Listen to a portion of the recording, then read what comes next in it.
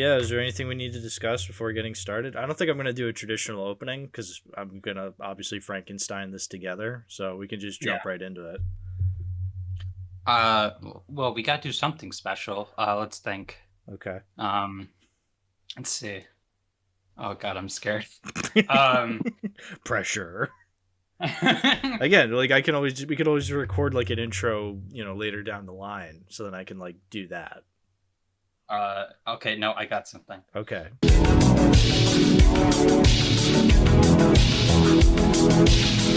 Hello everyone, welcome to Too Many Movies. Welcome to the 12 movie pack. I'm here with Sis and Hal.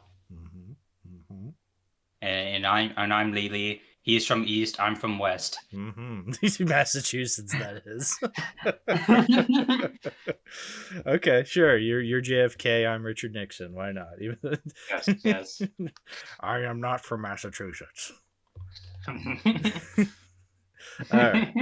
Anyway. So yeah, let's just get started, Lili, because we have here a very big episode, possibly multiple episodes. I'm not there yet. I don't know what I'm gonna go with at the very moment. This is like the Snyder Cut. We don't know if this is going to be a whole movie or a miniseries. We don't know yet. Exactly, we don't know. But what I do know is that I have here with me a very special DVD that I've always wanted to do an episode on. I mean, I have a couple of these. I have a couple movies in my collection that I've always wanted to do an episode on, and it's just never been chosen, or nobody's wanted to do it, or I'm just like, nobody's been crazy enough to do something like this, except I asked you and you're just like, yes. So it's like, well, perfect. Now we have it. I mean, with the lineup like this pack, yeah, why wouldn't you be like morbidly curious? That's why I want to do it. So to explain, I mean, there's no real official title. It's called like action films, or on the cover it says 12 action films. Basically what it is that it's a DVD compiled of movies released by Miramax and Dimension Films, all released on this DVD, distributed by Echo Bridge Home Entertainment. And 12 action films. So that's what you need to know. So that's right. There's 12 movies on this thing. So whether this is going to be an episode all on its own or it's going to be multiple episodes, I have no idea, but we're starting because we've already watched 3 of these movies. So yeah. Who knows? We're going to be recording this in chunks. We're not doing another Alien episode where we just do it. We learned our lesson from Alien, so we're going to do this in chunks. Yeah. But as far as everyone knows, this is just one long recording. Yeah, exactly. Yeah, this is all one long recording. I've been lying. This is all one long recording. We all went to lying school. Headed by Principal Olivia. Co-host of last episode. Yep, co-host of last episode, depending on when this episode premieres. Yes. yes. Put the original recording date up here. Yeah. Okay, now don't do it. Okay, don't do it. Okay, now all right, now let's keep going. Okay, let's keep going. Okay, ding dong. All right, so tell us about the movies that we're doing today. Well, so let's start things off with the very first movie on this 12 action films over 19 hours DVD. Let's start 19 hours of action-packed content. Yeah, so let's start with the biggest poster. So there's obviously there's 12 posters on the cover. The biggest one belongs to Equilibrium, starring Christian Bale, Emily Watson, and Taye Diggs. Equilibrium, that's our first movie we're going to be talking about. Equilibrium's interesting because I had always, whenever I think of Equilibrium, I'd always heard of it. It was one of those, I don't know, action sci-fi movies you always hear about, but you never watch because, I don't know, it looks like a generic early 2000s sci-fi action film. Yeah, post-Matrix, yeah. Post-Matrix, exactly. I mean, the poster on the front literally says, "Forget the Matrix, this movie will blow you away." Like, okay. Yeah, right. Who quoted this? Oh, God, the printing on this cover is so bad. It's like really pixely. WBAI. Oh, so an AI wrote that. Okay, cool. I think that's like. Oh, that's a New York radio station. That's well, a Boston one wouldn't say that. Yeah. We Bostonians, we know fucking true artistic intent. Yeah, we're not about that equilibrium. That's right. That's right. I mean, I say that. I actually did like Equilibrium. I didn't love it. I think it's a very dumb movie. But overall, for what it is, that being a dumb action sci-fi movie from 2002, I thought it was pretty okay. I thought its heart was in the right place. I thought for what it was, also considering the fact this is from the same director as Ultraviolet, I thought this was pretty good. You know, when you watch something like Ultraviolet, you're like, oh, what a terrible piece of shit. And then you watch this, it's like, well, it's also not great, but compared to Ultraviolet, this is fucking Blade Runner, so I'll take it. Yeah. But we'll get to Blade Runner another time. Right. So for anybody who is locked in a shed, like the guy who probably made this movie. Yes, Kurt. This is by Kurt Wimmer. Everybody knows who he is. You know, we brought up Ultraviolet, movie everyone loves and saw.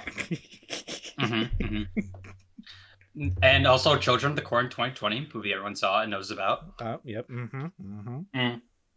But he did write The Beekeeper. Now that's classic Boston cinema. That's right. The Peak Oh wow, Keeper. he wrote a remake of Point Break. Ooh. Oh, and he wrote Salt. Oh. but we're not talking about those movies. No. Yeah, I feel like the easy thing about this particular sesh here is that we're pretty like, I think we're in agreement. Yeah. So this is gonna be like an easy breeze. I mean, so far this has been actually pretty fun. The 3 movies we've watched, again, at the time of us recording, we've only seen 3 movies. Actually, because this is all one recording, we've seen all 12. Yes, we've seen all 12. But let's say hypothetically we've only seen 3, and yeah, so far we're in pretty much unanimous agreement on them, and that is at least with this one's good. You know, it's not great, but it's good. I think it's a fun action sci-fi. I think you can easily pop this on and have a good time watching it. Yeah, I could see this movie being played at Best Buy. Yeah. I could say that. Yeah, I can't say that about Ultraviolet. No. I can say that about this movie. I could say that about the first 30 minutes of Ultraviolet. Anything afterwards is what makes the strongest part of the movie. Oh my god, that opening's so funny. Yeah. At least with Equilibrium, it never gets... I can't really say Equilibrium has anything that's so funny. It's... No, because it never goes that far, but it's not like... I don't know. That doesn't necessarily mean it's bad. I mean, it does have some wackiness to it that makes me laugh, but not on the same level as the first 30 minutes of Ultraviolet, for sure. I think it had you can tell what it's influenced by. It's very text about it. Yes. Like you can tell by looking at Fahrenheit 451. That's a big one. George Orwell's 1984. Yeah. Yep. Yeah, it's you can see that. Yeah, it's obviously a dystopian sci-fi. So like, yeah, it's taking influence from, like we said, 1984, Fahrenheit 451, Matrix, especially. Like the poster isn't lying, where it's trying to compare it to the Matrix, because I mean, I see the influence from the Matrix. I don't think it's a 1-to-1 where it can be like, well, this is better than the Matrix, because it's like, well, first of all, no, it's not. it's not better than the Matrix. I mean, debate about the sequels. Yeah, sure. Yeah, if we're talking about the sequels, then it has then it has a horse in that race. But if it's the original Matrix, not really. Yeah. But anyway, but you can tell because you have like a lot of characters in long, dark trench coats. They're wearing the cool sunglasses. They're doing like the cool, awesome action scenes that are like filmed really cool. Yeah, you have literally one of the elements to Equilibrium is that they do gun fu, where they, use their guns and kind of like shoot them in very specific ways. They even explain where they're just like, yeah, if you shoot your gun this way, it'll be better or something like that. It's so stupid. It's like, Yeah. what makes it shoot better when you do it that way? Listen, man, you saw the movie. You tell me. I mean, look, I can't argue with results. With logic, you can't argue with. I can't argue with logic, but also I can't argue with results because Christian Bale does end up shooting a lot of bad guys better than the bad guy shot him. So yeah, fair enough. Yeah, I do like a thing that kind of just ultimately is a byproduct of the type of retrofuturism this movie is trying to do is that. The inherent retrofuturism thing is like kind of like a fascist ideology. But the thing I think with this movie is that in a sense that you could say about people like, I guess, Zack Snyder, if we want to go to the territory, it's kind of like a it looks cool thing. It's not really thinking about the like contextuals of why that's maybe not a good thing to do. Well, yeah, because the whole point of this movie is that it's a fascist dystopian future where, you know, emotions are outlawed, which that's a real ballsy story, and especially because it doesn't really work because the fact that they're just like, yeah, we've banned emotions, you can't. I get the idea of like, okay, you know, wars and all these horrible things that humans have caused has been through, you know, our emotions getting the better of us. I can see that being kind of philosophically questionable, but then the movie goes on to have these characters express other emotions, you know, like when like there's several scenes where characters will smile or, you know, like especially the villains when they're like expressing emotions.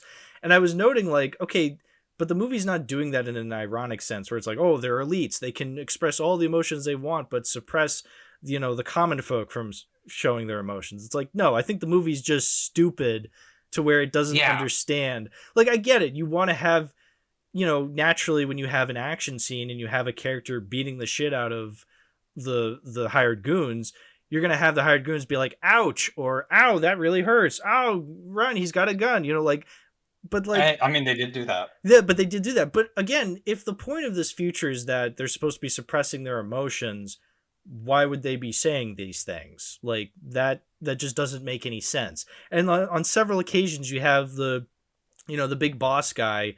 Whenever Christian Bale goes to see him, like the big boss guy will yell at him or like, you know, be like show that he's upset. It's like, again, you're showing emotions. Isn't that what you're not supposed to be doing? Like, I get it. I feel like, again, the filmmakers just don't understand inherently like how emotions work. They're just like, you know, like we just have to have these characters be mad at certain points. But it's like, again, if the point is you're taking away the emotions, your dystopian future crumbles away logically. Yeah, which you could use that. Yeah, if you were smart. Well, that's what I thought that's what the movie was going for, because I will give it this. Christian Bale does a great job at being like kind of like this guy you can tell is suppressing a lot from his life. You know, his wife died. He has 2 children he's raising. He's one of the best, I don't know, what are they called? The clerics? Like, he's one of the best clerics around. Yeah, it's like he's got a lot on his mind. And you can see he just shot his partner and best friend. You know, if you want to call it a best friend. Played by Sean Penn. Sean Bean, one of the, guy who has to die in everything. He dies in the first 5 minutes of this movie. So, and then you never see him again. Yeah, you never see him again. I actually really like billing. Yeah, top. Well, I mean, it's Sean Bean, so of course he's gonna get top billing. I will say I did like Sean Bean. I liked how I liked the reveal of his character, showing that he's reading poetry and he's just like, I'd rather die, and then Christian Bale just fucking shoots him. That's a great scene. And I thought, you know, Christian Bale throughout the movie did a really excellent job at portraying this guy kind of like questioning, you know, his place in this world, and like how he's realizing maybe expressing emotions isn't that bad a thing. I think he expresses that really, really well. But yeah, as the movie goes on, you start to realize, okay, a lot of the philosophy of human emotions is just sort of kind of on accident at first, because then later on it's like, oh no, this movie's just dumb. Like it doesn't really have that much interesting things to say. The core of this movie is that fascism is bad. It's like, yeah, okay, congrats. You've done the bare minimum, movie. Elaborate on that further. Basic philosophy. Yeah, basic philosophy, exactly. Look, I'm not docking it for having that. That's a good thing. But when you're, a movie, you want to have something more than just that. Themes, exactly. You explore your themes. Exactly. Yes. Like, I do appreciate how, like, the first, like, kind of awakening that he has is with killing puppies. Like, that's such that's, like, kind of, like, a very pure thing to do. Yeah. Like, from a storytelling standpoint. Because, like, we think of dogs as these very innocent things, and they elicit such strong feelings from us. Yeah, exactly. And so then I'm glad that was like a smart thing to do. Right, yeah. It's very manipulative, but it's supposed to be. It's supposed to be showing off like the power of emotion. So like, yeah, I'm fine with that being a little manipulative. And then I do like the tension in that scene where he's trying to let the dog go, and then he ends up keeping it, putting it in his trunk, and then like you have these random officers come over, and it's a very tense scene. Again, like it, and then he goes into the whole gun fu thing, which again is awesome. I think the action is filmed really, really well, ludicrously, but yeah, sure, I'm fine with ludicrous action. It's a film, for crying out loud. Let it be entertaining. Yeah, and it is. It is, yeah, and it succeeds. It succeeds on that front. It succeeds on that front, exactly. And then, but then he just kind of has the dog for the rest of the movie, but like it's not really explicitly clear where he keeps it. But I guess he just keeps it at home. He keeps it in his invisible backpack. I guess so, yeah. Yeah. Again, that's when the movie's like, okay, you had this character, you had this sequence where like he was building up like, oh, I've saved this dog character, and then for the rest of the movie, it's not really important. It's like, oh, okay, it was just there for that sequence. It's just it's just a plot device, exactly, and then it doesn't really keep to the plot device. No, not really. Yeah, that's what I'm saying. It's not a very smart movie. It's not the dumbest movie, but like, I don't know. It's I'll give it credit. It's a lot smarter than I was gonna give it credit for, but it never quite reaches, again, the level of other. Whenever I think of the best sci-fi movies, science fiction is supposed to be a balance of like very high concepts, but things we can relate to, things we can like kind of extract. That's why I love movies like Blade Runner, where like there's so much to chew on not only in terms of visuals, but in terms of themes and thematic purposes. Whereas here, you bite down, it's like fascism bad. That's it, folks. Thanks for coming. Yes. But we're not going to talk about Blade Runner yet. No, but no. And then just trying to think where else. Again, like there's not a lot to dissect from Equilibrium. It's literally surface level, which is fine. Yeah, I wasn't. I mean, obviously, I wasn't expecting much from a movie that's on a 12 movie action disc. I was expecting this to be the best movie, so that's why I really liked it. Obviously, and there's one. So far, it's one of the better ones. So far, it is, which is good. I can see why it's the equilibrium of the cover. I can see why this is one of the more popular ones. Obviously, Christian Bale's a very big name. Tay Diggs, Emily Watson, big names. No, that's totally completely fair. And it's like, it's still during that phase where we shot movies like real movies, even if it, even if I mean the CGI is weird, but it's early 2000s weird, which means it does have a charm of its own at this point, but it's not great. It's very not good. Like it still has like an identity, and that's like a good thing. Like I still think it's better than the movie that came out in 2003 called Daredevil that everybody saw and everybody loves.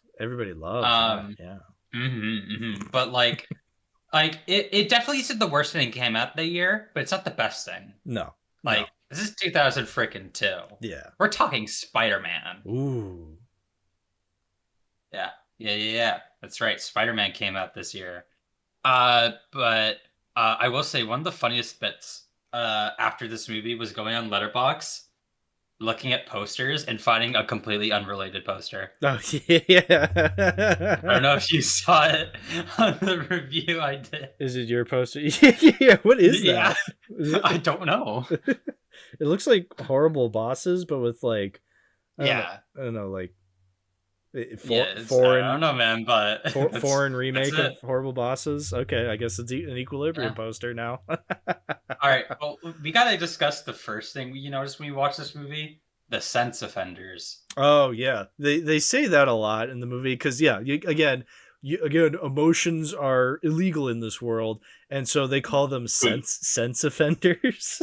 Yeah, but like because of the way they mumble it sometimes, both me and Hal collectively went, "Are they saying sex offenders?" Yeah, no, because my DVD also, because this is a very crappy DVD, there's no option for subtitle. There's no option for subtitles on the DVDs. So I'm going into this just purely hoping that the audio is mixed enough that I can understand, or like I just have to put the volume up. There's no subtitles, so like if I don't know what anybody's saying, I'm kind of out of luck. But yeah, because they say sense offenders and there's no subtitles at first, I'm just like, I'm sorry, what? Run that by me again. What are you people looking for? Yeah. Like, I mean, they didn't think about that. No, they didn't, but it's all the more funnier that they didn't. Yeah, so. Absolutely.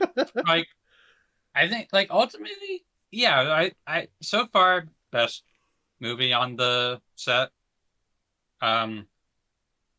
It's inoffensive, even if there are aspects that are like, wait, what do you mean by that? Yeah, I mean, this is a movie where the ultimate twist is that the main villain was the main villain. You know, like there's that guy DuPont or whoever, like he keeps going back to.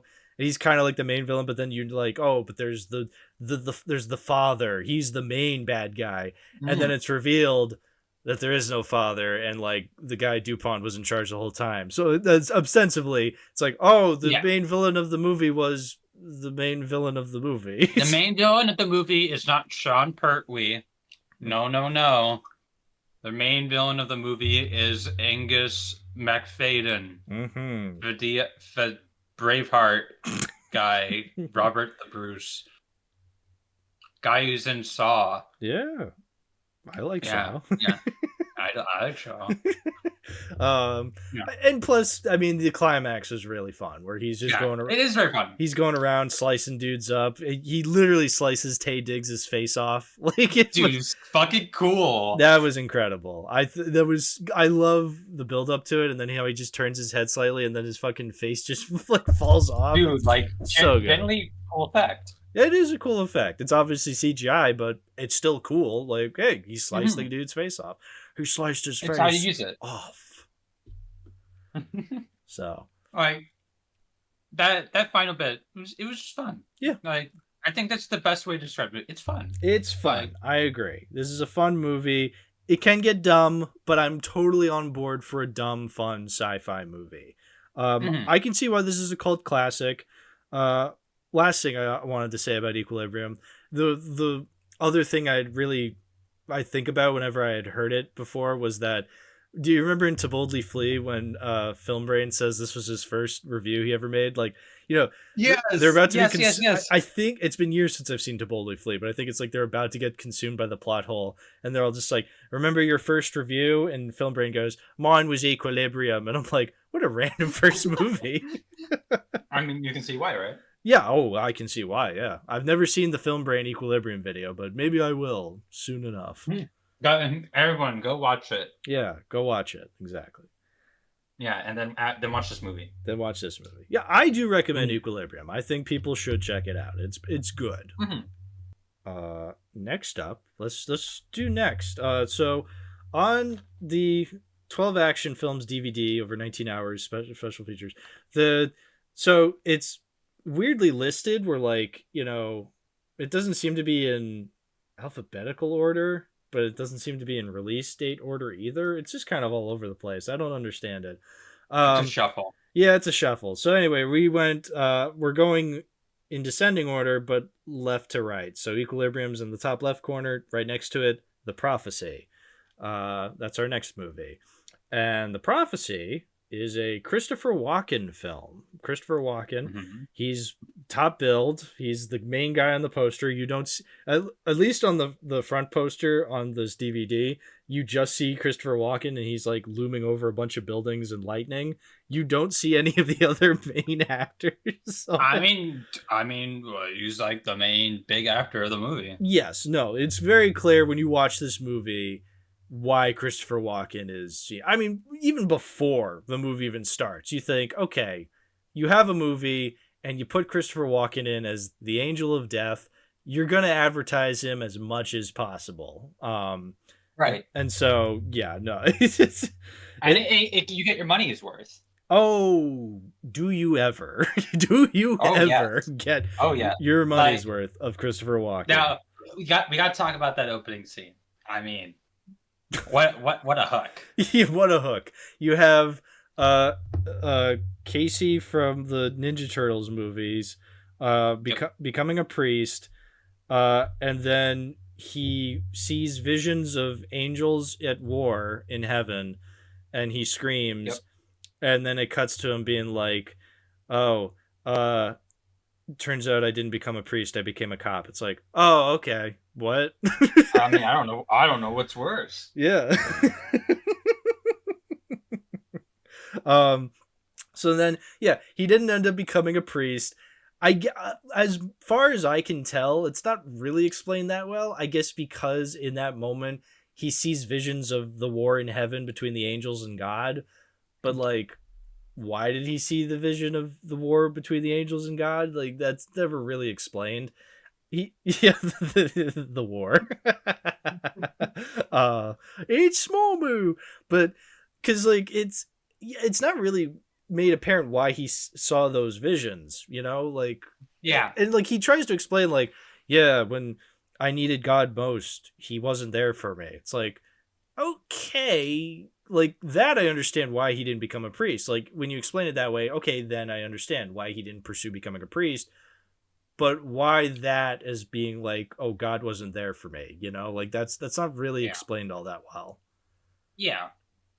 But we don't care about that. Right. No, who cares? You know, because then we cut to Eric Stoltz making out with a corpse. No. Yeah. No. What comes first is Eric Stoltz comes across this guy with no eyes and they fight each other and he throws the guy with no eyes out the window. Yes, and then he falls on top of a car, dents it. Then a car comes rushing by. He gets hit by the car and rammed into a structure. Yep. And then he just watches from the window and he just blows a kiss. He blows a kiss. Yeah. Cinema. Yeah. So cinema. So looking back, as far as we can piece together this movie there's a lot going on. Again, there's like a war between the angels and God. Christopher Walken is Gabriel, the angel of death. Literally the line from Click when he says, Michael, I'm the angel of death. Like that's literally just this movie. Michael, I'm the angel of death. Yeah. And as far as I can piece it together, there's a general from the Korean War dies. And he did really horrible war crimes while in Korea because he contains the black soul, and nobody was looking for him until after he died.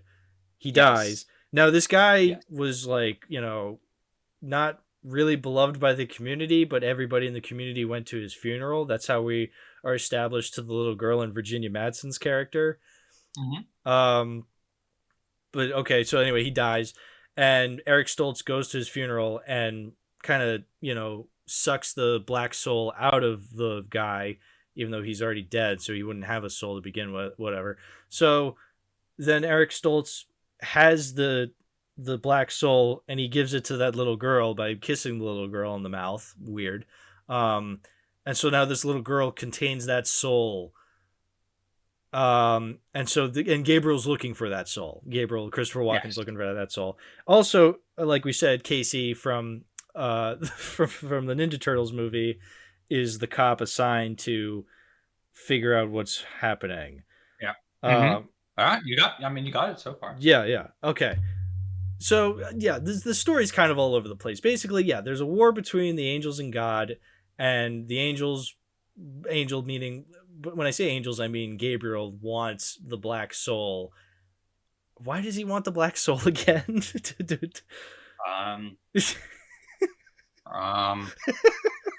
Hold on. It will end the stalemated war in heaven. Right. There you go. Okay. That's what the summary says. Okay, that's what the summary says. I don't know how that'll happen, but sure, why not? Well, I mean, there are sequels. We'll find out. I guess we'll find out in the sequels. Yes. Yeah. But we're not talking about the sequels.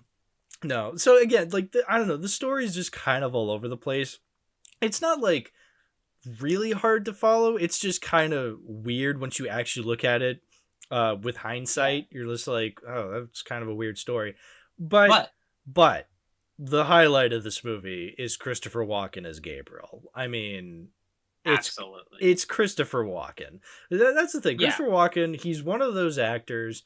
I think he can be a really great actor. I think he can deliver such really memorable performances. I haven't even seen the other ones that he's most famous for. I know, like, Deer Hunter is said to be like one of his best performances. Like, you know, when I think good Christopher Walken performances, I think Pulp Fiction. And yeah, he's really good in that. And then you get the performances like this, or like King Louie in the Jungle Book remake, where, you know, he's just kind of doing his own thing. And that it's all the better for it, because he's just nuts. He's nuts in this movie. Like, one of the first things he does is he goes to a crime scene and licks the blood off the crime scene. Hey. I agree. Hey, he's just walking around making these he's making these noises that I can't repeat and will never be able to repeat, and I'm so jealous because they're so fucking funny. He's just making these weird noises. He's just saying these crazy lines. He's a nutcase in this movie. Yeah. But it is entertaining. It's great. Yeah, it is great. I love it. He's what makes this movie far more special. Because he's like, if you were to rate like the best bits of the movie, I would say whenever Christopher Walken's on screen. Yes. And then whenever the other angels are on screen. And then when Lucifer's on screen. Oh, yes. Yeah. Because I think whenever we see like those guys, that's when the movie's at its best, because it's fucking nuts. Yeah, because Eric Stoltz is, I don't know what the fuck he's doing. He's dressed exactly like his character from Pulp Fiction, where he's like this drug addict, but he's actually Simon, the angel. But he's dressed like a homeless drug addict for most of the movie. Again, which was the style at the time. Which was the style at the time. Yeah, but he literally just looks like his drug addict character from Pulp Fiction, which makes it even funnier. Yes. But yeah, he kisses a child. He kisses that guy after he throws him out the window. And I don't understand what he's doing in the movie, but he does okay. I think he's still an entertaining performance. He does stuff. Yeah, he does stuff. But yeah, and then another standout would have to be Viggo Mortensen as Lucifer. Again, not on screen as often. Like, I think they really milk as much of Christopher Walken as they can, which they should. I'm glad they did. Yes. They don't get a lot of Viggo Mortensen as Lucifer, but he leaves a big impression by the end, where you're like, oh yeah. Yeah, I really liked Aragorn as Lucifer. I love the scene where he first shows up. Oh, that's like so good. Yeah. No, I was totally digging his performance because it's weird. He looks like Jared Leto, which was really funny. Foreshadowing Morbius. Yeah, but he was still like this very entertaining performance. Like, that's the thing. When you have I don't think there was a single. Well, I was gonna say that I don't think there was a single bad performance in this movie. The little girl was not that great. Granted, but you know, she's a child, and you know, maybe she'll be better in other things. Like, she was in the Brady Bunch movie and The Prophecy 3. That's right. What was that? Oh, I guess we're not talking about the sequels yet. Yeah, we're not talking about that. Anyway, no, but you know what? At times she could deliver something really good, like when she was a lot more subtle, like she was showing off that she had this black soul in her. It's like, okay, that's actually really compelling. And then whenever we're like, I guess on the when we're trying to exercise her and we're with the lady and she like tells like the secret that she's holding, yeah, like from with Simon, like that part was good. Like yeah, she delivered it the way that it clearly was meant to be yeah. done. I mean, yeah. It's just when she would also be like, "Make it stop." It's like, oh, Make it stop. Make it stop. I mean, she's doing better work than a lot of like adult actors. oh, sure, she's trying. Like, yeah, no, Yeah. I think it's a shame she didn't go on to be in other movies other than Prophecy sequel and the Brady Bunch movie. I thought she could have done. Yeah. She could have kept going, but I guess acting was just not her style. You know what? Whatever. Yeah. I've seen way worse child actresses. I'll take this performance over what other ones I've seen. I wonder if she has been in other things. Maybe TV. I'm just going off of what Letterboxd said. I'm gonna look at IMDb. You can just keep talking. Okay. Yeah, no, I will also say there's this really funny part. This is really weird part where like Casey Jones goes to the general's house and he finds out, oh, he was a war criminal, he was tried for war crimes, but then he finds like a box of human skin, like human faces in this box. What was the point of that?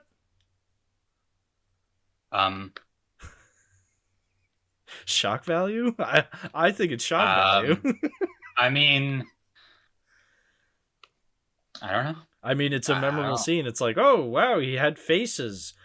Didn't really. I mean, that's good for him. Good for him. I mean, let him. Got to have a hobby in retirement. You know, after committing war crimes in Korea, what are you gonna do for retirement after that? You know? What the fuck? She was in a Real Monsters. What the fuck? Real Monsters, hilarious. I mean, it was the 90s. Oh my god, that was the year before this. Oh yeah, the 90s. So yeah, I'm sure she was in Nicktoons. All right, how about that? Yeah. How about that? How about that? But yeah, like I don't. This movie is weird. It's very weird. I do like it a tiny bit more than Equilibrium. I think Equilibrium is a lot more solid, whereas this I think is elevated because of things like Christopher Walken's performance, like the heavy religious themes, and symbolism. I think this movie can get very pretentious, but I'm fine with pretentiousness as long as it's still interesting and entertaining. Like this movie goes full force with its, religious symbols and like showing off the iconography and visuals. Like you have like that sequence where they see like that field full of like angels on spikes. Like that was cool. Very that was a cool visual. Heavy-handed, but cool. Like I'm fine with heavy-handedness if it results in really cool visuals. Yeah, and I think if it's for aura and hype moments. Aura and hype moments. Very true. Yes, I agree. And so I think that stuff really elevates it. And one more thing really elevates this, and that is some lines between Virginia Madsen and Christopher Walken, where they're talking and Christopher Walken goes, "In heaven we believe in love," and Virginia Madsen goes, "What do you love, Gabriel?" And he responds with, "Cracking your skull." Crushing your skull. I loved that. That was amazing. It was great. I had to pause the movie and write that sequence down because it was so funny. I love that. But yeah, no. Again, it's weird. It is a weird movie, much like how Equilibrium was weird. I'm assuming a lot of these movies are going to be weird, but yes, I think it's still entertaining enough. I agree with you. I think this is like, I remember you told me like this is very much Wheel Night material. I completely agree. Very much Wheel Night material. Absolutely. So we want to talk about the director. Yeah, the director.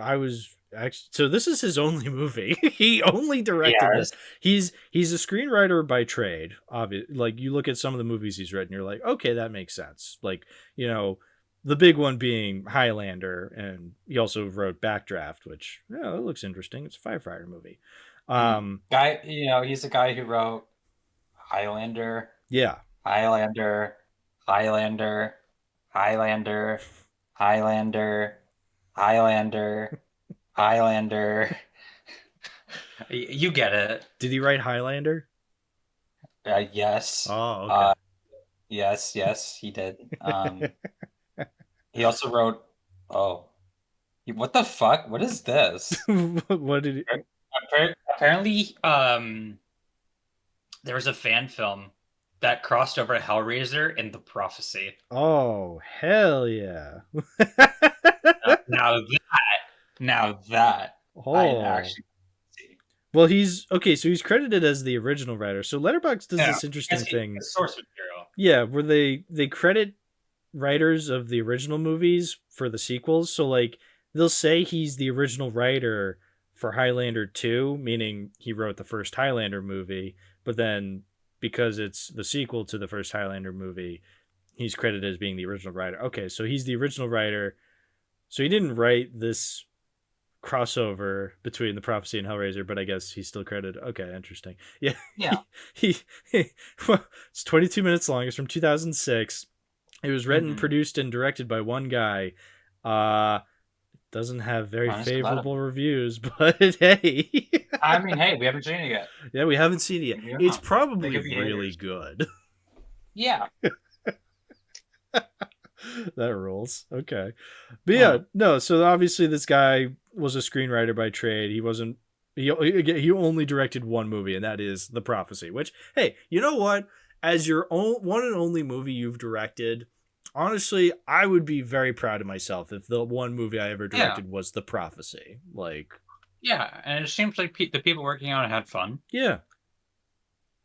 Yeah, no, I highly recommend this one. Not only is it fun and you get a really funny Christopher Walken performance, you also get 3 actors that came from Pulp Fiction, that being Christopher Walken, Eric Stoltz, and Amanda Plummer is in this as well. Yeah, 3 actors from Pulp Fiction are in this. That rules. But yeah, I'd say check it out. I mean, it's fun. It's fun. I agree. That's all I gotta say. That's all I gotta say too. I think it's my favorite one so far. Yeah, I can see how. I just think Equilibrium has is a more overall consistent package. Oh yeah, no, I mean, again, I like both Equilibrium and The Prophecy. I can see either one of these being my favorite, but again, so far of this 12 movie session. Exactly. Yes. So far. Yeah. Maybe I'll change my mind halfway through our single recording session. Yes. All in a day. All in a day's work. That's right. All right. One more movie I want to discuss before we get to the next one. This one recording session. Imposter. That's next up. Imposter, everybody. This is starring Gary Sinise, Madeline Stowe, Vincent D'Onofrio, and it's another sci-fi action movie. This one definitely, I guess I don't really know if it definitely doesn't lean as heavy into the action as Equilibrium did. Yeah. But I would consider it sci-fi action. But it's this one's interesting because we were bringing up Blade Runner comparisons with Equilibrium, but I think Blade Runner comparisons are more apt here. Mainly because it's from the same author of the original Blade Runner story, Philip K. Dick. And Total Recall, yeah. So that's one thing I was noticing. Like, oh, this is based off the short story The Imposter by Philip K. Dick. I'm like, oh, I love Blade Runner and Total Recall. And then I watched the movie and I'm like, oh, this is literally just combining Blade Runner and Total Recall into one movie. It's of the movies so far, it's the weirdest one. Yes. It's odd. Yeah, it's very odd because I realized halfway through, oh, this isn't very good. Like this is what the level of quality I was kind of expecting to be the average when it came to the 12 movie action fact films. Yeah. I do say, because this is based off of something, Mm-hmm. this does kind of have the advantage of actually kind of having a hook, Yes. and it also has like of the other of like the movies like Equilibrium. This has like world building. If you can call it that, Like, sure. yeah, and I do like how the atmosphere this movie has more. Then like the second part of the movie kicks in, and Yeah. then it's like we're just kind of walking in circles. Yeah, that's the thing. At least with Equilibrium and the Prophecy so far, they were able to keep up a pretty good pace throughout the majority of the movie. Where it's like, yeah, they're paced weird, but like I was never bored. Whereas like halfway through this, I got very bored, and I really Yeah, consider that a shame because I like Gary Sinise, I like Madeline Stowe, I like I said, I love Blade Runner, I love Total Recall, so I love Philip K. Dick, but I don't really. I love Dick. I love Dick. What can I say? What can I say? I'm a big fan of Scooter Trick Studios' Video Men. What can I say? Mm-hmm. Mm-hmm. Um, but I don't feel like this has that same sauce Blade Runner and Total Recall had, No, where it's able to and really adapt, yeah, Philip K. Dick's writing really well, but also have a style of its own. yeah, like it's close, Close. but no cigar. No cigar. Yeah, because like it's literally just a scientist gets accused of being a terrorist, like a terrorist It's a clone. wrong place, wrong time. Wrong place, wrong time. Uh, He's being accused of being like a terrorist clone of, like like an alien terrorist cloned his body and assumed his terrorist. likeness, and you know is going to blow up the chancellor or whatever. It's interesting that this came out in 2001, but I think this was like pre 9/11, if I'm not mistaken. We can look at the release date. Yeah, release Oh, date. oh, Oh, okay. Well, here's the thing. oh. It was released post 9/11, But but it most absolutely was filmed pre 9/11. yeah, But I'm saying yes, that it's interesting because I feel like again, you have a character that's being falsely accused. Well, I say falsely. We'll get to the twist. But he's being accused of conspiracy with terrorism, with wanting to blow up a very huge political leader. And you have like the government kind of tracking him down and kind of interrogating him in very, very brutal ways. It's like this. It's honestly really interesting that this came out yeah, when it did. Because I feel like a lot of the war and terror and like all that kind of stuff didn't happen until like definitely the effects of it were not felt until after 9/11. yes. But like, but that's the thing. It's like, oh, this is actually very interesting. Like, it's kind of made before 9/11, but then at the same time, I don't really feel as though the movie does anything with that commentary. Um, Yeah. which I feel like this would have been the perfect time for this commentary to be used. But again, Mhm. but the movie just doesn't really do much of that, especially because by the end, spoiler alert, the Vincent D'Onofrio is kind of proven to be right the whole time. Yeah. Yeah. We'll get to that though. We don't have to go Yeah. into that Yeah. just yet. We can't spoil that yet. No, We gotta build up to it, like we the do movie have to. does. Yeah, because like at first, We can spoil it. We yeah, can spoil. yeah, but like here's the thing, because like when you have that initial scene of him being of Gary Sinise being interrogated by Vincent D'Onofrio, I really like Gary Sinise's performance there. He Mhm. genuinely believes he's innocent. He's not actually cloned. He knows who he is. He knows he's real. Um, Yeah. and I feel like that should be kind of like the movies, like he's kind of doubting himself, and I guess that's what the editing is supposed to be doing, because you have scenes of memories flashing towards him, because I guess they give him a drug where like every once in a while he has like flashes of memories when he was on a camping trip with his wife or something, and I guess that's supposed to be him doubting himself, but the movie doesn't do a good job at expressing that. Like you said, like there's this I of the movies we have here, this has like probably the themes that it has themes that it actually is exploring, because it's like pulling from the source material, so it kind of has to do that. Right, right, right. But as a result, that means that like it can it's trying to do things, and that's like the thing. It's just that second part of the movie. Yeah, I think because the second half, or more into more into the middle into the second half, is him when he teams up with that random guy, and that guy. Yeah, that guy. Like we don't. And I feel really bad, but like I don't really see why we're being teamed up with this random guy when like wouldn't it be more interesting if we teamed up with his wife? Not only do I want to see more of Madeline Stowe, but like, of course, she's one of the hottest actresses ever. Like, but like, besides me finding her very, very attractive, I think you want to have this wife character kind of be the person you're kind of teamed up with, because like, I feel like you can really explore their relationship. Yeah, exactly, and the whole drama can be formed around whether if his doubts about himself because of this thing means that he is distancing himself. Mm-hmm. And we can like explore that kind of character drama and dynamic, and like by the end will if he is who the movie's building him to be, possibly, then will she still be able to love him despite that? Yeah, like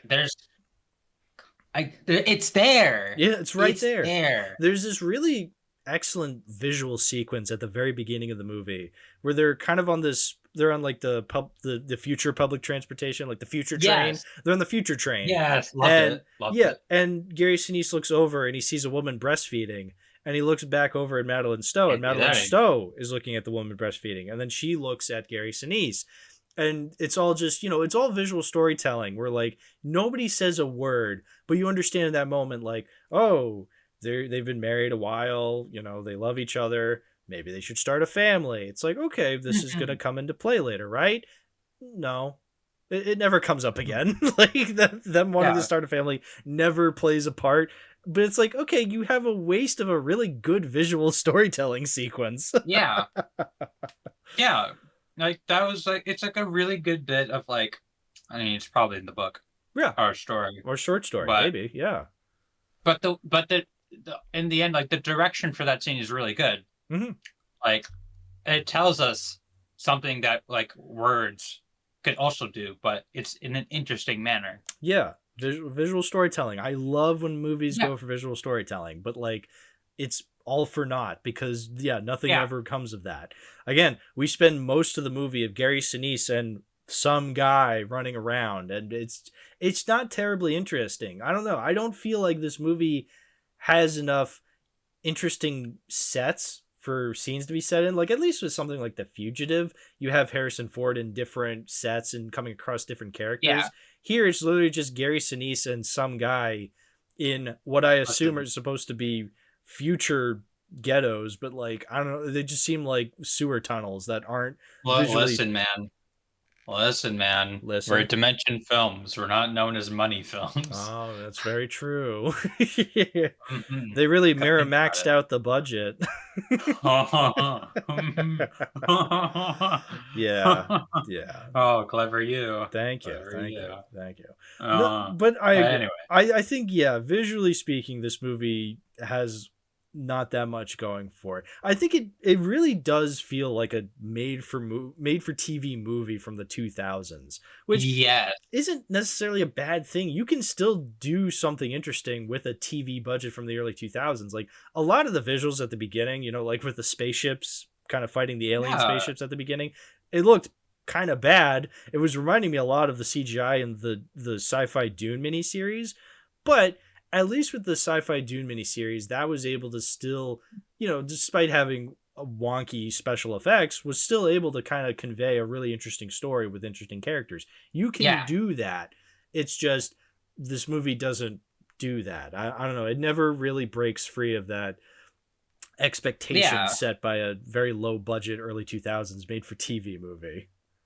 Yeah, exactly. It's a shame. Mm-hmm. A real damn shame. Yeah, but yeah, I do agree.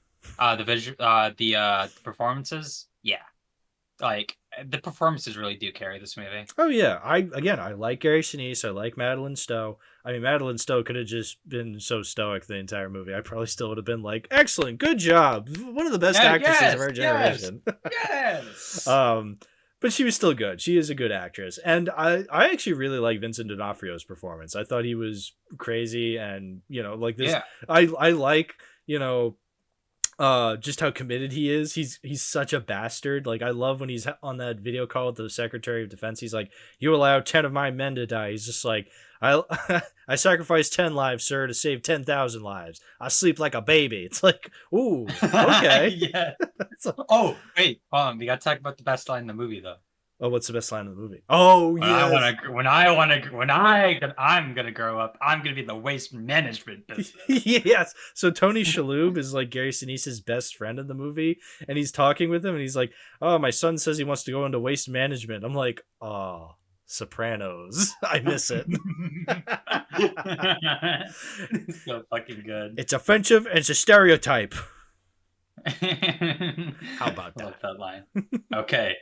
Now you can bring it up. Okay, great. So as much as this movie is the weakest so far, it totally makes up for everything with its twist ending. It's you were hyping it up because this was the first movie you watched before I did. So like I was getting a lot of like your thoughts at first. I'm just like, it can't be that bad. And then I watched the movie. I'm like, oh, this is really boring. Oh, but then we get to the twist. So Gary Sinise has been on the run the whole movie. He meets up with Madeline Stowe at the end. They go back to the campsite where the alien ship landed at first, and because Gary Sinise wants to prove, hey, the aliens never infected me.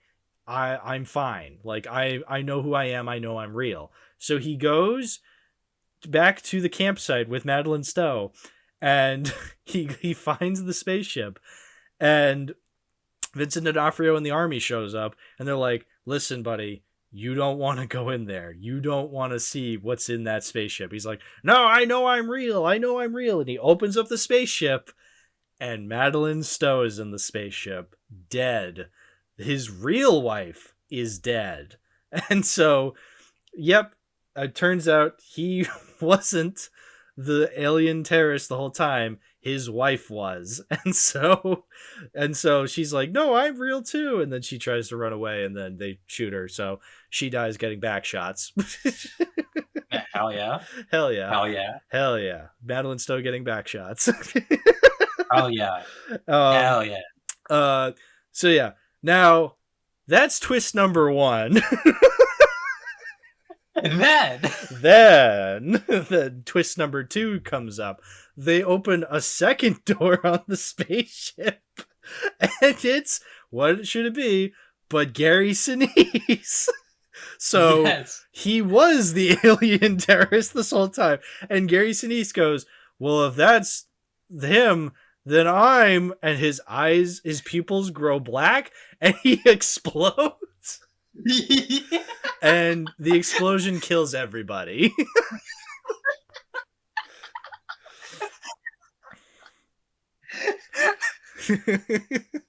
I loved it. It's the kind of twist I usually hate seeing in movies, where it's like, oh, it's just there to shock the audience, regardless if it makes sense. Because they're saying, when they're like, they reveal that Madeline Stowe is dead, Vincent D'Onofrio is going, oh, we did some tests and it turns out you may not have actually been the guy. It's like, okay. But then they open up again, and it's Gary Sinise's dead body. So it's like, oh, he was the guy. So, okay.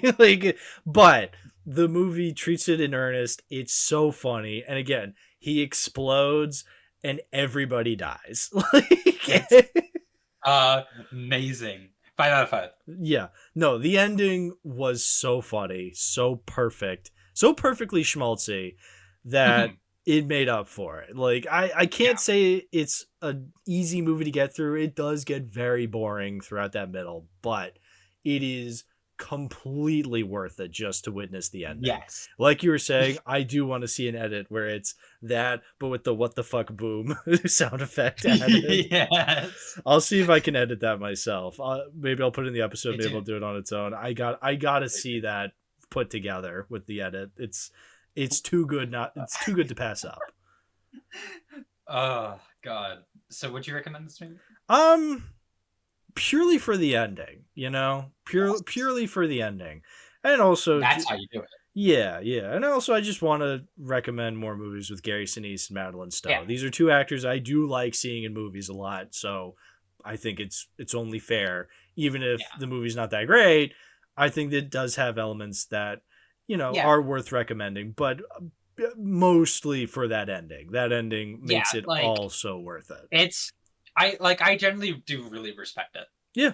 Like I generally wasn't expecting that. No, I wasn't either. Either one of those twists. I wasn't. Well, so I was expecting one of the twists, it's Gary Sinise.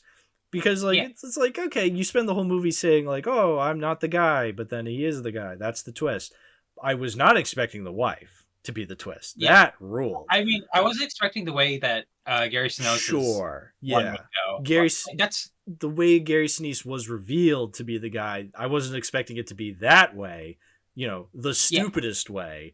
But now that's how you write a twist. Exactly. And the fucking thermonuclear explosion. Yeah, you see Vincent D'Onofrio turn into a skeleton for a split second. It rules. Fantastic. So good.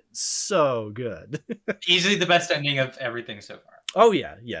But so that I recommend it. It's not the worst thing ever. Obviously, when it comes to unironically great films by Philip K. Dick's work, I'd recommend Total Recall and Blade Runner first. But if you want something with one of the funniest endings possible, you're not going to have a bad time by the end with Imposter. And if anything, you're going to have some good performances. Yes. So we're on consensus. So far, Equilibrium or Prophecy is our favorites of this little set here. Yes, exactly. Okay, so now on to the next movie. If that's Olam. What the fuck?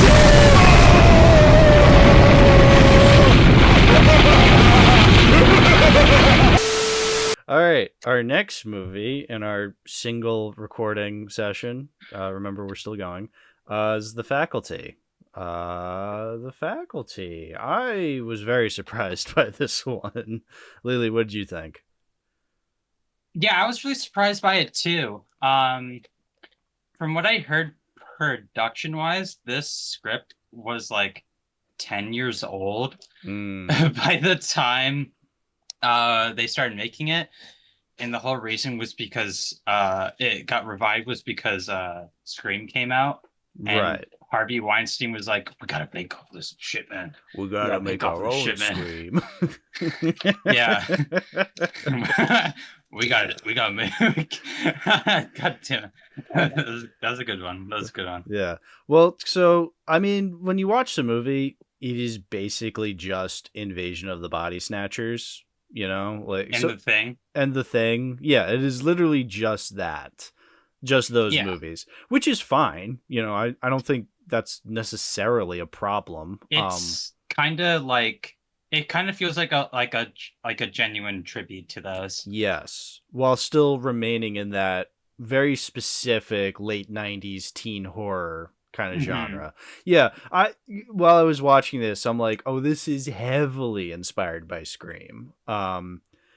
Which my thoughts on Scream aside, I think this movie does a really great job at capturing that feeling and really good at paying homage towards stuff like Invasion of the Body Snatchers. And even The Thing, I think you can definitely make a case that that's also heavily inspiring this movie. Yeah. I didn't even realize it was Robert Rodriguez doing it till, well, I guess it was already too late. Too late. But I was surprised by how very thorough the movie was in explaining its in-universe stuff, with the aliens and stuff. It was kind of smart. Well, because it wasn't revealing too much, you know. It felt like it was going at a pace where you were kind of curious as to where it was going. You weren't really exactly sure, because I know, you know, the basic story is that, oh, the faculty, something's strange happening with them and the kids are trying to figure out what it is. So it's like, okay, are they straight up being like replaced by skinwalkers? Are they being replaced by like aliens? Like what's happening here? And ever so slowly you kind of piece it together. It's not explained right away. You know, the first introduction that something's wrong is you get Robert Patrick as the coach kind of screaming his head off while the kids aren't all right. Oh God, what did you say? There was like a line you said that was so fucking funny. Oh, I can't even remember what he said. Oh my God, it was great. No, Robert Patrick's one of the best parts of this movie as just the head football coach. He's great. But yeah, no, and then you just kind of see like the shadow go above him when he's left alone. He goes, "What do you want?" And you know what? That is very the thing where you have like a mysterious shadow. You don't know who that is. And obviously we figure out later on who it is, but we'll get to that. But then the next scene is at that faculty meeting where like the principal gets cornered by him, and you're just like, okay, is he possessed? Is he under a spell? Is he like a skinwalker? Has he been replaced? Is this actually him? You know, and it just kind of just like starts to really slowly map it out, you know, from there on. It doesn't really explain, but you know something is off, and I like that. Okay, I was listening to the opening scene clip again. Yeah, no, well, that's stupid. It's stupid, but I love it because it's so 90s. I love it. You know what it reminded me of? Do you remember the one Goosebumps episode that John Sean reviewed, where was like where that kid was like, reality? Who cares about reality? Reality and there's the one where he dreams he's like a hockey player. Yeah. And you just have the coach, and he's just rambling total fucking nonsense. Yeah. And then the kid just like goes on the ice, and he's just like, and yeah, the reality police are chasing him. Oh, that's so funny. What a great series. It is very cheesy 90s. I love it. Oh yeah. It's a very endearing cheesy 90s rather than like a derogatory. No, I think that's what I like about this movie is that, you know, yeah, it can seem a little basic at times, but I think the characters are really endearing. I like all the characters. Like, yeah, you have the stereotypes, which is where kind of like the Breakfast Club influence comes in. It's like, oh, the nerd, the jock, the pretty girl, the basket case. Yeah. The juvenile, like literally, it's literally just the Breakfast Club. But I think even though you know the tropes, the cliques that they're a part of, I still feel like, you know, it's not as if Josh Hartnett is just doing Bender from the Breakfast Club. He's doing a very different kind of criminal, quote unquote. Yeah. Or like Elijah Wood's who doing contributes nothing. Well, he makes drugs. Yeah. And he has a bad haircut, a bad 90s haircut. but also like Elijah Wood is not Anthony Michael Hall as the nerd from Breakfast Club. It's kind of a different kind of 90s nerd. Like these it's like the very kind of like effeminate type of nerd. Sure. Yeah, and then you get like especially what's the character's name? Stokes. Like Stokes is not Ali Sheedy from the Breakfast Club. Like Stokes is more goth, but that's still kind of like a, you know, quote unquote basket case / outcast kind of character. No, I like that a lot. So you can tell. Oh, and then there's Mary Beth. Wonder why I forgot her. But she's the new. We'll get to that. She's the new girl. So like, you know, there's not really a new girl type from Breakfast Club. So that's kind of what this movie that's why I wouldn't say it's 1-to-1 with Breakfast Club. And then we had Jordana Brewster as Delia, who is just a total diva. She's a total diva. Yeah, that was great. Yeah, she was great. She's what is her fucking damage? She's just a bitch, but that makes it funnier. Yeah. That makes it funnier. The fact that she's Yeah. a bitch throughout the most of the movie, and then Mhm. and it's revealed, oh, she was taken over by the weird Yeah. slug monsters. So that's what it is. We ultimately find out. Oh, spoilers. Well, I mean, yeah, it's Spoilers. It's slug monsters that have that kind of infect your brain and kind of take you over. And you think like, oh, well, I guess there's a way to combat that then. Like, I mean, spoiler, but yeah, they do end up winning in the end. And nobody really dies by the end. Well, I mean, as far as we know. Well, as far as we know. No, I really, I was thinking about this because, again, not to jump ahead, but, because there's that scene where Jon Stewart kind of confronts them. Jon Stewart's their science teacher. Hilarious that it's Jon Stewart. Great guy. Great guy. Anyway, he goes, and then they, stab him in the eye, and he starts, leaking that, white fluid, and it's, all gross and disgusting. You think, oh, they killed their science teacher who was possessed by a fucking slug alien. But then during the credits, they showed scenes from the movie whenever they had an actor, so they said Elijah Wood, and it's a scene of Elijah Wood, or Jordana Brewster, it's a scene of Jordana Brewster. When they got to Jon Stewart, he has an eye patch and a hand cast, so I'm assuming that means he survived, which that's a funny way of saying he survived. So I'm like, okay, so nobody died in this movie, which, that's funny. I think that's a funny that's something that they kept going. I like that. This movie feels very earnest. Yeah. It's actually trying to have themes. Even if it's riffing on other stuff, it's it feels kind of fresh. Yeah. Despite how explicit it is. It's what's the word I've used? The phrase I've used. It's passion filled tributing. Yeah, and it's where it doesn't feel like you're using it as an excuse to be lazy. Right. You're using it as an excuse to be interesting. Right, yeah, because they will make a point to point out oh, this is just Invasion of the Body Snatchers, but more so not in a way for the filmmakers to be see, we know what that movie is. It's more so the kids making sense of the situation. And that's as explicit as it gets in terms of, actually referencing something flat out. I think regardless, even though I know this is still a basic retelling of Invasion of the Body Snatchers just in a high school, yeah, I do think the movie does it in a way that, it's not so much meant to be a reference, but more so, oh, wouldn't it be cool if we put it in this setting? Yeah. And then I do like how it proposes that these authors or creators and stuff are aliens, and they're just using this to kind of warn us. Mm-hmm. Which that's an interesting one-off concept to think about. But I also think the idea of George Lucas being an alien is very funny because that dude's such a mysterious enigma of a homunculus. Well, yeah, I mean, he is quite the homunculus. Yeah, I like how when they have the to go back to the Thing, how it references the Thing, it has its own sort of blood testing scene where it's how do we know one of us isn't infected? And so the way they do that is they don't test each other's blood. They just do drugs. because which is honestly kind of smart. Because that would directly affect the bloodstream. Yeah, but also because they find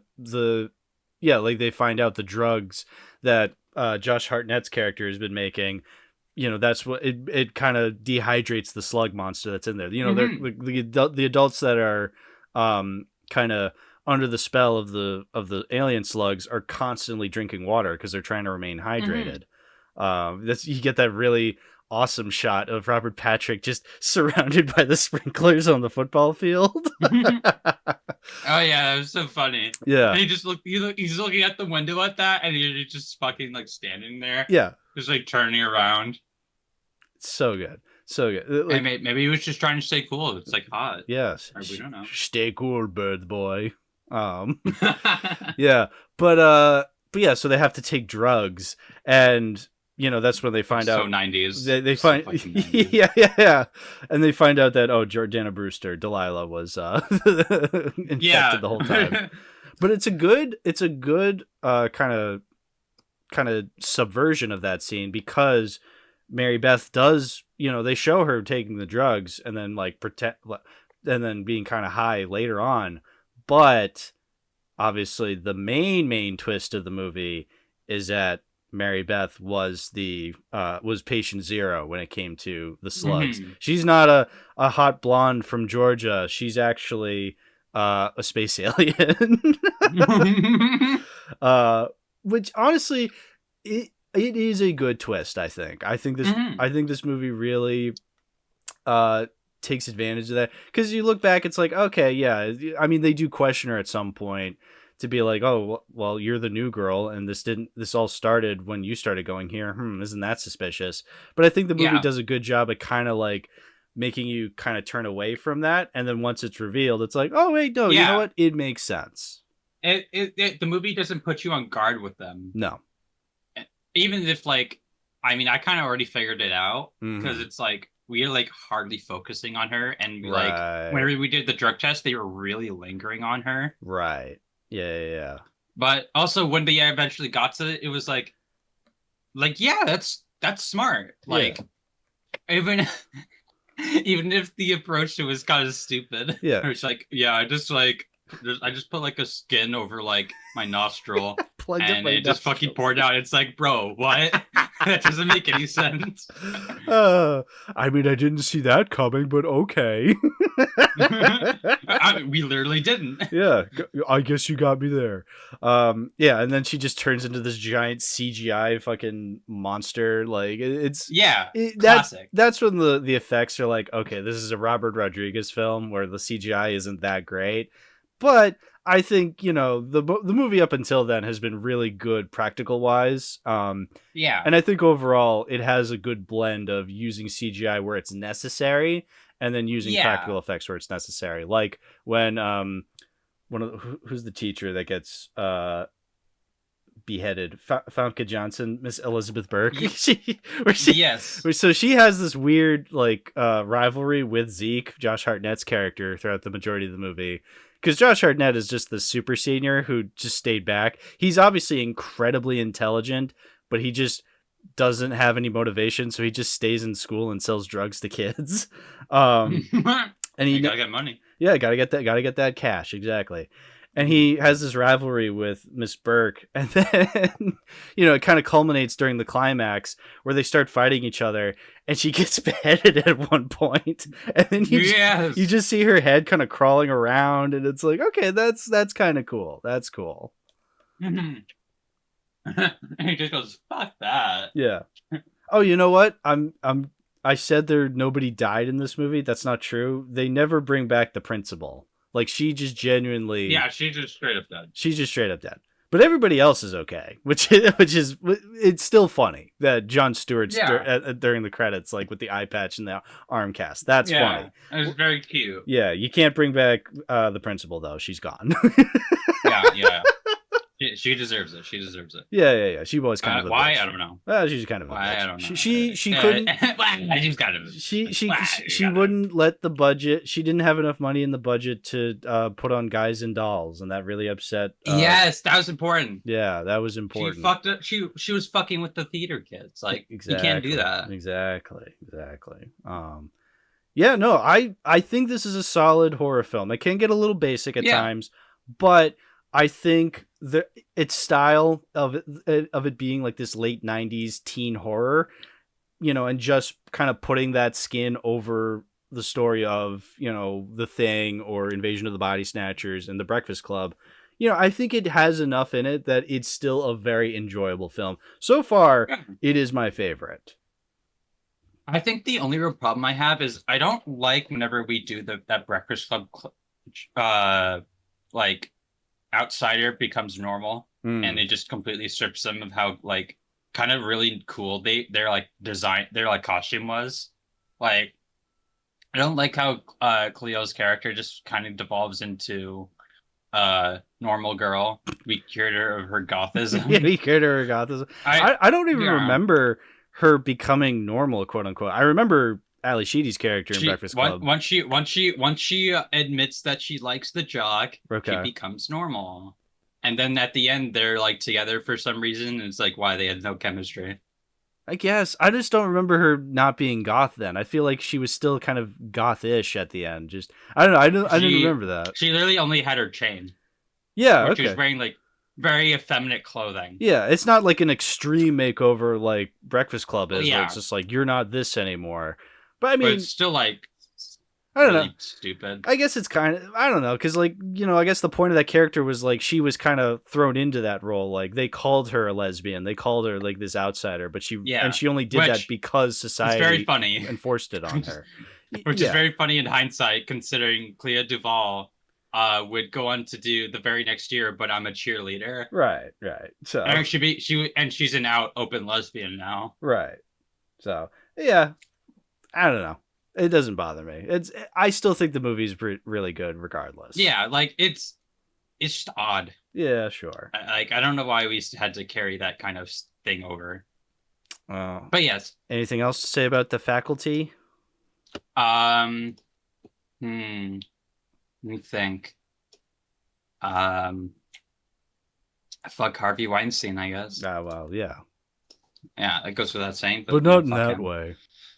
Yeah, please don't. Yeah. I was able to cipher what you meant. Hey, Cypher. Oh, speaking of Cypher. Oh, what a movie. Yeah. Cypher Rage.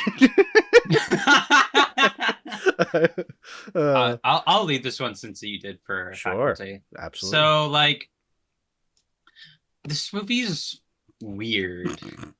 Yeah. Like, it's a good. This is the good hook. Like, it. I think overall, so far, this is probably the one that looks like the most shittiest. Mm-hmm. And probably has the worst editing. Yeah. And oh my god, the plot, it just drags. And like there's some very obvious like kind of like biblical and divine comedy references, but it's like, what the fuck are we doing? Well, it's interesting because similar to how The Faculty has a lot of obvious similarities to classic movies that came before it, but it's kind of able to like morph those in a way that still makes it original for the movie itself. Cypher, you can tell, has a lot of influences from a lot of movies that were recent to that time, like The Matrix, Office Space, even Fight Club. But it doesn't really feel as though the movie does a good job at really making it its own thing. You know, you can be inspired by other movies, but if you can't get yourself, because at first it was kind of doing an okay job at that. It was weird. Like the beginning is just throws you in, and for the majority of it, you're kind of left confused. And at first I'm like, okay, maybe that's the point.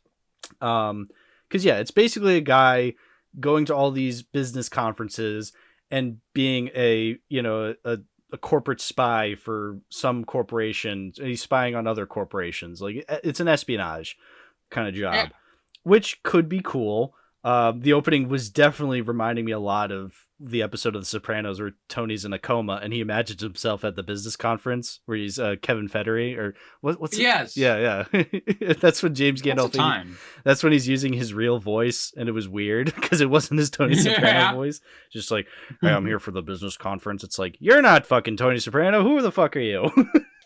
Yeah, I'm here for the business conference. How about that? Yeah. How about that? You go ahead. I think the problem, like, whenever I was like looking up in this movie and I was relaying it to you, this was shot in like a month. And like yeah yeah, you could tell. Like, there are so many instances where you're like, couldn't we have done another take of that? Yeah, well, especially could we have like written it a little better, because like it's a very weird movie, and at first, again, I thought that was kind of the point, because you're not really sure.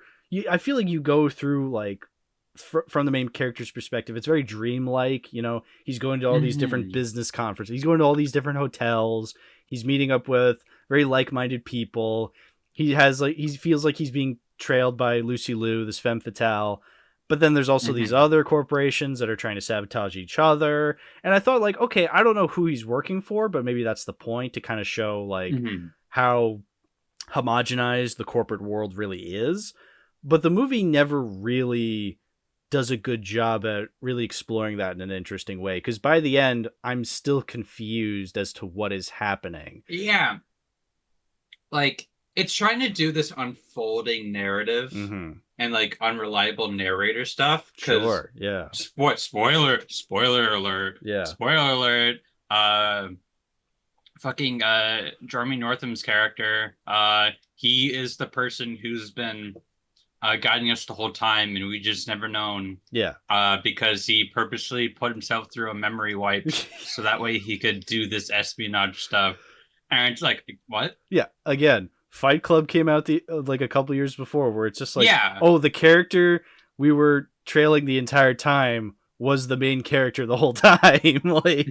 like, oh, you're that guy the whole time. It's so, like, yeah, it worked in Fight Club because they actually built it up. Whereas here it felt as though, hey, what do we make the ultimate twist in this movie? Oh, he's the guy he's been trailing the whole time. It's like, yeah. Because they say, like, oh, Mr. What's-His-Face is, like, you know, he's very busy. He doesn't like to be disturbed. And it's like, we haven't seen this guy. We've heard a lot about this guy, but we haven't seen him for a while. I wonder if it's the main character, and that's what they're going for. Like, I called that 45 minutes before the movie actually reveals it itself. It's like, oh, okay. Yeah, it's a movie that requires you to use your brain. Yeah, and I used my brain, and I was too quick for this movie. You're just too smart. You deciphered it. I deciphered it, exactly. Yeah. Which, again, I'm not opposed to that, but again, I don't think the movie has that much of a personality outside of what it's trying to be. Yeah. It feels like it's trying to be The Matrix and Office Space, like, had a baby in terms of movies, you know? Because it's like, yeah, you have the what's real and what's not real from The Matrix, and then you have the boring fucking monogamous lifestyle that comes with that comes from being part of a corporate homogenized group from Office Space. Like, you have these themes that are better explored in other movies. I know you're trying to, like, combine them, but that doesn't mean just because you combine them, you know, you as an individual, as that artist, as that individual voice, need to really give it its own voice. Just because you could doesn't mean that you should. Right, exactly. It's like, hey, let me try this. It's the exact opposite of The Faculty. Right. Because, like, this one feels like you don't actually get what you're trying to do. No. Like, you don't understand the things that you're pulling from. You're just taking, like, beats. Yeah. And you're, like, hinging on the familiarity of those beats. And you're not doing anything, like, refreshing with them. Right. Like, we've already seen this before. Like, you can, like, try to do, like, biblical references all you want. Like, I know who Dante and Virgil is. Cool. I know Seventh Circle of Hell. That's where he's going. Okay, cool. Like, that's the best you got. And you're not even doing, like, a great job at, like, showing us, like, why those incorporations are remotely important. Mm-hmm. Yeah, because there's actually a really excellent scene, and that's when Lucy Liu, you know, tells him, hey, by the way, when you're in those meetings, they brainwash you. So here, take this pill, and they won't be able to brainwash you. And there's that really awesome scene where, like, you know, they're in the conference, and the guy is speaking about economics or whatever, just some of the most boring shit imaginable to make the audience kind of like fall asleep. And then like these people in white lab coats come in and start putting, like, I don't know, headsets on the people, and, you know, they start flashing like, oh, you are being brainwashed or whatever. And, like, you know, people are coming around putting flashlights in their eyes. And it's actually a really tense scene because it's like, oh, what if they find out that he's not actually being brainwashed? Yeah, like, what if it isn't as, like, you know, effective as they think? Yeah. Yeah, like, that's a really tense scene, and he gets away with it. Thank God. Like, that's really cool. Yeah, and that was probably, like, the best part of the movie, where it's, like, really tense, and it's, like, this really cool brainwashing sequence. And then at the end, they kind of, like, everybody starts to wake back up, and like, that's the end of the conference, and he's just like, thank you all for your attention, and everyone pretends to clap like, oh, what a great conference. Oh, like I was awake the whole time. Like, that's funny. Like, that, I feel like if you really like made the whole movie like that, and I feel like that's what it's trying to do, but that's at the beginning, like more towards the beginning of the movie, like more towards the middle and end. Like, we're in that weird, where are we at? We're at that, like, that weird facility where he like sneaks in and he's like tries to hack the mainframe or whatever, and he's talking to that guy, and it's just like, I don't care. Why are we still going with this? Like, this is so boring at this point. Like, this movie loses you like really fast after that scene. It really does.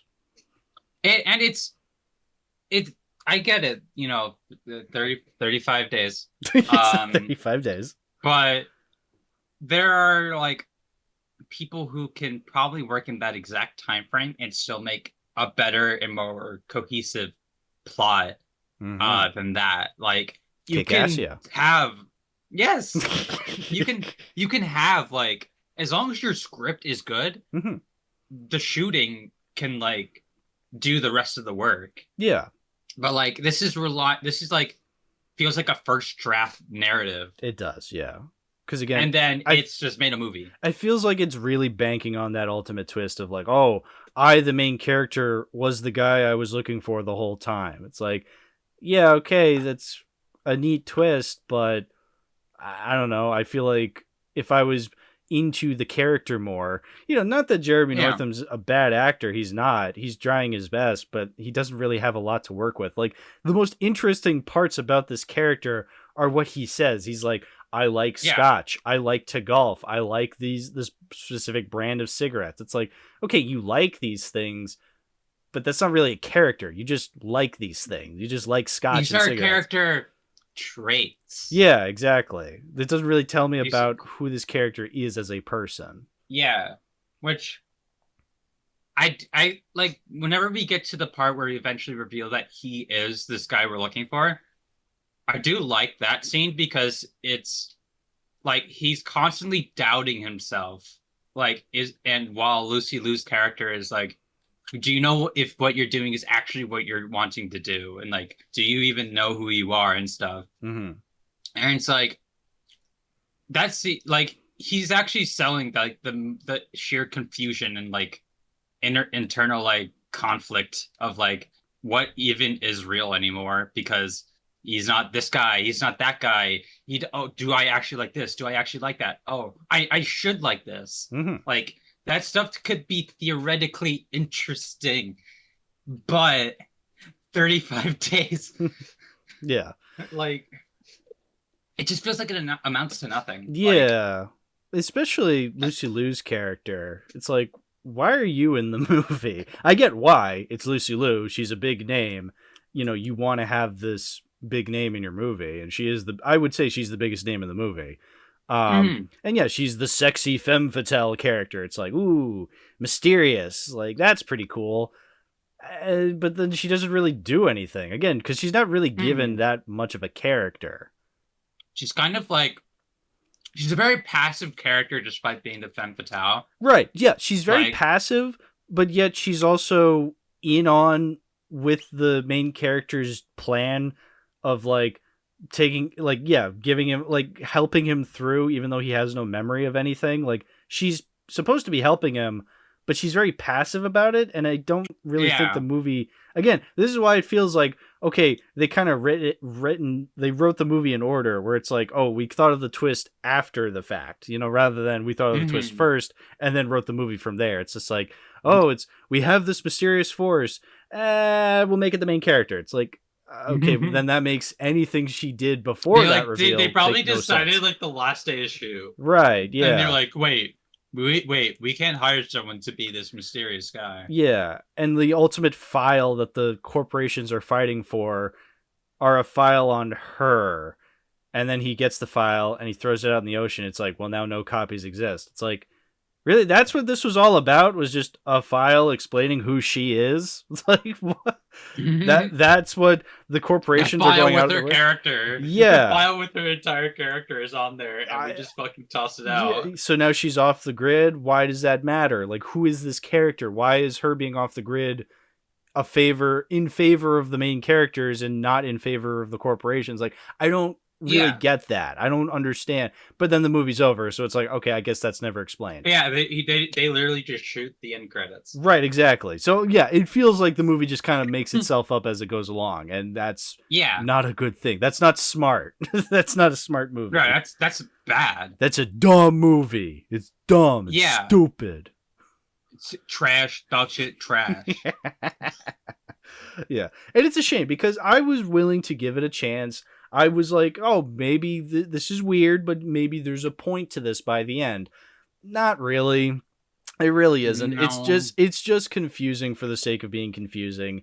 And then by the end, you're just left confused. It's like, okay, some things were cool, but overall, I just don't think this has quite the amount of juice it needs to be something special like The Matrix or Office Space. Exactly. Like, I'm curious if this director's works are all like that. Yeah. I'm very curious. Vincenzo Natali, American-born Canadian film director. Like, I do know, like, I know people who have seen the movie. You know people who've seen the movie because Sardonicast did a video on it. Oh, Cube. Yeah, no, I still haven't seen Cube. But yeah, that's like his biggest one. Yeah, Cypher is one of his least popular ones. Yes. So, yeah. Well, I no idea why that could be. Yeah, no idea. Probably because it's not very good. Apparently, people have heard of Splice more so than they've heard of Cypher. Yeah.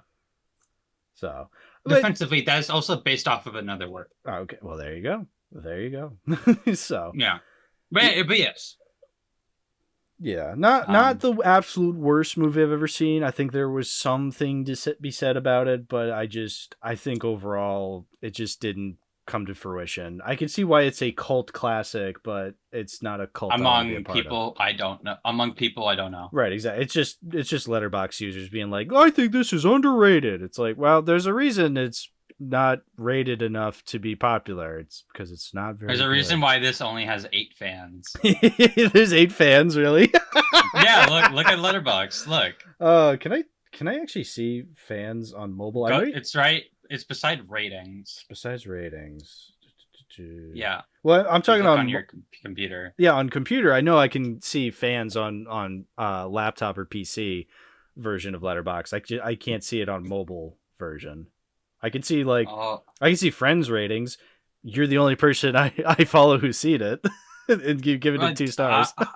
Guilty as charged. I mean, guilty as charged. I mean, it's true though because it's not very good. No. So, yeah. Oh wait, no, you can. I can. Go to members. Go to members. And then look. You can see fans. Yeah. 1, 2, 3, 4, 5, 6, 7, 8. Yeah, shout out to those people, I guess. Shout out to the 8 Cypher fans out there. Shout out to the true Cyphers. The true Cypher heads. You know what? I'm sure they're living their best life. Good for them. Yeah. Yeah, I mean, not me. No, not me. Not me. I did not like Cypher, so. No. I wouldn't describe it as pure Nirvana for me. Hey. Okay, now it's your turn. Okay, so Nirvana. This is the next movie we watched. This is I think Christopher Lambert is in a couple of movies on this pack, and I think this is the first one we're talking about with him on it. Yes. For those who don't know who Christopher Lambert is, if you're not a true cinephile, he was in Hail Caesar. Everyone knows that movie, right? Yeah. He was in Ghost Rider: Spirit of Vengeance. Everyone knows that. He was in Mortal Kombat 1995. He was Raiden. We all know that. Yeah. Yeah. He was also in National Lampoon's Loaded Weapon 1.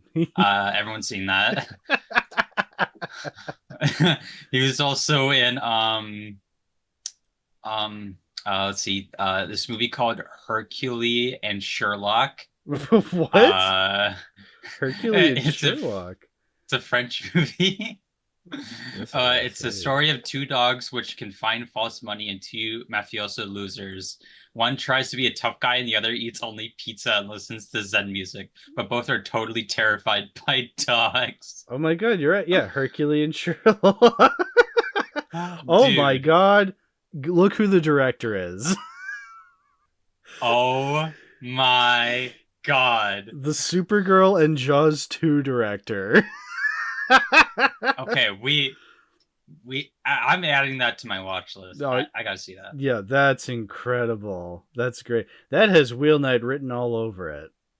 Exactly. Hercule and Sherlock. What the fuck? This guy was also in a movie by some random guy called Dietrich Johnson called Bloodshot. And listen to this cast. So we had Brennan Elliott, who was in Night of the Museum Secret of the Tomb. Okay. We also have Michael Bailey Smith, who is creepy in Men in Black 2, and Ben Grimm in the canon films Fantastic Four. Oh, no kidding. Brad Dourif is in it. Okay. We also have Lance Hendrickson. Okay. That sounds awesome. Chris Lambert. Yeah. Chris Lambert, of course. Then we have Martin Kleba, who is a dwarfism actor. Oh, okay. Oh my god. What? Dude. You're not going to believe what I'm about to tell you. I'm still looking for, what is it called? Bloodshot? Bloodshot. Okay, that's under Christopher That's Lambert. like a vampire-looking guy. Vampire-looking guy. Oh my god. So Martin Kleba, he was in Food Fight. Yes. Yeah. He was General X and Captain Crispy. Yes. Movies that are good. Yes, of course. Obviously. I'm adding that one to my watch list.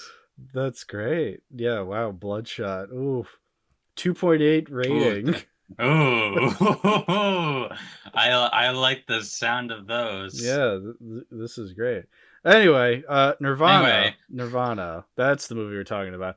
I think this is our first big computer. This is our first big disagreement with the movies. Yeah, because you really liked this. It was more mixed on it. I didn't hate it. I'll say that I did not hate this movie.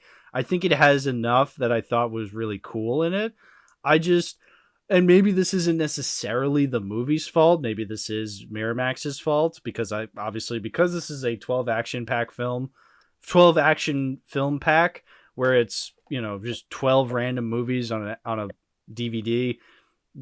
We got the English dub, or I got the English dub of this, and it wasn't very good. So what? Explain why. Okay. To the class. So class. What I discovered with watching this movie is that I think on paper, yes, I think this is a really cool idea. You have this video game developer designing this game, and the main character of the game kind of grows sentient, and he wants to be killed because he's just like, this is a hellish existence, please kill me.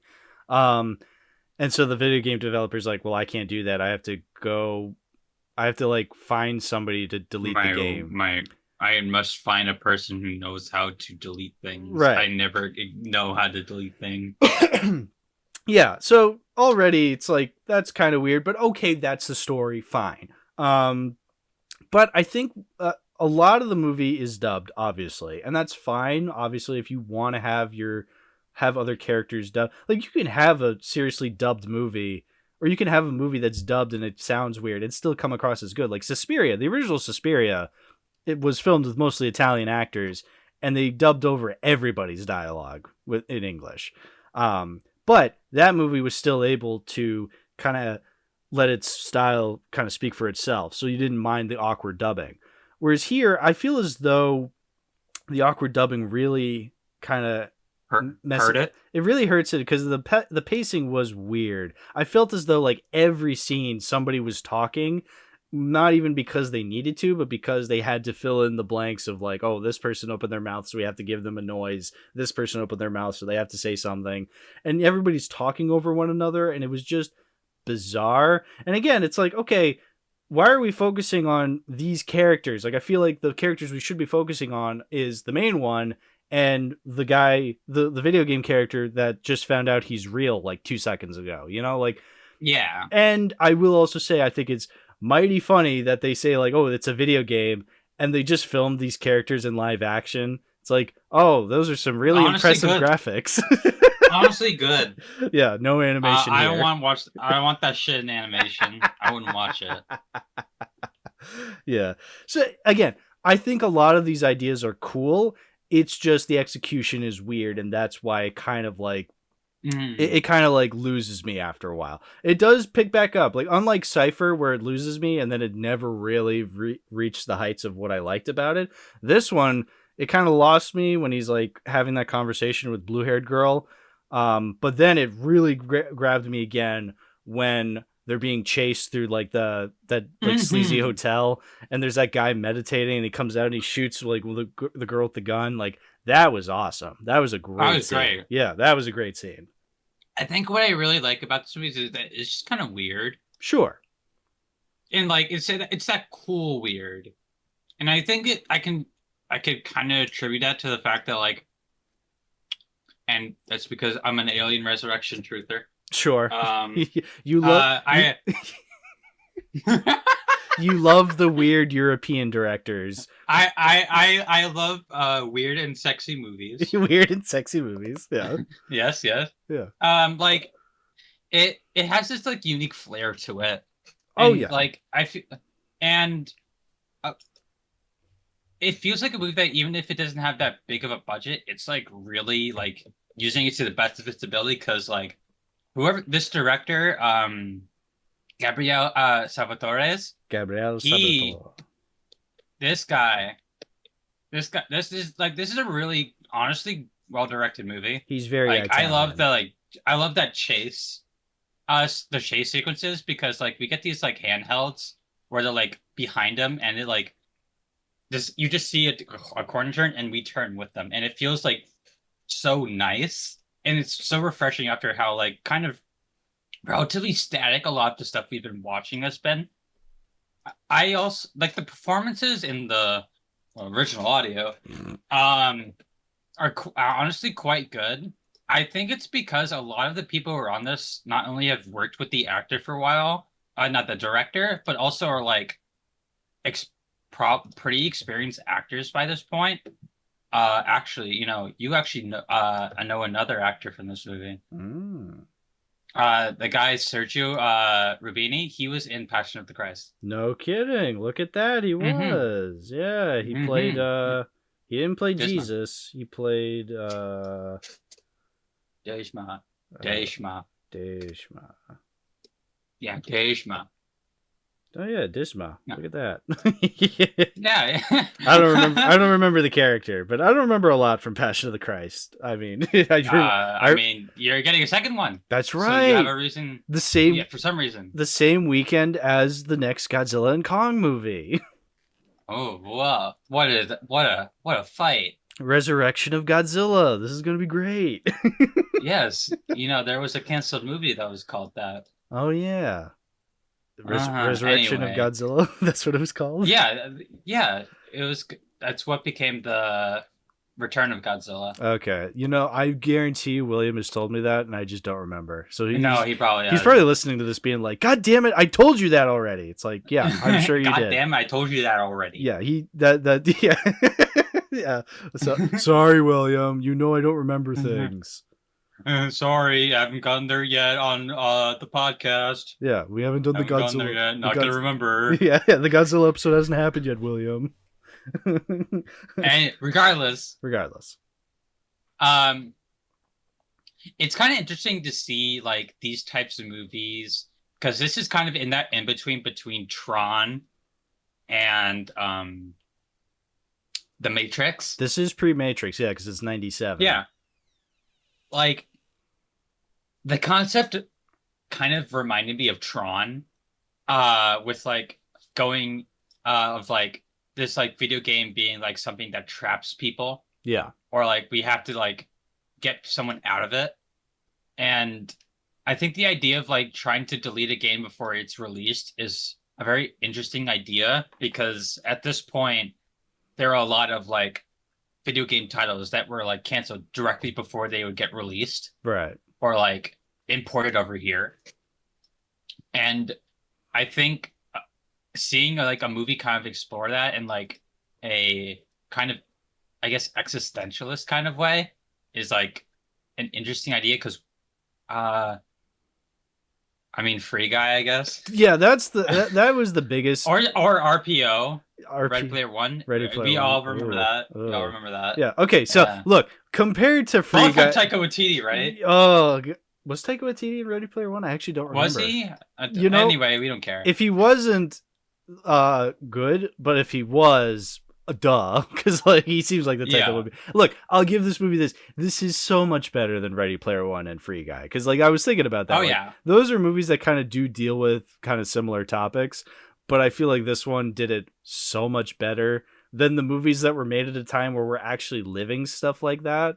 You know, like this predates a lot of stuff, like, you know, the whole video game stuff like that. I mean, obviously video games were happening in 1997, but you know what I mean? Like it's definitely not the same culture as it is now. Exactly. Like I'm just trying to think of other stuff that are kind of like this. I guess like Roger Rabbit would be another comparison, I guess. I mean, basically from the whole like real I guess. Actually, please explain. I'm trying to think. I'm trying to explain to the audience what a foreign film is to Americans. All right, guys. So imagine this burger. Oh, okay. Imagine this burger. Okay. Yep, I'm imagining. So you know that scene from The Matrix where like we had like the simulated meals. Oh. Oh yeah. The scene where he eats the burger. Yes. The scene where Neo eats the burger and he says like, I'll have the burger. Yes, I remember now. Yes. Great movie. Yes. See. You know, there's a funny. Now you're speaking my language. The funny thing is too is that this kind of like Matrix Resurrections. Everyone remembers that movie, right? No. Again, movies that are better than Matrix Resurrection. This one. I've not seen that movie, but I do know this is one of the elements of it. Is that where you have like this like voyeuristic paranoid dichotomy between like real and fake? Sure. Or like I guess meet in like real world and virtual world. Yeah. I feel like this is much better at exploring that, because like, you know, like we were saying with Cypher, that was needlessly confusing. This one, I can at least understand a little bit better of what's going on. But I feel as though, I don't know, it never quite makes it beyond that, you know? Mm-hmm. Well, maybe if they made an American remake. Yeah, maybe. With like... with Christopher like Lambert still. Yeah. Yes. He's playing the same character. Yes. Maybe you'll understand it better. Yeah. Because, you know, you're an American and, you know, you need things to be American so that we can understand it. Yeah. Hold on a second. There was a little Spanish flea. I'm sorry. Water guy came up to the door, so. What? The water boy? The water boy. Sorry, what were we talking about? Sandler. We were talking about Nirvana. We were talking about Banana? Okay. Yeah, Banana. Adam Sandler. So anyway, the part, you know what? Adam Sandler in the American remake of Nirvana. Yes. That would be awesome. I created this video game and doobie-doo, it's going real. Yeah, that's like excellent. I made the video game real. But yeah, I mean, so I guess to really put it out there, I don't hate this movie. I don't think I think the weirdness was a little much, But I don't think making an American remake, like real talk, it would not make the movie better. I think you need that weird European style to really get across. Yeah. That weird late 90s European style, like, is what this movie is. And that's fine. I think that's what this movie's going for. It's going for this weirdo kind of cyberpunk Christmassy look. Which is cool. Merry Christmas, by the way. Merry Christmas. August. Yeah. Yes. Merry Christmas in August. Merry Christmas in August. I just don't think, for me personally, I'm able to connect to it as much as other people are. Mm-hmm. I mean, that's like totally fair. Yeah. I still think there's enough in there that I really like. Like, I like the production design. I think it is that kitschy late 90s cyberpunk look. It's not something as epic as something like Blade Runner, but I think it still has like not as epic. No, it's not as epic as our favorite movie so far. You know the one. Equilibrium? No. Cypher? No. Alien I'm talking about Alien Resurrection. Imposter. That's right. Yeah. How could I have forgotten Imposter and its epic twist ending? love that. Yeah, it's the best. See, we talked about this like only a couple hours ago. Exactly. Yeah. He's already forgotten. Listen, it's a lot to record this in one session. Fair enough. No, yeah, I think this does have a better future style to it than Imposter did, because this one, at least, you know, you had a little bit more variety, whereas like Imposter was just, you know, I don't know, they just turned the camera and like filmed behind a building and put like fucking trash everywhere, you know. Yeah, or like G Generation. Yeah, or they're in like a really polished TV studio and they just CGI everything. Like that was what Imposter was, either TV studio or behind the back lot and just throw trash everywhere, but then put people in like weird costumes. So it's like, look, it's the future. Future. Yeah, this here I think does a better job at kind of establishing a weird techno future. Plus the fact, you know, they know like when they're in the video game world, especially, like, yeah, it's live action, but they kind of do some weird and interesting things with the cinematography. You have the woman with the dress and the lipstick that keeps changing color. That was really cool.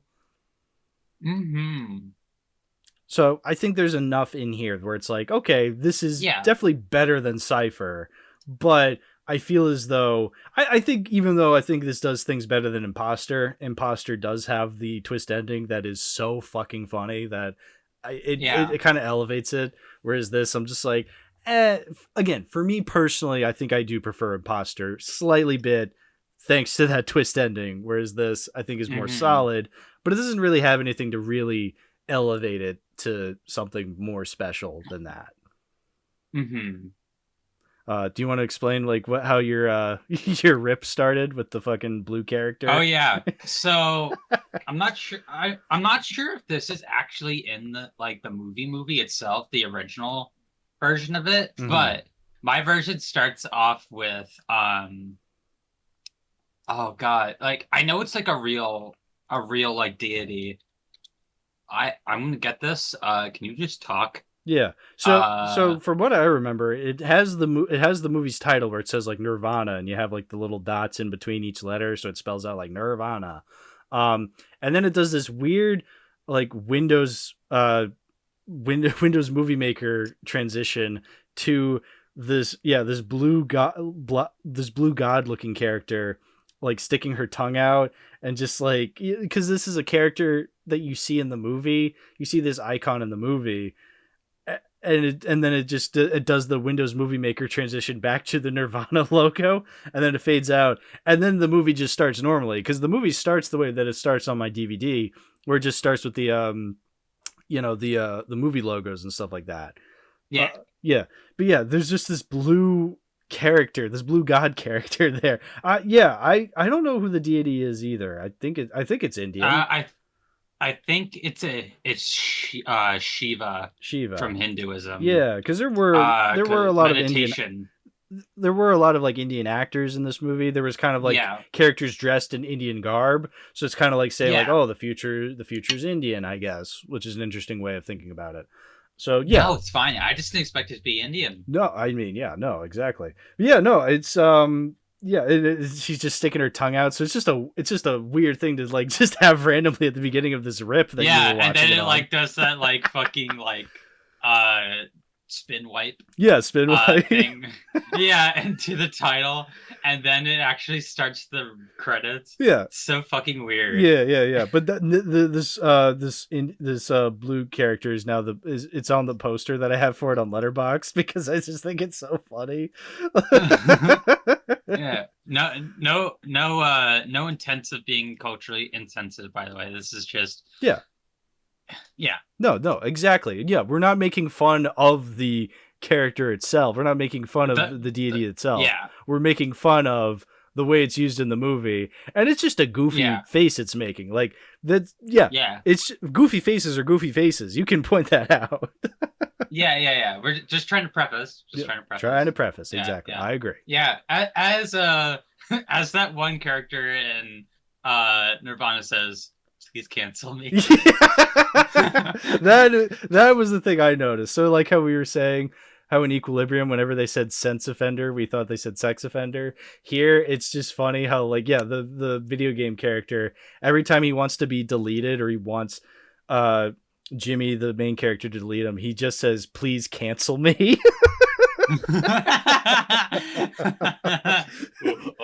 Yeah. What cancel you? What'd you do? I mean, Jimmy did make him shoot that random pedestrian. So, I mean, like, murder. That's pretty cancelable, I must say. I don't know if I can associate with that guy anymore. He murdered a tourist. Thank God he got deleted. Yeah, my God. Some people, you just don't know. You don't know who they really are. Sometimes you just don't know a guy's code. Mm-hmm. Exactly. But yeah. But yeah, on to the next movie. Driving in my car right after a beer. All right.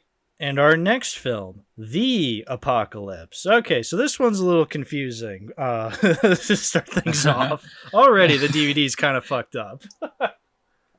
Oh, dear.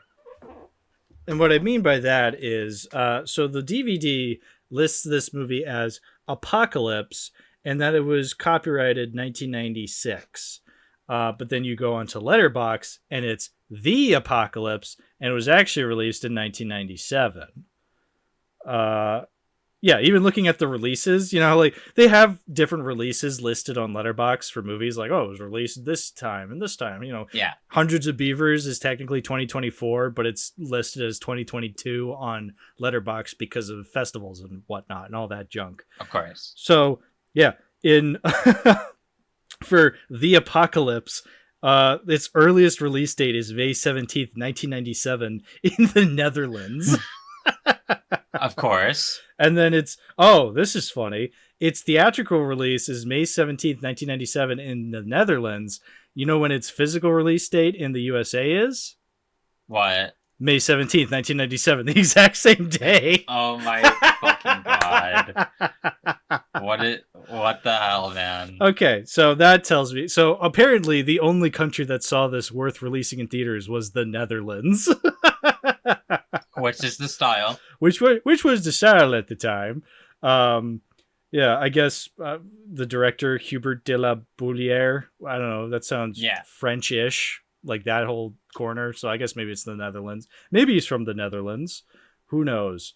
Anyway, The Apocalypse or whatever. Also, I gotta say, the poster is flat out wrong on the DVD cover. The poster, it says Apocalypse, and it's this generic cityscape, and then this giant meteor or whatever, just fiery thing crashing into this city. So it's like, the apocalypse, and then it's like, no, that doesn't happen at all in the movie. The movie is just Alien without the xenomorph. Like, that's literally what this is. That's what this is. Now, the movie, the characters are trying to prevent the apocalypse, but I don't know why this is called the apocalypse. Like, it's all wrong. This movie is all wrong.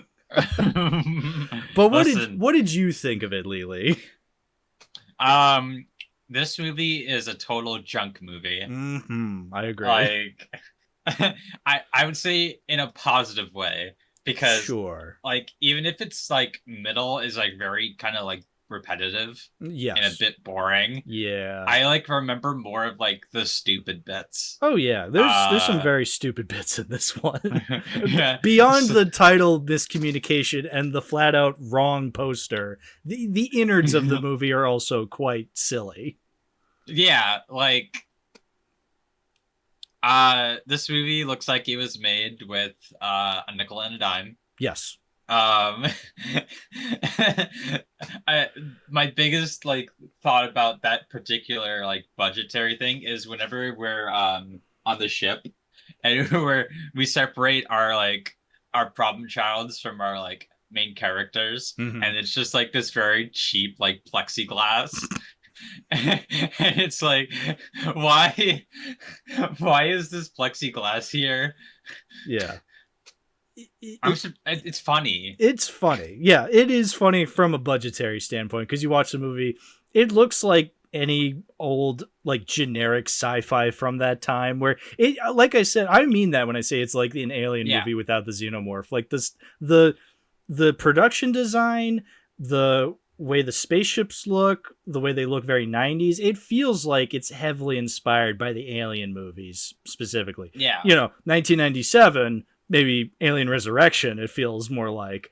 But even below yes, that, but Alien Resurrection had a good production to it. Like, it looked like a Hollywood production, whereas this is like, it was. I mean, it was a French guy, but it was still Hollywood money. Whereas this is like direct to video, except in the Netherlands. So yeah, but you can still make something good with that. I feel like there are some low budgetness. There's a lot that we're going to be talking about a low budget movie after this. Yeah, but like that was able to kind of take its low budget and really run with it a lot better than this did. But even still, there is some goofy aspects to this one. That being, I mean, the main thing that I took away from this is the actress just reciting Shakespeare the entire time. What is it? Larison Giacomo? I think that's how you say her name, Giacomo or whatever. Playing the character of Goad. Goad. Yeah. But that literally all she says in the movie is just Shakespeare quotes. So so it's a little confusing at first. So we're on this spaceship in space, and she comes out of sleep hibernation again. Very Alien, very beginning of Alien, where you have like the character kind of waking up. You're kind of like phasing through all these different shots of her waking up from similar to Alien, and then immediately she starts quoting Shakespeare, and it's like, wait, what are we doing here? And like there's these space pirates who you think are going to be kind of major players, kind of trying to hijack the ship, and then they get blown up in the first 5 minutes. It's fucking great. Yeah, it's great. And like the whole time she's going, to be or not to be, and it's like, what? It's a movie made by theater kids. Yes, abso-fucking-lutely. Yes, absolute theater kid vibes. Yeah, and then so then she presumably dies. We never see her die, but she still plays a part in the movie because she like records something. She's a computer hacker. And so she hacks the I'm in. They literally say that in the movie. They do. They say it several times. It's like, I'm in. It's like, okay, great. Like, that's a trope I'm okay with seeing in movies, because it's funny every time. But anyway, she hacks into the mainframe, into the motherboard of the ship, and she makes it so then the ship is on its way to kamikaze into Earth, so to say. but like it Yes. takes 100 years or something, because then she like records video of herself like saying all these Shakespeare quotes, and the password is you have to finish the quote. And so the one of the hacker characters is just like, huh, this is child's play or something like that. And so he just like says all these Shakespeare quotes. Not the right movie. Right, not the right movie, exactly. But like it's really it takes a bit to kind of like get the gist of all this, because like so she hacks the ship to go and bomb Earth, and I guess it's like years later where she's like recorded everything, and so she's long gone, but the ship is still heading towards Earth.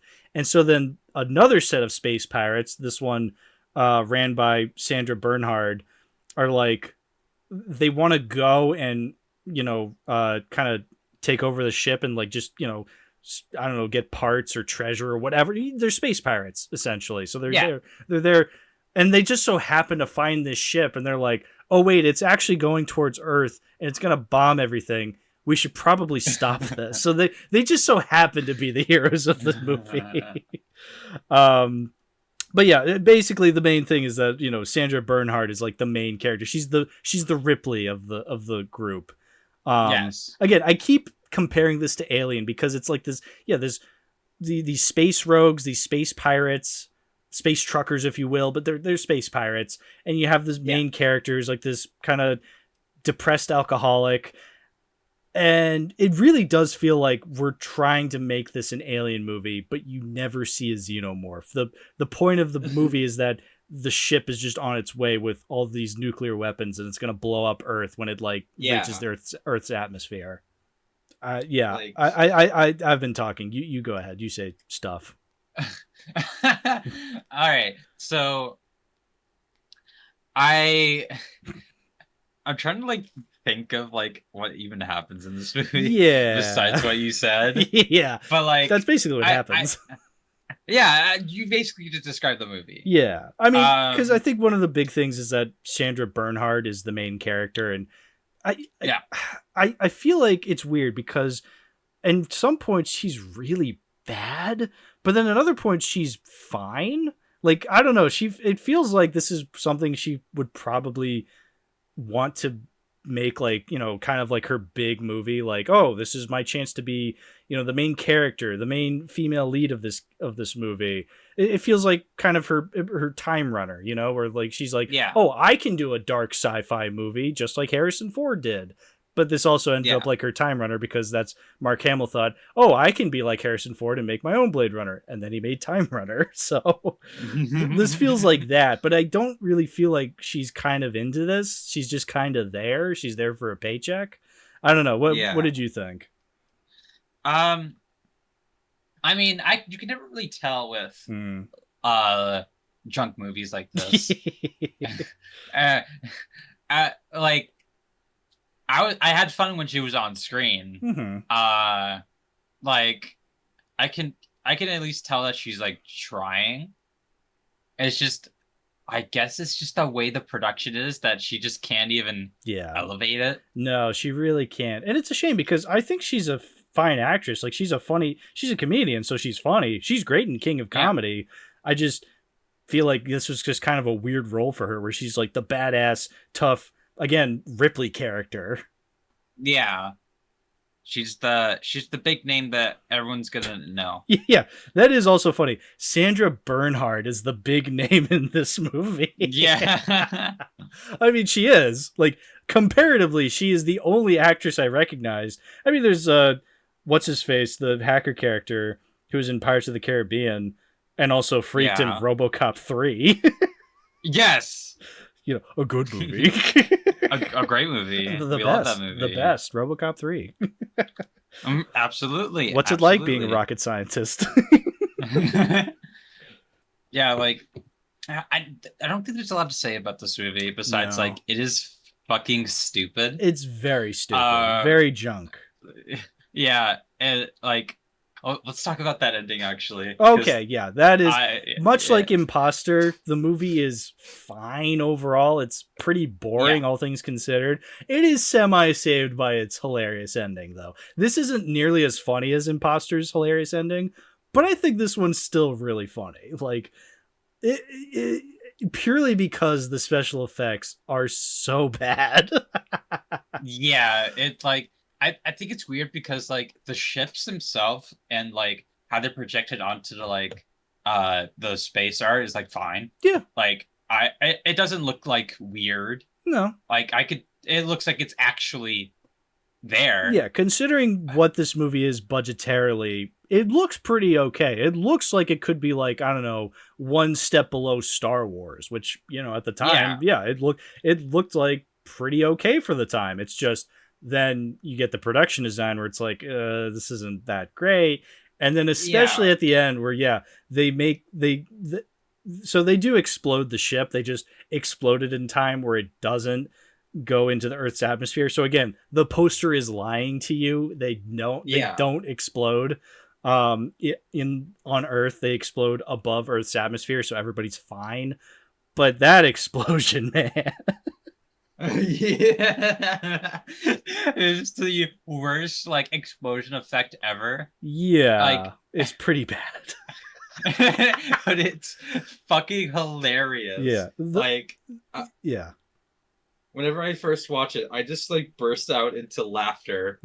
Like, admittedly, the explosions before it were pretty bad. Oh yeah. But like that one was just like the icing on the cake. Yeah. Like the lying poster looks better than the movie. Yeah, it's a good poster. Yeah, it's good.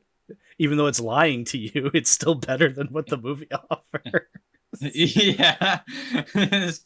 It's a junk movie. What can you say? Oh yeah. Again, I think this is one of the more confusing titles. I feel like so far with every movie, I feel like I can at least kind of figure out why it's titled that. Like Equilibrium, they're talking about Equilibrium. The Prophecy, there's a prophecy. Imposter, there's an imposter. The Faculty is the villains. Cypher, the main character's trying to cipher what's happening. Nirvana, that's the name of that was like the name of the company, right? That was like running the video game. Yeah.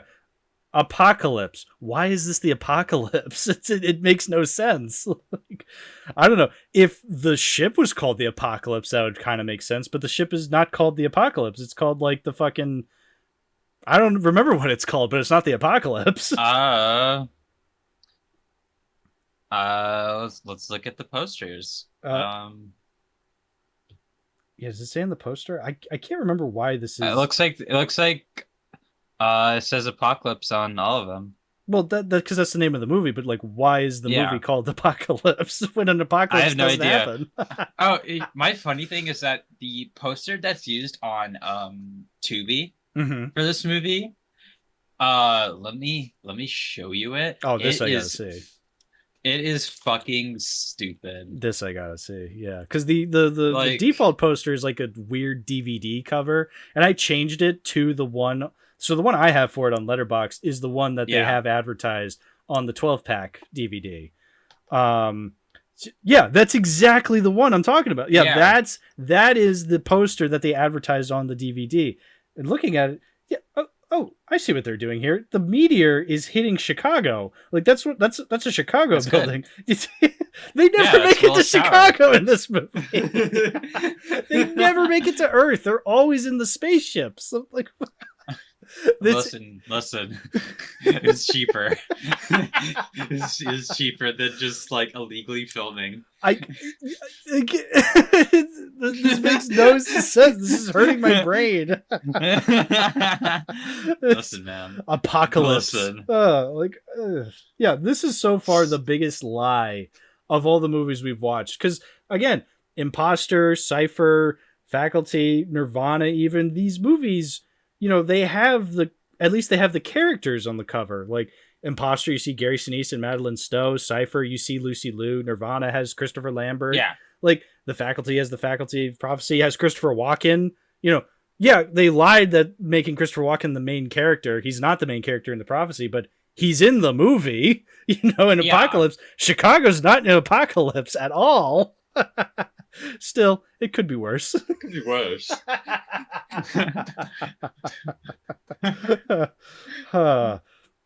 Yeah, no. So Oh, far, man. this is the most baffling movie. It's the worst Yeah. one for me. I don't know.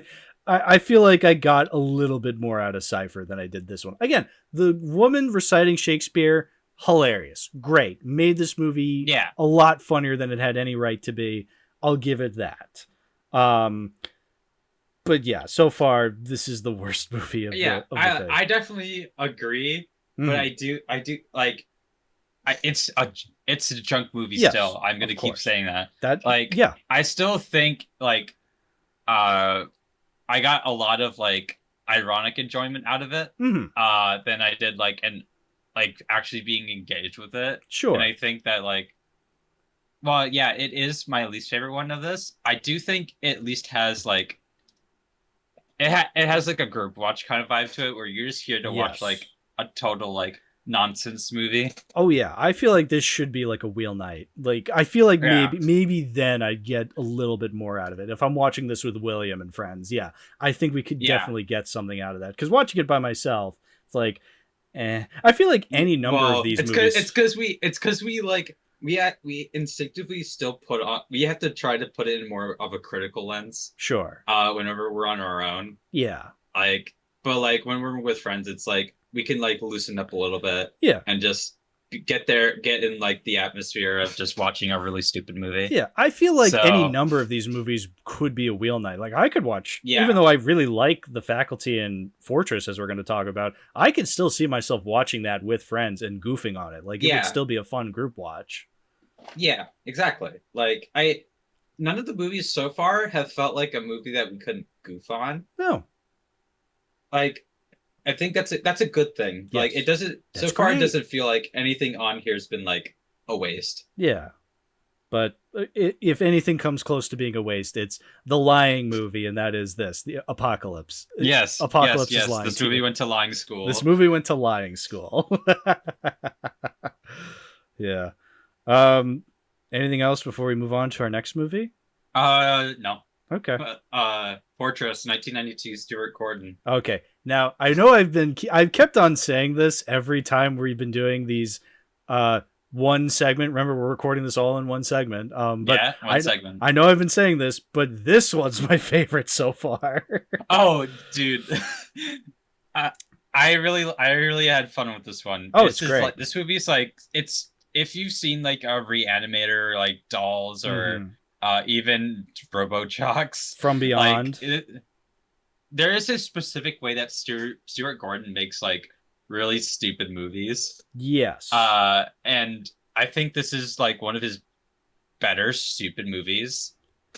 Yeah, like- Stuart Gordon's an interesting one because he's made cult classics like Reanimator and Dolls, and those are great. I love them. Yeah. I feel like this is different because this isn't as horror heavy as those movies were. Yeah.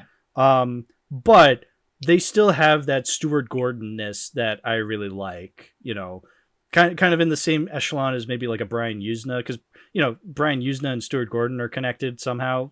I mean, because Brian Usna, I think, wrote Reanimator, if I'm not mistaken. I'm trying to make a connection to Faust, is what I'm trying to do. But anyway, yeah, no, Fortress, I love this a lot. So, I mean, it's incredibly simple. It's just Christopher Lambert and his wife.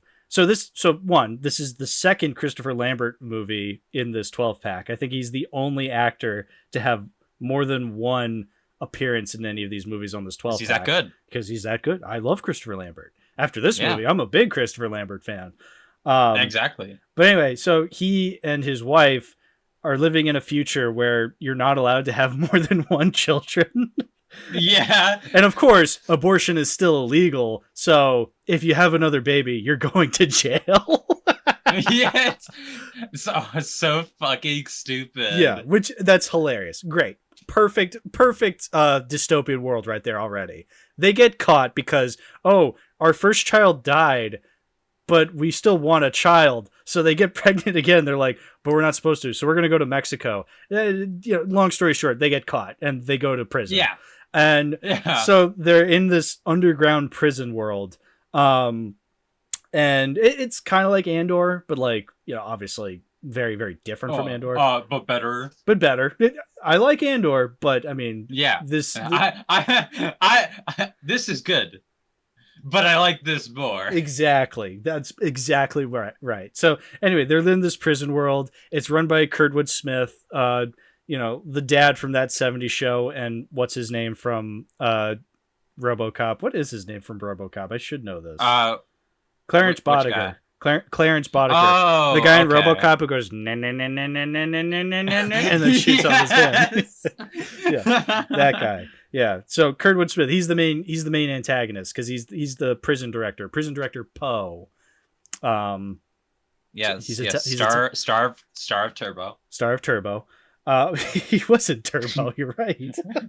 Yeah, he's also in Star Trek 6: The Undiscovered Country, which is a really great Star Trek movie. Oh yeah, he is. Yeah. Yeah. Okay, great. Yeah, I like Star Trek 6. Anyway, so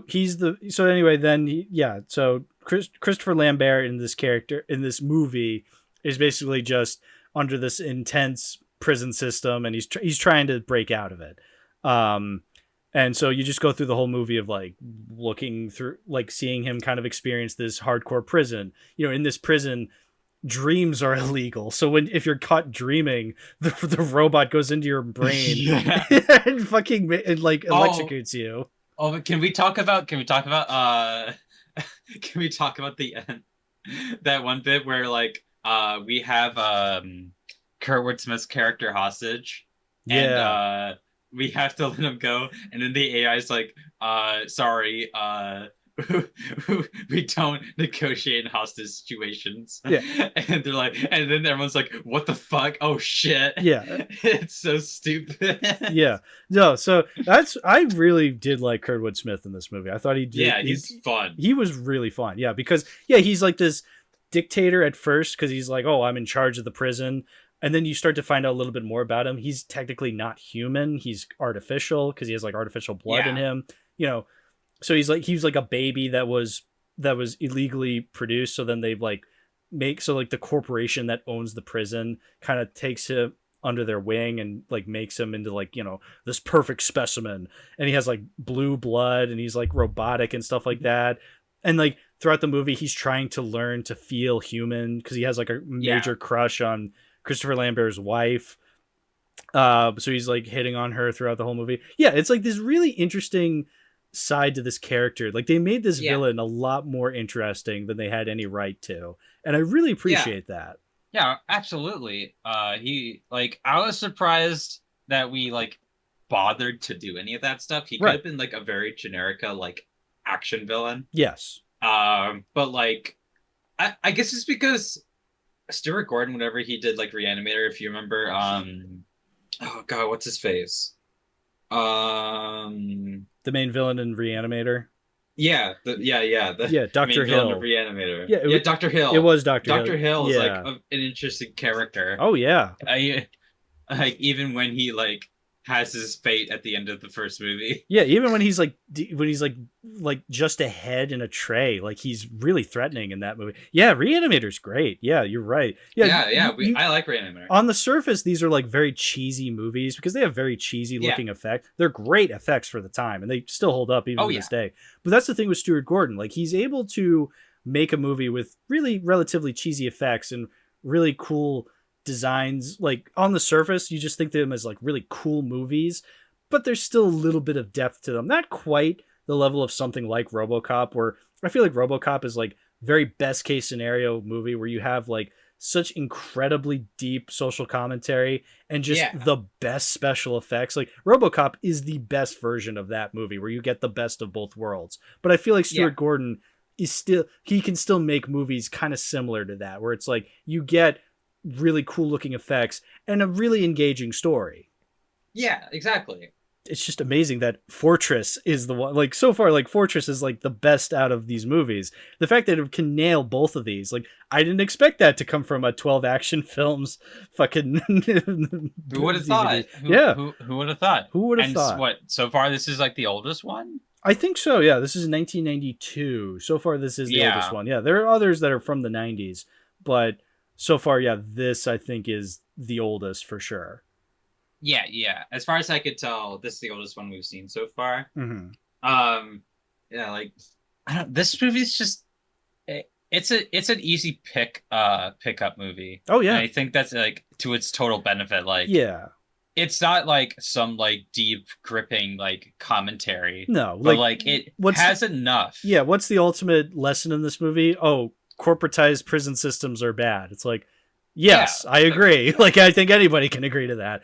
But I don't think the movie bashes you over the head with that. It has enough going on that, yeah, that's the underlying theme, and that's it. Like, it knows that's it, so it puts its focus on a lot of other things, and that being, you know, the other prisoner characters. You get a lot more interesting performances from them. You get some really cool special effects, some really good gore. Yeah, it's a very, like, surprisingly character-driven plot. Yeah. Because like, I'm rooting for Christopher Lambert and his wife making it out of there. Like, you know, when it comes, you'd think a movie of this level, you'd think, I don't really care if they make it out. Like, no, I'd like to see them survive. Yeah, they're like fun characters. Mm-hmm. Like, we spend enough time with them to like care about them. Yeah, even characters that you don't get a lot with, you're kind of sad when they die. Like Maddox, that big Australian guy who's just, I mean, who essentially was raping one of the characters at the beginning. Like when he dies, it's kind of sad. It's like, oh, like, and it's immediately after he's fighting the main character. So like, even in that small window of time, you still feel bad for him when they like explode his stomach and they kill him off. Like that's kind of sad. Which is a really great effect. Oh, it's phenomenal. Yeah, like you can see through his stomach. It's like, oh shit, like, that holds up incredibly well. Oh yeah, for sure. Like I even love when we like blow people up. It's great. It's fun. There's a lot of exploding characters in this, like the correct amount. More than one character explodes in this movie. It's great. Yeah, and then we also blow up like a stables in a truck. Yeah. I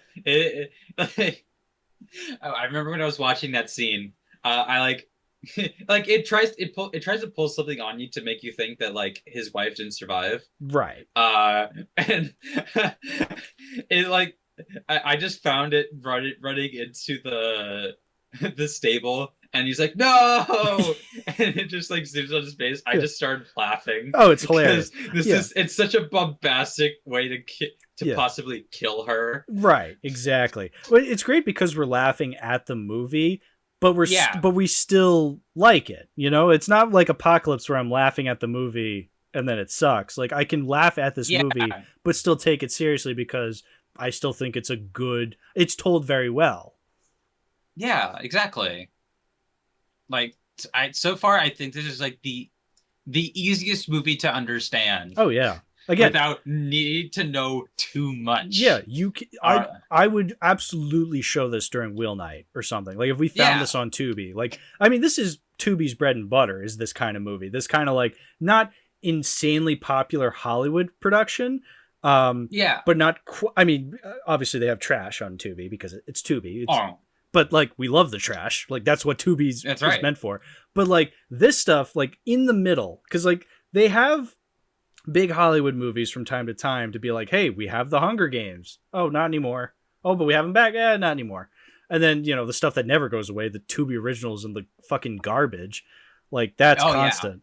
Whereas Fortress, I feel like, you know, Fortress is like kind of that perfect middle ground that you can definitely find on Tubi. Like this is what you go to Tubi for. Like, this is the stuff where you're like, this is where you're going to find it. You're going to find something like Fortress. That Stuart Gordon / Brian Yuzna 80s and 90s, like goofy action films that still hold up, that still have a place in our hearts, you know? Like exactly. Still have a reason to exist. Yeah. Yeah, like, I don't know. This was just, I just had a great time. I don't know how to like glaze it or sugarcoat it less. Like this is just, it's super fun. Super fun movie. Super fun action movie. Like, it's so I'm surprised I liked it as much as I did. Again, because I was thinking like, oh, they put all the good movies at the front, so we would only get Equilibrium and The Prophecy. It's like, no, we got The Faculty later on. We got Fortress now. It's like, you never know what you're gonna get. Who knows? Maybe I'll like 2012 Supernova. Who knows? Who knows? Who knows? Who's to say? We could be able to see the sequel. It's a sequel to a movie we haven't seen, but who knows? Who knows? But yeah, no, I really liked Fortress. I really liked it. So Yeah. thumbs up for me, dog. Yeah. Two thumbs up. 2 thumbs up. And do we want to talk about Renaissance? Well, so here's another movie that's I don't know. technically it looks like a like- completely different era. so yeah, okay. So we jump from 1992 to 2006. Yes. So Yes, with Daniel Craig, like literally like months before Casino Royale came out, in Yeah. which he plays a somewhat similar character. Yes, exactly. So on the 12 features DVD, it's called Renaissance: Paris 2054. So Yeah. and then I go on to Letterboxd and it's just called Renaissance. But then the like tagline says Paris 2054, live forever Yeah. or die trying. Yeah, great. That's Corny. that is corny, but it's great. I love that corniness. Yeah. So this one's weird because it's the very first, and I'm pretty sure only, animated film on this collection. So As far as I could tell, yes, Yeah. because we have Phantoms coming up, and you've seen that, yes. and that's live action. hmm So it's better. Yeah, exactly. This movie's hard to talk about. Yeah. So it's weird. That's what I'll say. It's bizarre. So it's animated, but it's animated in mocap, Yeah. and it's very easy to tell that it's animated in mocap. You're just like, Yeah. I mean, yeah, it's 2006 mocap. Let's say that. Yeah. Yeah. So it really reminded me of like the 2000s direct-to-video Barbie movies, but like drenched in like that Sin City aesthetic where it's incredibly black and Yes. white, like very heavy shadows, very heavy, and it made it interesting and unique, but also kind of hard to tell what was going on. Like it was kind of hard to tell like where, I don't know, a background ended and a character began. Like, and I get it, it's supposed Yeah. to be stylized, but it did make it kind of difficult to watch. See, I think the problem is that the whites are like way too bright Mm-hmm. on the characters. So like you don't really see like a defined like line work Mm-hmm. to tell like where they begin and end. So it makes things kind of bleed. Yes. And with how like bright that white is, and this is from watching it with my girlfriend, it kind of hurt her head a little bit watching it. I was relatively fine because, I mean, I was like 6 feet away from my TV on my bed, so I didn't have any strain of staring at it right in front of me. But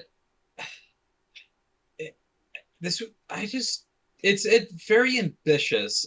Like, Yes. I'll give it that. Yes. Like, and I could easily piece together what it was inspired by aesthetically, Mm-hmm. and like sometimes it was very explicit. Yeah. But like that would be fine if the writing was better. Yeah. I mean, that's kind of always the biggest like drawback with a lot of these a lot of the movies on this DVD especially, is like the writing can vary. Like that was one of our biggest problems with Equilibrium. It's like, you know, aesthetically this is cool, but the writing is really holding it back because it doesn't Yeah. quite have the sauce to really make it special. Like, yeah, you can tell this is like heavily inspired by like Sin City or Blade Runner, but they don't have the same like writing sauce that came with Sin City or Blade Runner. I feel like those exactly. those movies really knew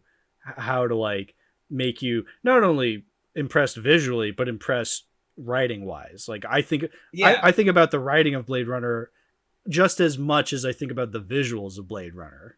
Exactly. And I feel like Renaissance, yeah, it definitely does not have that writing because it's supposed to be a mystery, And it is kind of hard to like really piece together what it's going for, especially at the beginning. You're like, who is this character? Why is this significant? Who's this? It just, and it kind of drops you in. And basically, as best as I can piece it together, it's basically this girl goes missing and Daniel Craig's character is tasked with finding her. I mean, that's basic. That's the basic plot you got of the it. movie. Yeah, that's basically it. This movie, if this movie literally just had better character writing, I think I'd be okay with the kind of like not too like refreshing take on what on the noir type movie. Yeah, like you like that's just kind of like the key to like make a recognizable tale different is you just make your characters stand out better. Yeah. Like, which is a shame because it has great actors. Like it has Daniel Craig and Ian Holm and Jonathan Pryce. I love these actors. They've done phenomenal work in the past that I really love. But yeah, they don't really do a lot to make me really think. Because like, yeah, Ian Holm's in this character. I love Ian Holm. He's one of my favorite actors. And he doesn't really do anything to make me find this character that memorable, where it's like, you know, when I think of my favorite Ian Holm characters, I'm thinking Alien, I'm thinking Lord of the Rings, I'm thinking Ratatouille. Here, I just see Ian Holm just doing a good voice performance, but not really a good character performance. Yeah, like all the actors in the English dub. Yeah, we're talking about the English dub after all. Yeah. They're doing a great job. Like, I was surprised at how well Daniel Craig adapted to voice work with this movie, and I'm like kind of shocked he never did more. He did do Tintin, which I always thought that was one of his best performances, which is great. Like, because I didn't recognize him at first, and then I go back and I'm like, oh, that was Daniel Craig, because he's the villain in Tintin. Yeah, that's Daniel Craig. He's great in that movie. That's phenomenal. But like, it's like, why doesn't he do voice acting more often? Because he's really good at it. Yeah, I guess it helps is that he had a when actors have like theatrical backgrounds, they like understand the importance of like letting like a character really bleed into your performance. And it's very evident here. Yeah. Because like once again, Daniel Craig, he's more or less we didn't know it quite at that point, but he basically kind of plays a similar character with Bond in Casino Royale, a very reckless, almost borderline psychotic brute of a man of like higher authority who goes against like protocol to like do what he wants, and for sometimes emotional reasons. Like I think like if you remember like the beginning of Casino Royale, he's literally charging through fucking drywall. Oh yeah. And he literally blows up like a bunch of like barrels, and then fucking runs off like he's fucking Batman. Oh yeah. And he kills the person he was supposed to interrogate. And his justification is he was a for hire. What the hell is he gonna tell me? Right. Yeah. No. Yeah. But again, I feel like that is expressed better in Casino Royale. Yeah. Whereas because here, it's got writing. It's got writing, and it's got a lot more going for it. Like I remember the villain in Casino Royale. I mean, it's unfair to compare this to Casino Royale, but I'm sorry, Casino Royale is way better. Yeah, obviously, no dip, Yeah. But and also you could have a way worse Casino Royale. Looks at the adaptions that were before it. Thanks, Woody Allen. Jimmy Bond. Jimmy Bond. Oh god, what an evil movie. I'm so glad we don't have a re-release of it. The parody or the American? The parody. One? Okay, the parody. That one's evil. Because when you say Jimmy Bond, I'm thinking the original Casino Royale. Yeah, from the 1954 television special. Yeah, where it has the hotel owner from The Shining as the American. And Peter Lorre. And Peter Lorre's in it too. Yeah. Yeah, he's Le Chiffre. Le Chiffre, and then it's Jimmy Bond. yeah. Which granted, it's a nickname for people named James. So. Right, but it's just funny that it's like the American James Bond is Jimmy Bond. Yes. Yes. Of course. We're not quite as proper. But as Britain. we're not talking about James No, Bond. We're no. talking about Renaissance semicolon Paris 2054. Yeah, why is it called that? I mean, I get the Paris 2054 thing because yeah, it's quite literally Paris in 2054, but why is it called Renaissance? So let's find out actually. Okay, because I guess the idea is like, oh, we're in a renaissance of human ingenuity, but like, I don't know, the whole like immortality angle doesn't really play a part until like the last half hour of the movie when Ian Holmes' character reveals to Daniel Craig like, oh, we were coming up with the formula for immortality and I figured it out, but I don't want to release it on the world, like, you know. No, you're right. Really?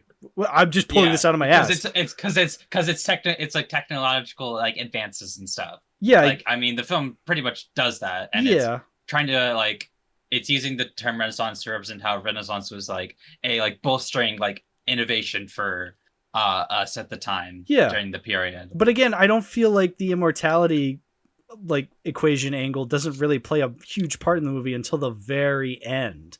I don't know.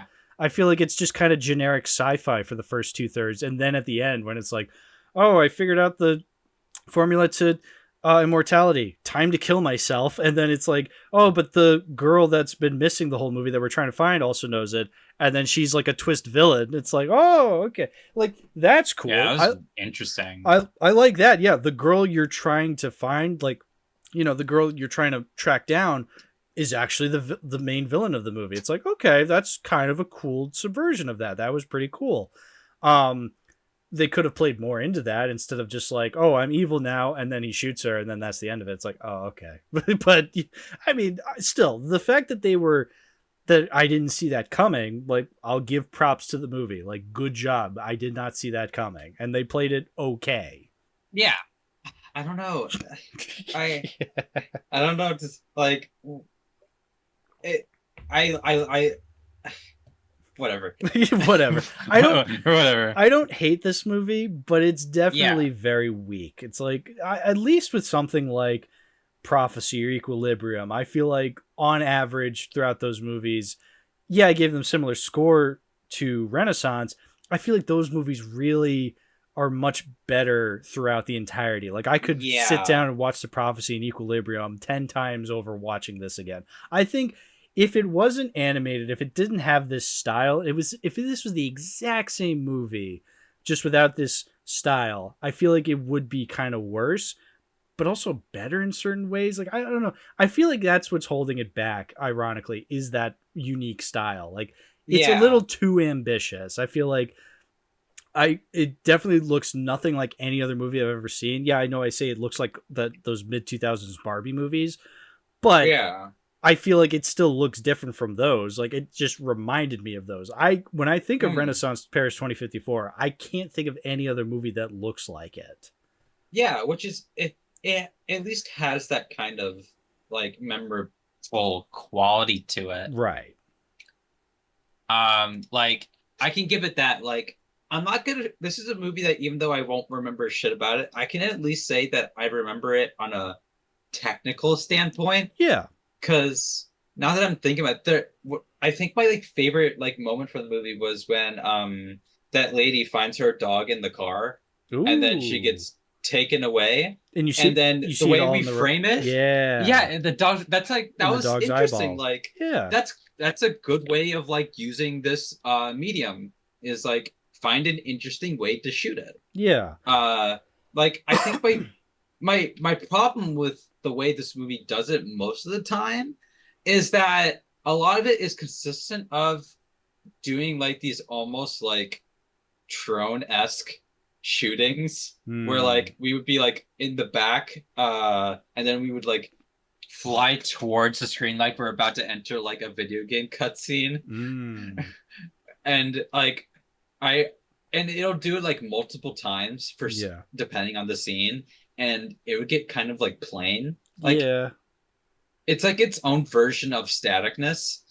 True. And like it's funny because like whenever this film does a static camera, it at least looks a little bit more dynamic.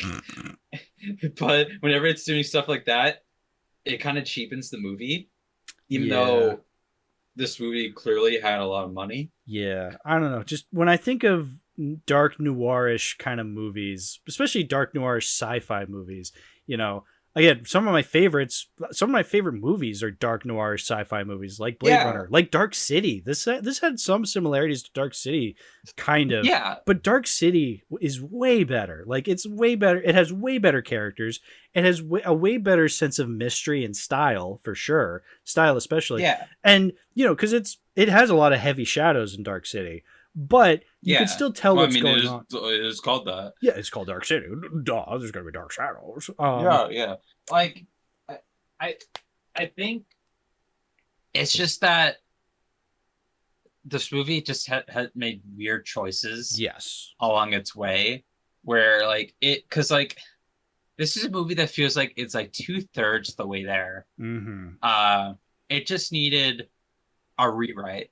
Yeah. And then because I can live like, with the weird style. I feel like if the writing was better, then I could forgive the weird style like more so if the writing was a little better. Like a rewrite for sure. Yeah, like the writing doesn't take advantage of what it's trying to do. Yeah. Like I don't know.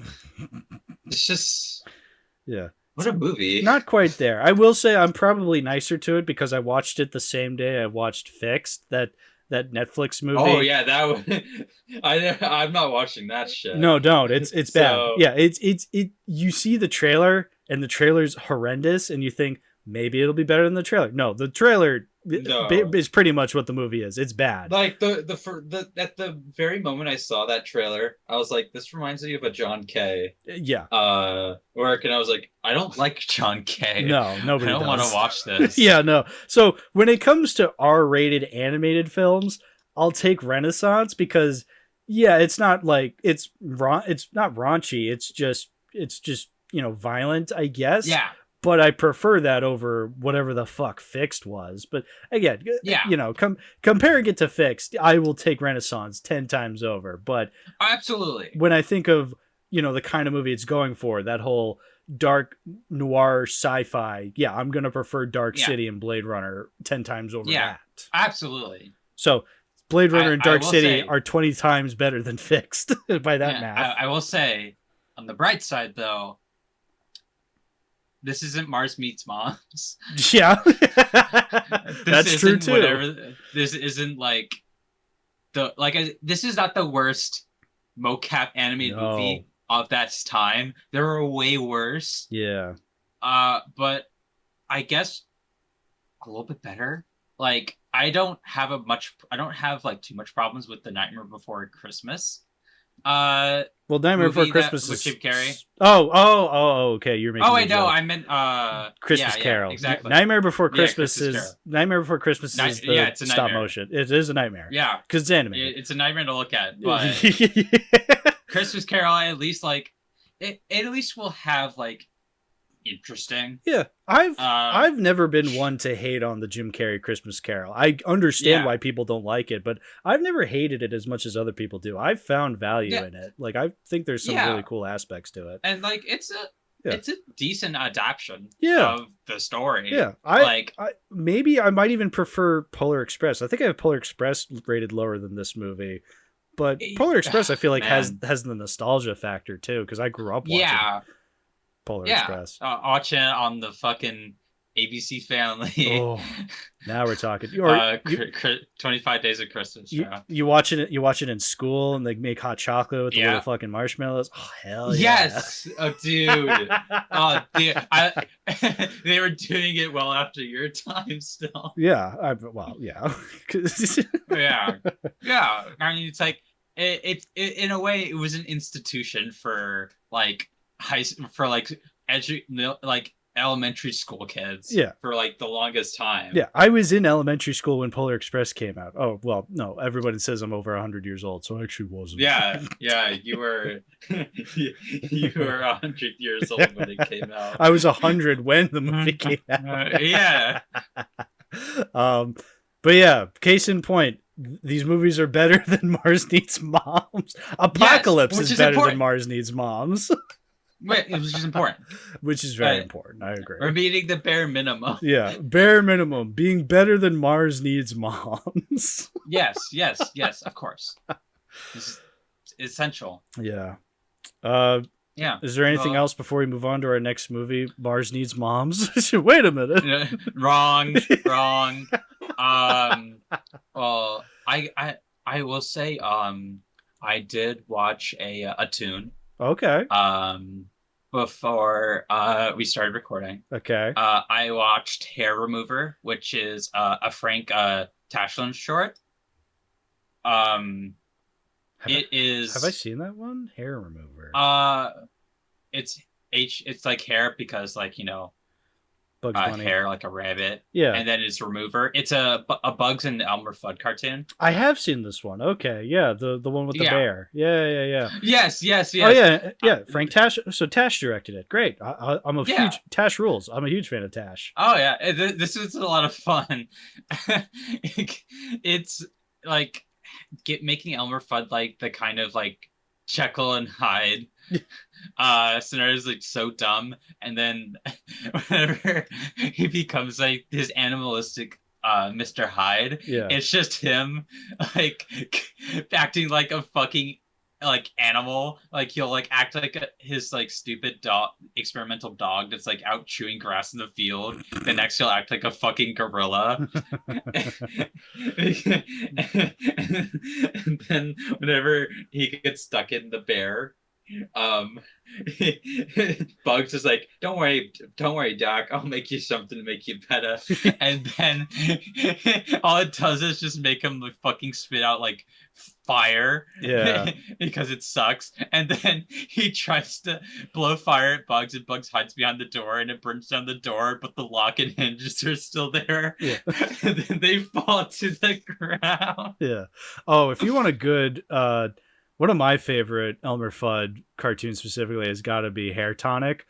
I recommend that one. That one is like, but like he brings Bugs home. He like purchases Bugs to make rabbit stew, and then Bugs tries to trick him into thinking he has like rabbititis. It's just joke after joke of, because Bugs Bunny escapes early on, and he's just like, wait a minute, that was too easy, let me go back and fuck with him some more. And then it's just joke after joke after gag of him just fucking with Elmer. It's phenomenal cartoon. I highly recommend that one. I'll definitely check it out sometime. Yeah, we'll check it out right now while we move over to the next movie we're talking about, because remember, this is one recording session. Oh yeah, one recording session. The next movie is What's 2 times 2? 21. 3 times 3. 21. Aha! Multiplying. All right. 2012 Supernova is the worst thing ever. No, it's not the worst thing ever, but it's the worst thing on this DVD pack. I think it's safe to say.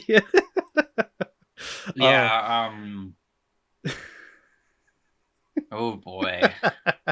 All right, so this is a first for the pack. A shocking first, actually, because I'm shocked we didn't get this earlier. 2012 Supernova is the next movie we're talking about on this pack, and it's our first Asylum film on this DVD pack. And truth be told, I'm shocked we didn't get an Asylum film before this. Like, this is what, movie number 10 at this point? This is movie number 10, and only now have we gotten to an Asylum film. So to explain a little for those who have been living under a rock the past, 10 or 20 years, Asylum basically is just a studio that produces mockbusters and slop. Like, unapologetically, they make slop, where they're very open about the fact that they just make movies to cash in on the success of Hollywood produced movies. Case in point, this movie's called 2012 Supernova. It was released in 2009, suspiciously the same year as a movie called 2012 by our dear friend Roland Emmerich. So coincidence. Yeah, no, this movie is totally trying to cash in on the 2012 hype. I guess 2012 was a big enough movie that they're just like, let's throw this out into the marketplace and fool all the grandmas, all the grandma CVS's out there who are going to go to CVS and find DVD copies of 2012 Supernova and are like, oh, my grandson's a big fan of that Roland Emmerich. Let me get his new 2012 movie for my grandson. Like, that's literally all this movie was made for, to fool grandma CVS's out there. So yeah. Yeah. Lili, what did you think of 2012 Supernova?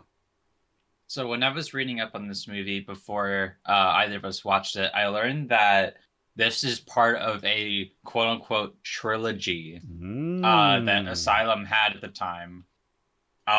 Which was the style at the time. It's titled the End of the World Faith Trilogy. That included the previous year's 2012 Doomsday, which came out in 2008. Oh. And then the third film is 2012 Ice Age, which came out in 2011. Okay, so I was wrong. So this is not only is this a sequel, we didn't see the first one, so we were horribly lost throughout this movie because we didn't watch the first one. But also, okay, so it wasn't made to. Let's be real. I know it was. It was, but okay. So if it's part of a trilogy, though, they were already starting the 2012 saga, if you will. So Roland Emmerich was ripping them off. Okay. What's new there? I mean, look, let's be real. Like, yeah, these are not the first movies to be like, I'm not gonna act like Roland Emmerich's 2012 was the first movie to cash in on, oh, what if the world ends in 2012? Like, no, that was that was always a conspiracy long before his movie. He just decided to cash in on it because it's like, 2012 is fastly approaching, the end of the world's coming, and I've said before on this podcast, we all know what happened. Nothing. So not true. Oh yeah, do you remember things happened in the year 2012? Things did happen in the year 2012. That's right. Like there was there was that movie that came out in 2012. Remember? Oh yes. It was Brave. Brave came out in 2012. Did it? It did. Well. Wait. Well, there was Skyfall. Skyfall. Yep. Yeah. There was that period of like 3D re-releases, if you remember those. Yeah. Remember there's like Phantom Menace. That's right. Titanic, Raiders. There you go. Monsters Inc. Wreck-It Ralph was 2012. The Avengers was 2012. The Amazing Spider-Man. The Dark Knight Rises. The first Hobbit. There you go. There's Ice Age Continental Drift. President Obama's second term, because he won the election that year. He beat Mitt Romney. That's right. There's to tie into that, the ever classic Mitt Romney versus Barack Obama epic rap battles of history came out in 2012. Oh yes. There you go. That's one of the best presidential epic rap battles they ever did.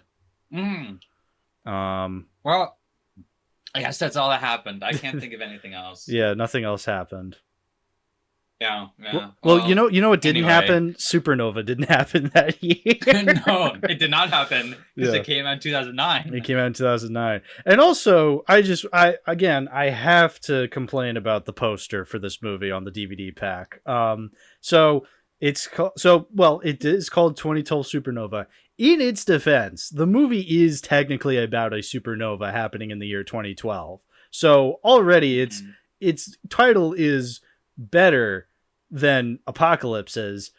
But here's the thing. I told you this while I was watching the movie. I'm like, I apologize to the Apocalypse. I take back every negative thing I said about it. I missed it while I was watching this movie. Yeah. But Well, but again, the one thing this movie has over Apocalypse is at least it is about a supernova destroying the Earth in the year 2012 as opposed to the apocalypse. But that's it. Apocalypse trumps this in every other department. So again, the poster does lie because it's like what the Brooklyn Bridge and the Empire State Building and everything's on fire. Doesn't happen in the movie. You never go to New York. I'm pretty sure they're in California and that's it. they're in CGI California. They're in CGI. Yeah. If there's one thing worse than regular California, there isn't. But if there was, it's CGI California.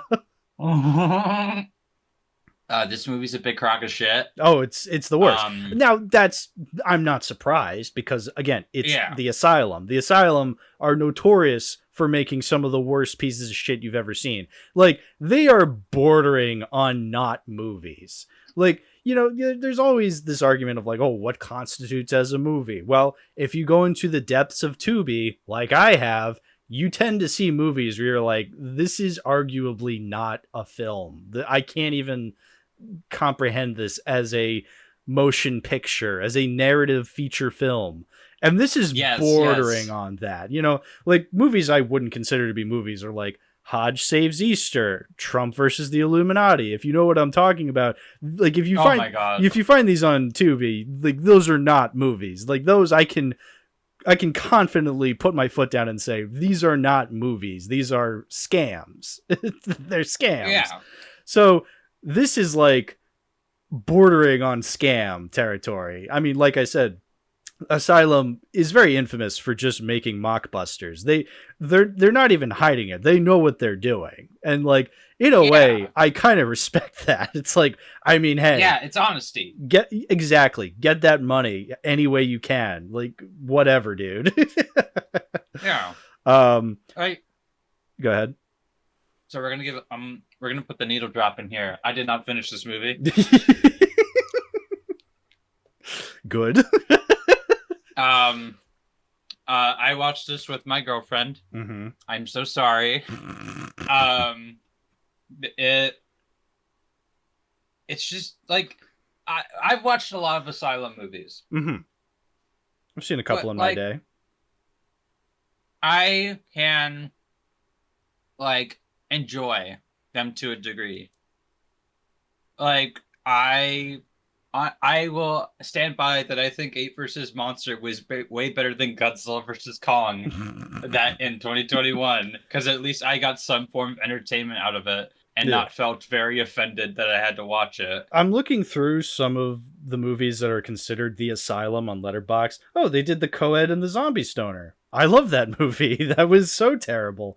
But that didn't feel like it was trying to... I mean, it was cashing in on a subgenre, that being, you know, stoner comedies, zombie films, like flat out just showing women naked and whatever. Like, it's incredibly sleazy, but it was funny. I remember laughing, having a good time. Yeah, they did Atlantic Rim, Mega Shark versus Giant Octopus, or Crocosaurus, Mega Python versus Gatorade, The War of the Worlds 2, The Next Wave. We just watched that recently because when we were... That's great. Because we were going... I remember... So we wanted to watch War of the Worlds, the recent Ice Cube film, but William wasn't going to be there at Wheel Night, so I said, all right, we'll wait for that.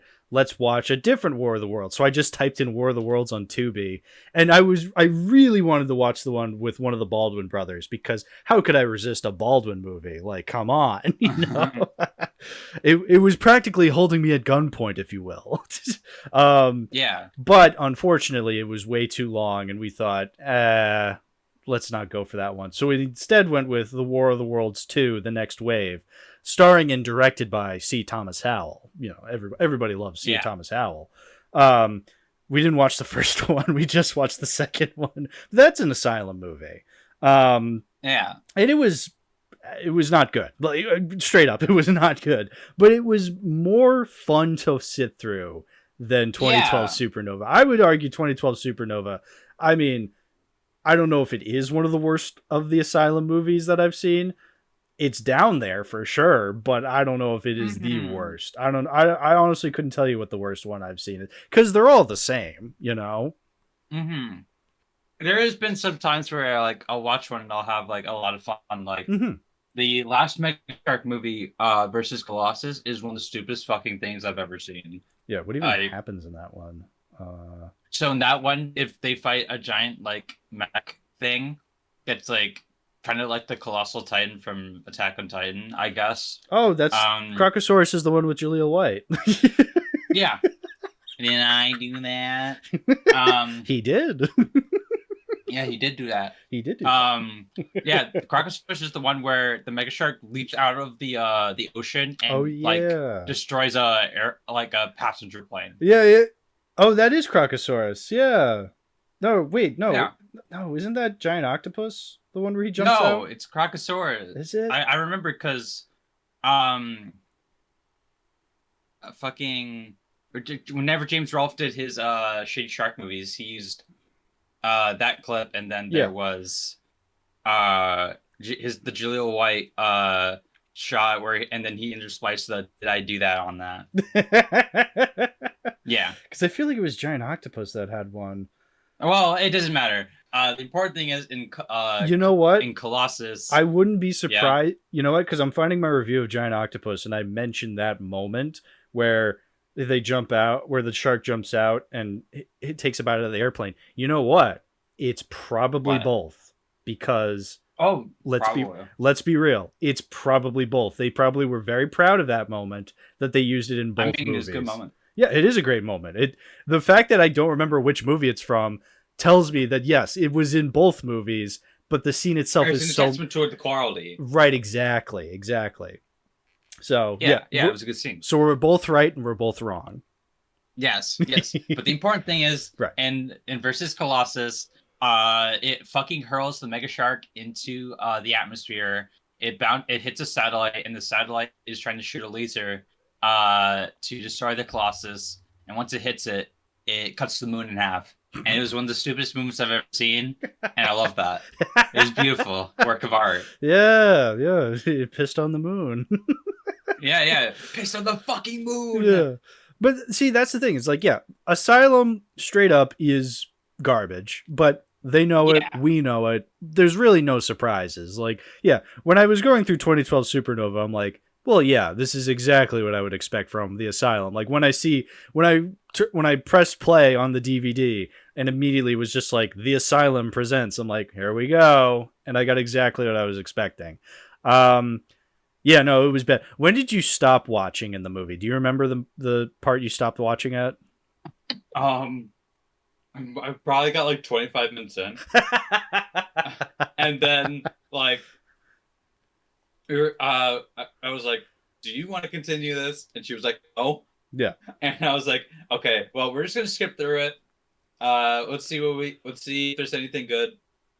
And we're just going to call it quits. Yeah, no. I would say the best part for me, and I say best in very big quotation marks, I would say the part that I most remember is when they're being chased by those terrorists and they're in the cars and they're like driving really fast. And I was like, whoa, these are actually pretty impressive driving stunts for an Asylum movie. For a Hollywood picture, they suck. But for an Asylum movie, I'm grading on a curve here. Mm-hmm. The fact that they're going very fast on these open desert roads, I'm like, hey, taking me back to Duel, why don't you? That's pretty impressive.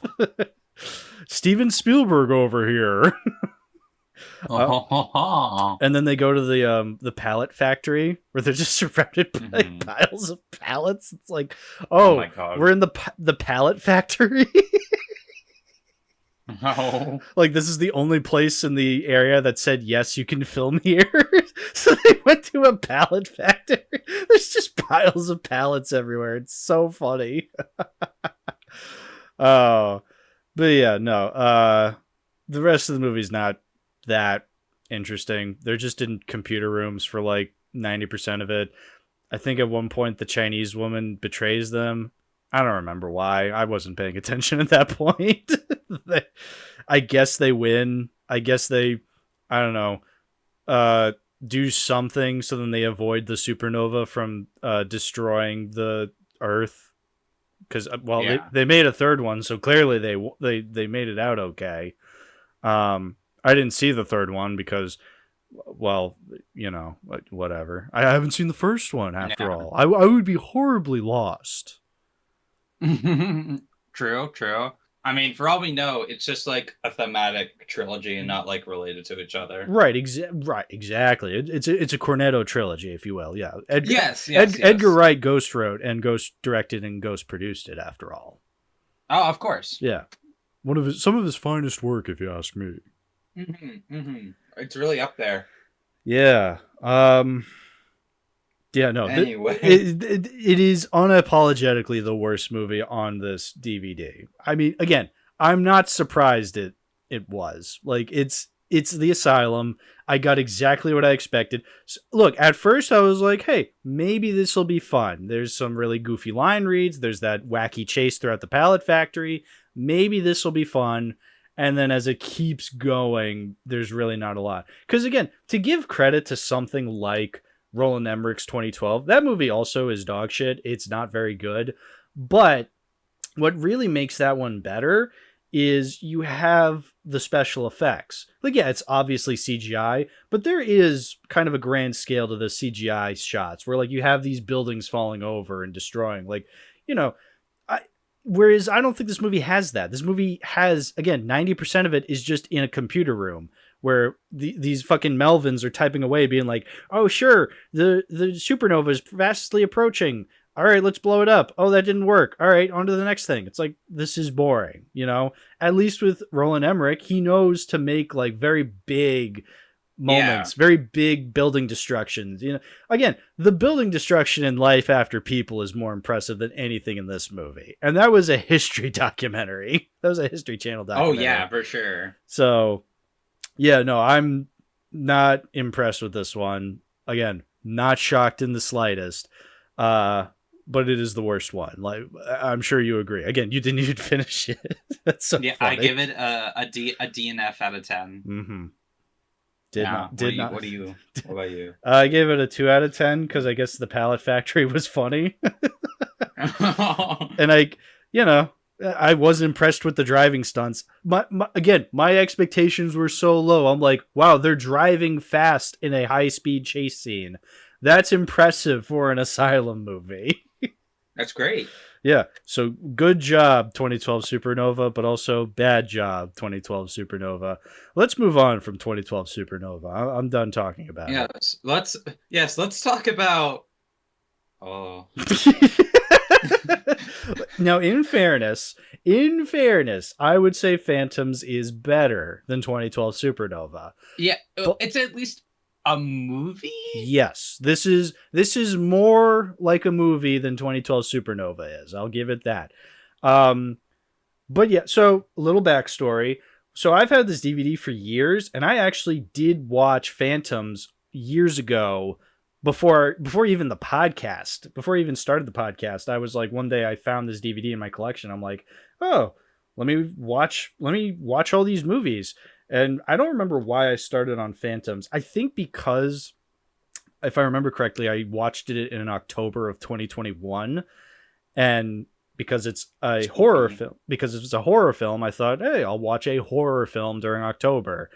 And it was so bad and so boring. Like, I hated this movie when I first watched it. I gave it 2 out of 10. Should have watched The Faculty. But man? Oh my god, yeah. Could you imagine fucking watching The Faculty? That would have blew my mind watching The Faculty. Exactly. If I'd watched The Faculty back in the day, I would have finished this collection before the podcast. So maybe in a way, I'm glad I didn't start with The Faculty. But hey, at least I enjoyed it afterwards. But yeah, no, Phantoms. There was the only movie from this collector set that I had seen before starting this episode. But again, I had remembered 0 things about it. I did not remember anything. So when I saw 2 out of 10, what the hell was I thinking? Like, what? I don't remember anything to hate about it. And then I watched the movie again. It's not very good. It's not good. It's definitely one of the worst ones. But I think there are some things that kind of elevate it a little bit more. Yeah. Obviously more than 2012 Supernova. Then I'm like, okay, this is not like a 2 out of 10 worthless experience. This is actually just run of the mill bad with some neat ideas sprinkled throughout where I'm like, okay, Yeah. you could make something really cool with this. But unfortunately, well, they just didn't do that much with it. So I want to mention this is based off of a book by Dean Koontz, who did the screenplay for the movie Phantoms. And Dean Koontz, as far as I can tell, is just, second place Stephen King, where like he writes a million books, because apparently he's a popular author, no doubt, because people have heard of him. It's just he's not Stephen King. He's often seen as like the second rate Stephen King, which I think is a shame. I'm sure he's written some pretty dang good books if he's popular enough to be considered even a part of Stephen King's shadow. I might be talking completely out of my ass. I'm just talking about what I get. I don't know. Because I don't read books, so like I don't know. I've never heard this fucking guy in my life. So Dean Koontz, if you will. Sure. Yeah, we'll go with that. We'll call him that. So Dean Koontz is a very famous author. Anyway, so he wrote the book that Phantoms is based off of, and then he wrote the screenplay for this movie. So I guess clearly he saw how Stephen King reacted to The Shining, and he's like, well, I don't want anybody to do that to my baby, make an excellent movie that people remember more than the book. Son. So he's probably like, you know what? I'm going to write the screenplay. So I'm going to make sure they do this movie exactly how I want them to. And we don't get another Kubrick Shining. It's like, well, great. Because this isn't the Kubrick Shining. I'll give it that. Yeah.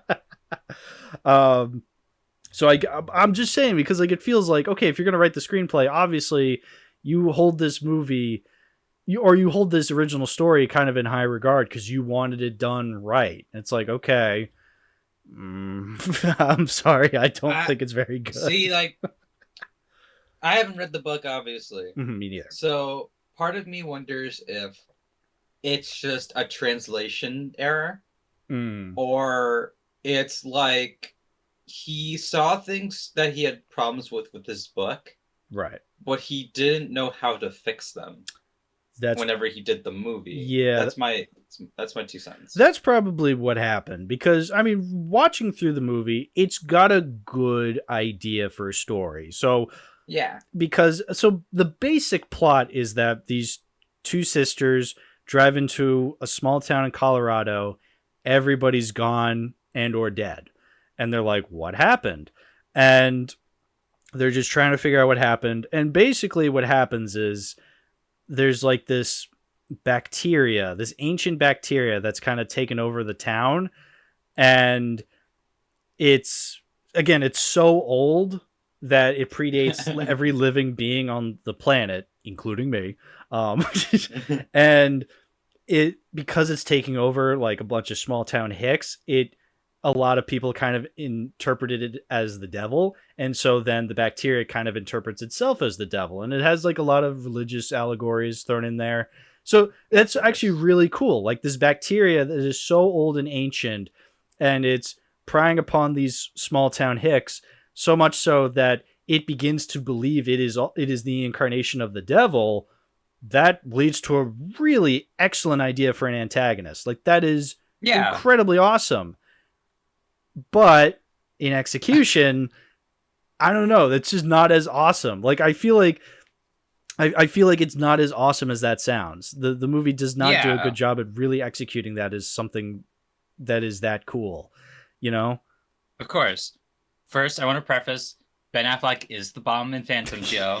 I know someone's been probably waiting for us to say that, so right. I'm saying it now. Well, that's like that was like a common sentence throughout the reviews for this movie on Letterboxd. Why? Oh, so it's from one of the Jay and Silent Bob movies. Oh, I think it's from the first one. Okay, I'm not privy to Kevin Smith lore, so that flies entirely over my head. Okay, that's the reason why most people probably remember this fucking thing is because of Jay and Silent Bob. That's so funny. Oh yeah, but anyway, like I agree. Like this movie has a pretty good hook. Mm-hmm. Like, and whenever we're in that, what was it, the Was it a hotel or a mansion? It was like a mansion, right? There was like a Something. bed and breakfast, bed and breakfast, yeah. Oh, a bed and breakfast. Okay. Yeah, or something like that. Yeah. Yeah. So some place where you sleep. Mhm. And like there's some good tension and like photography in that sequence. And Mhm. we're trying to figure out what happened to this woman. And then these objects start randomly appearing in different spots, and like it's like there's good mystery there. Oh yeah, the opening And, I would like- argue is pretty okay. Like you have Yeah. the two sisters, Rose McGowan and Joanna going. Where is Joanna going? Yeah. Away from this movie. True. Wait, I gotta play the sound effect. There we go. Okay. There we go. Okay. Anyway, back to the movie. So yeah, I really like the opening. How it's kind of quiet. They're just like, what's happening? We don't know. They find her housekeeper on the floor dead, which is really cool. They go to that bakery and they open up the oven and there's just pumpkin pies in there. And they see like the blood dripping down, and then their decapitated heads fall down. It's like, oh, okay, this is slowly but surely going somewhere interesting. It kind of dips in quality when Ben Affleck and Liev Schreiber just kind of appear out of nowhere, and it's like, okay, now they're here, and we're just doing these boring Scream-esque jump scares in the hotel. Yeah. And Liev Schreiber, I don't know what the fuck is his deal. Yeah, and Peter O'Toole is here. Peter O'Toole shows up, brings a little bit Yeah. more sophistication to the movie. I'm like, okay, Peter O'Toole, very phenomenal actor. Yeah. Second time we've seen him this year. Yeah, exactly. Yeah, hot off of Supergirl, now into Phantoms. Yeah. yes. Great track record. Yeah. Just don't mention the James Bond movie he was in. Oh. Thanks, Woody Allen. Oh. Anyway, so it starts to get a little better when he shows up, and then we get the government, and it's like, oh, there's this bacteria, and oh, we're starting to figure out what's happening, and like, oh, now we get this Spider-Man 2 sequence where like this goop tentacles are like infecting the because that's when the dog shows up, and kind of like the Thing, it like explodes and turns into this molten mass and kills all the scientists and the general. Like that was really cool. Like, okay, we're getting somewhere. And then the movie kind of falls apart after that, because then it's like, okay, now the dog is taking over the town, and now Ben Affleck and the gang are just kind of fucking around in the lab, and it's just boring from then on out. I think the exact moment where the movie falls apart is the moment that the military shows up so like nonchalant. Yeah. Like they just answered that quickly. Like, how? They don't that's not how it works. Yeah. Like, that's first responders, I guess. I don't know. Yeah, and then again, they don't really do anything that cool with the military. They're just kind of there, and then they immediately die, and then again, it's just Ben Affleck, the two sisters, and Peter O'Toole for the rest of the movie. Just again, I guess that's all they had in the budget, was to film the four of them for the rest of the movie. I guess there's actually a really cool sequence when the dog shows back up again. I think it's when Peter O'Toole. No, it's when Peter O'Toole goes out to like kind of lure the creature back out, and then it cuts to like a whole, like the whole town's surrounding him. Like it's him like in an abandoned town, and then the next shot is just him surrounded by people. Like, great use of editing, and really cool like moment. And then the movie kind of ruins it by turning the creature into like a big mass of CGI people on top of each other. Which is the style. It was the style at the time. But yeah, again, like it's really hard to. I don't know. I just don't think we get enough with the creature, because there's a really cool idea in there where it's like, okay, it's infected the townspeople. It has all the townspeople's memories. So like, maybe it could adapt kind of the personality of the townspeople, kind of use their, like, because they kind of do that with the Ben Affleck character, where he's like, he has the exact same tragic backstory as Carl Winslow's character in Die Hard. I shot a kid. But that's it. Like, I don't know. They only really do that with him, where like he sees the kid with the gun in like his own hallucinations, and then the way he defeats his memory of the kid with the gun is he purposefully misses the kid with the gun and shoots, I don't know, the antidote, and it explodes on the kid, and then all of a sudden the creature is defeated. I mean, fuck children, am I right? Well, it is a Weinstein film. Fuck them kids. No, it was pretty lame. It was very, because like you don't really care that he shot a kid. Like I don't know, like I don't care. They don't really show how that affects him. They just tell us how it affects him. They tell us that he's sad. He regrets shooting a kid, but like okay, whatever. I don't like. Yeah, I don't care as much as I do. Again, Carl Winslow and fucking Die Hard. Like that shit actually matters. Whereas here, I don't care. I think it doesn't help that we don't have anything from before the events that transpired. What do you mean by that?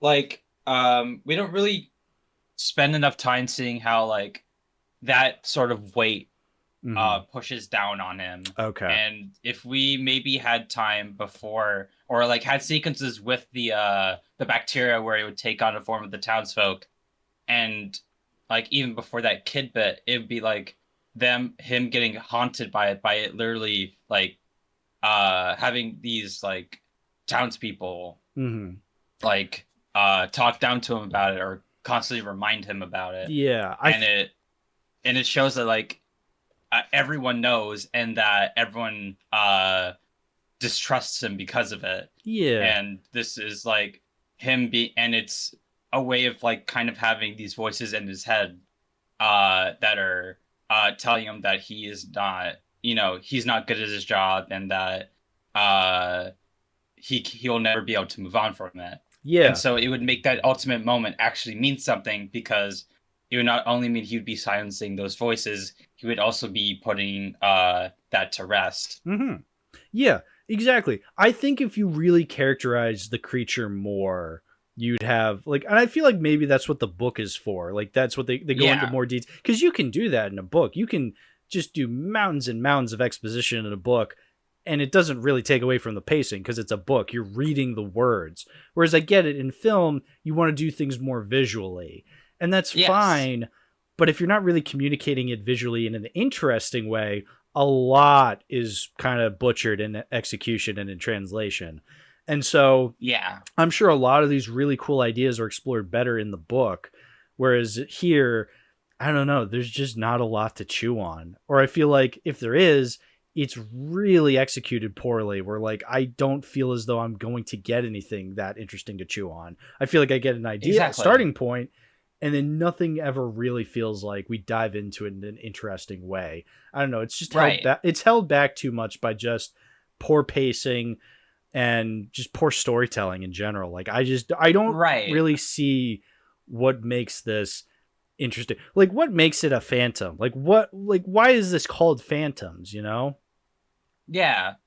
Like, I mean, I guess it's that it's, the bacteria like is like this unseen force that appears and disappears, and then the people appear and disappear in the because of the bacteria taking its form, and then I guess it's people seeing like ghosts of like their past or whatever. I guess. Yeah, a lot of this is I guess. Yeah, a lot of it is just like I said, something was probably lost in translation.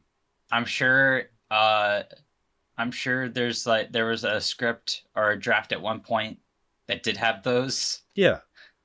I'm sure the book itself is fine and probably goes into more detail, and I'd love to read it maybe someday.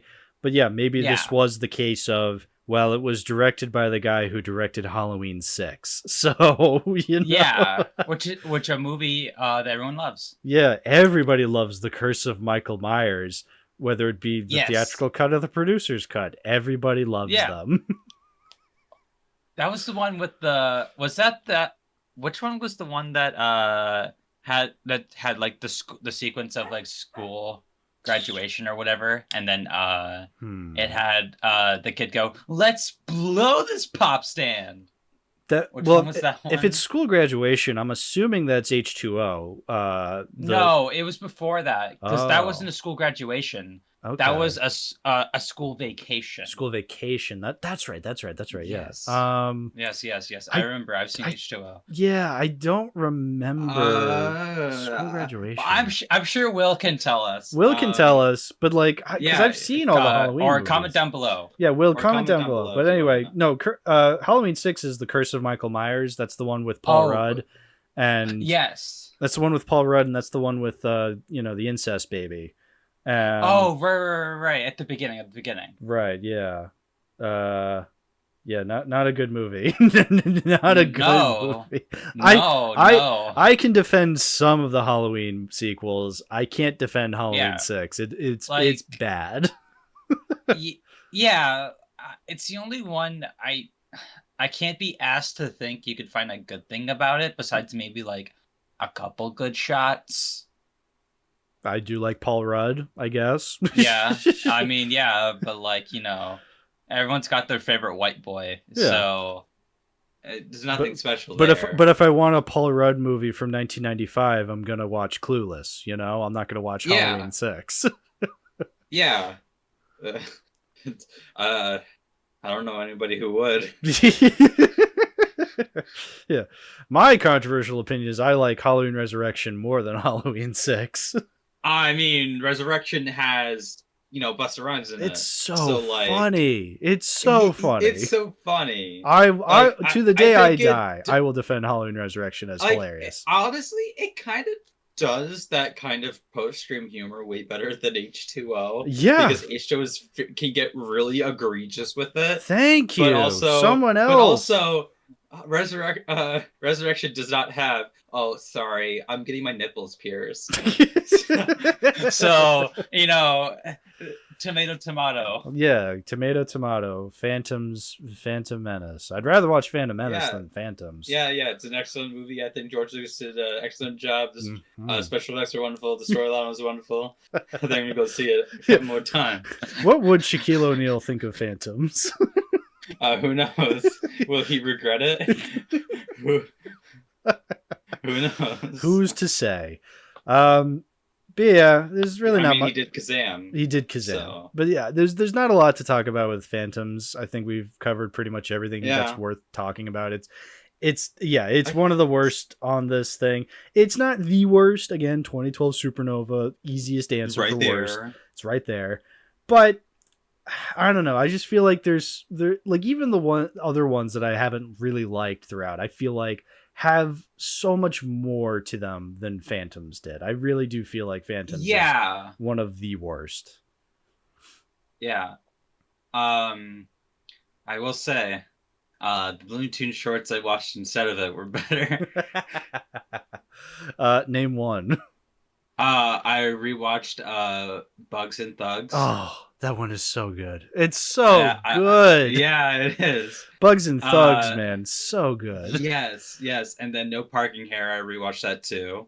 I don't know Love if I'm that one. familiar with that one. No Parking Hair. No Parking- Parking Hair is the one where this construction worker is building a highway, and then Bugs lives conveniently where he's building it, and Of it's course. just Bugs fucking with the guy. Hilarious. It's a lot of fun, and this is when Robert McKimson gets a new screenwriter Okay. over the one he was working with before, who made a lot of hit or misses. Yeah, I do like um, McKimson. I'm a fan of McKimson's yeah. work. Yeah.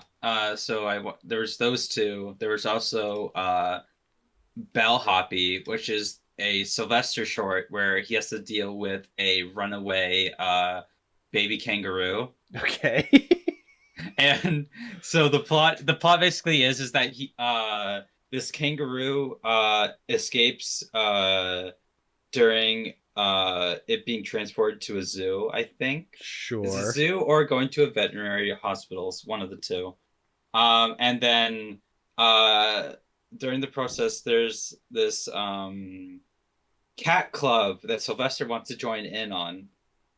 and he keeps getting kicked out. You know, basic underdog story.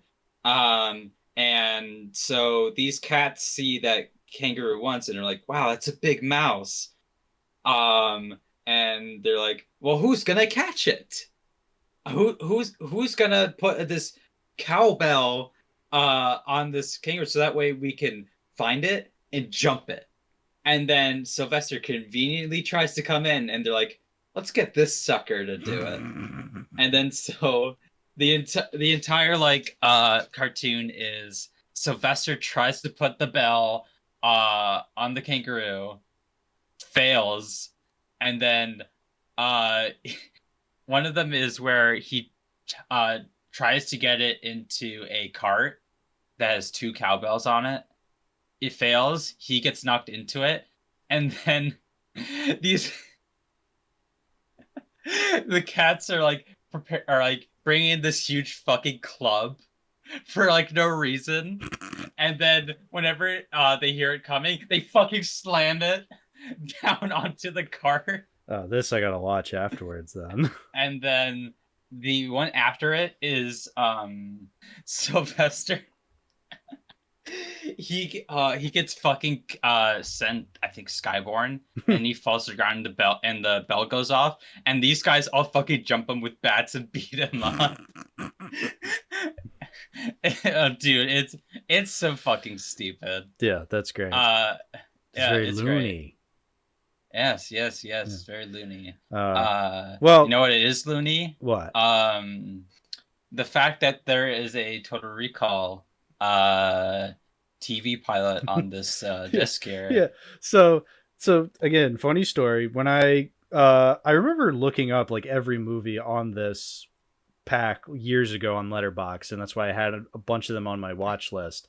And one of them, the only one I didn't have, was Total Recall 2070 Machine Dreams, because at the time it just wasn't on Letterboxd, and I found out because it's a TV pilot. It's not technically a movie. Yeah. It was a TV pilot, and I just thought that's so funny that they put a TV pilot and pass it off as a movie and put it on this fucking list. But I'm glad that they did, and I'm glad that Letterboxd finally conceded and let it be on Letterboxd. Like, that's good. Letterboxd has got to stop taking things off of Letterboxd. Like, they took off Scooby-Doo meets Batman, and I didn't realize, so that's why I rewatched it today at the time of us recording. The original date right here. Okay, now take it off. And it was, yeah, I watched it because I'm like, oh, that's a podcast classic. I have that on DVD. And they just took it off, but then they put it back on. It's like, okay, I watched it again. It's great. That's the exact reason why I have deleted all of my like TV like reviews off of the site, because not only is it very inconsistent, B, what they define as such is so fucking stupid. Right. Like, it's especially bad with like anime, because you'll get this entire franchise, and then there'll be a couple missing, and you go, why? Yeah. Like, you have all the other ones on here. What the fuck is going on? Yeah, they won't have like One Punch Man or JoJo. Oh, but our beloved Neon Genesis Evangelion's all on there. Like, that's fine. Which, like, I think it's even more weirder whenever you have like, because like they used to define it as like a limited TV series, right? Which that's like, fine. I can understand that. Yeah, and then like whenever it has like stuff like original animated videos, which are OVAs, you know, they're animated, they're anime that like are made specifically for direct to video, right? Like those I can understand too. Like, but like I think adding television has been its biggest mistake yet, and it's because they're really fucking bad at adding them. And I can't solely blame it on people who add it to TMDb. I blame it on Letterboxd, because not only do I not understand why they format it the way they do, they don't even add everything. No, exactly. Like, either all of it's okay, or that's none why of you have it's serialized, okay. right?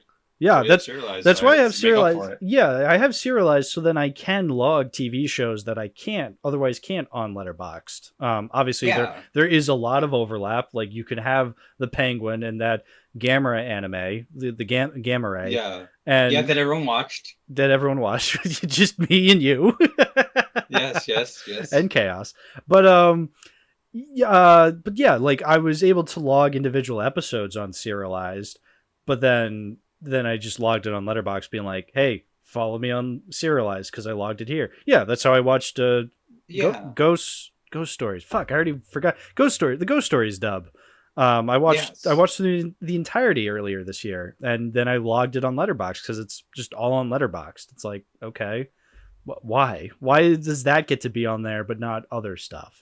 Yeah, I don't know. Letterbox, fix your shit and keep Kickassia. I don't know why they keep taking Kickassia down. That's the biggest sin. Yeah, and also you guys got rid of the Shin Godzilla click poster. What the fuck is wrong with you? Oh, fucking yeah. I never forgave them for taking off the helicopter poster for Enchanted Christmas. Like that that really threw me over the edge. Just like, yeah.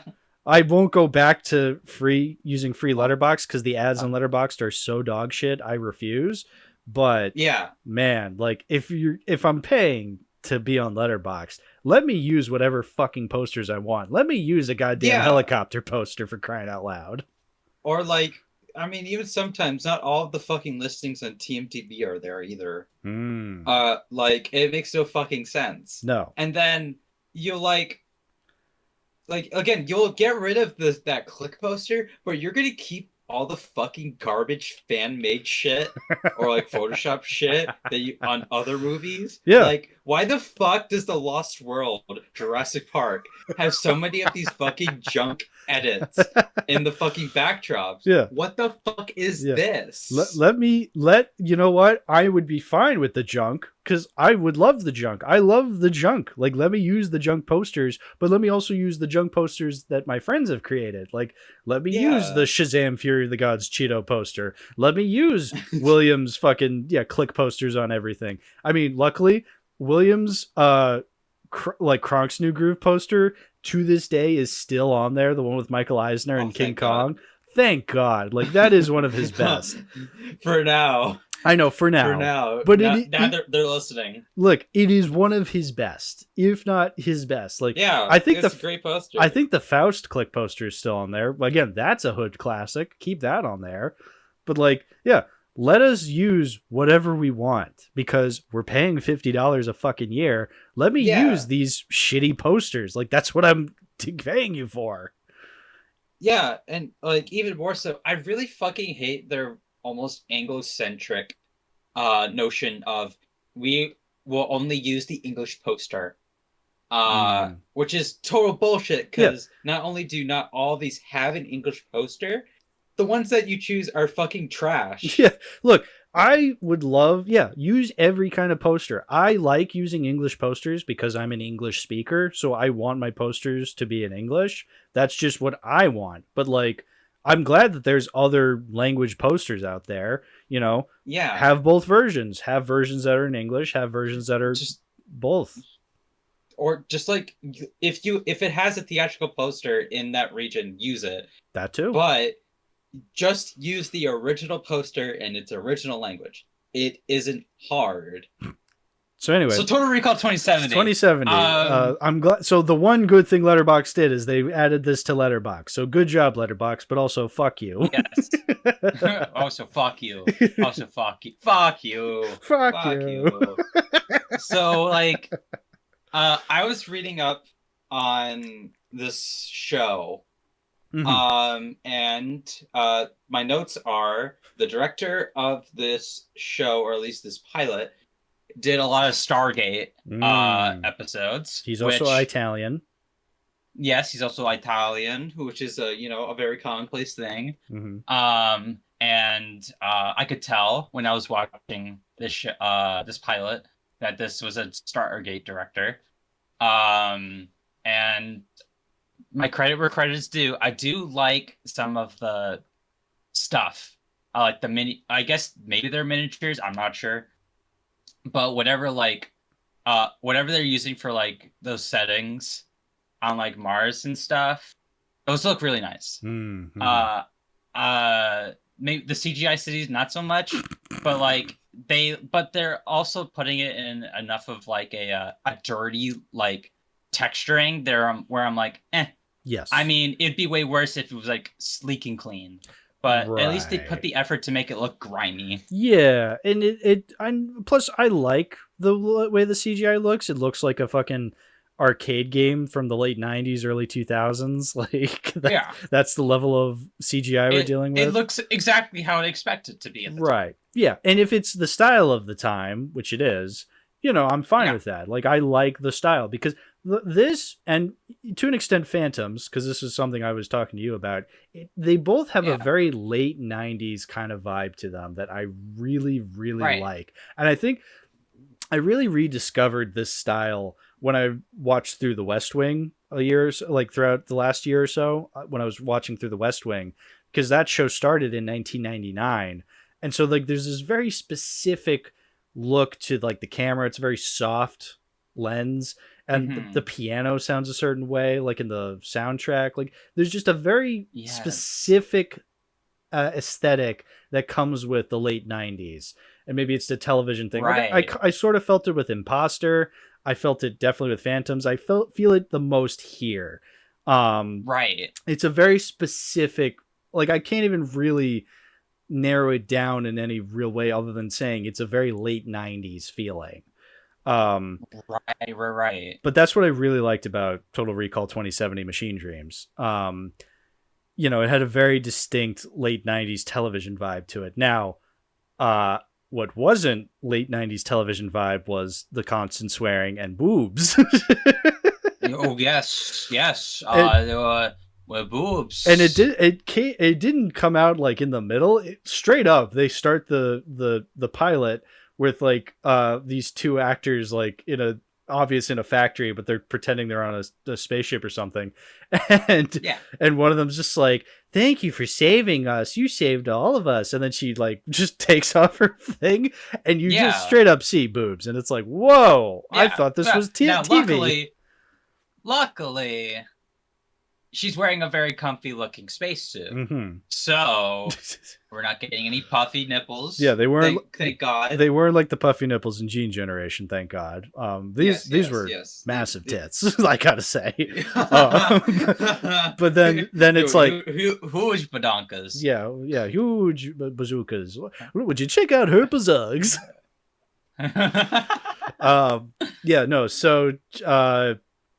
So that happens.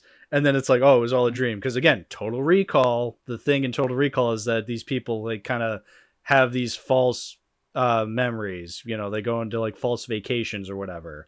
And so I got to say this right now.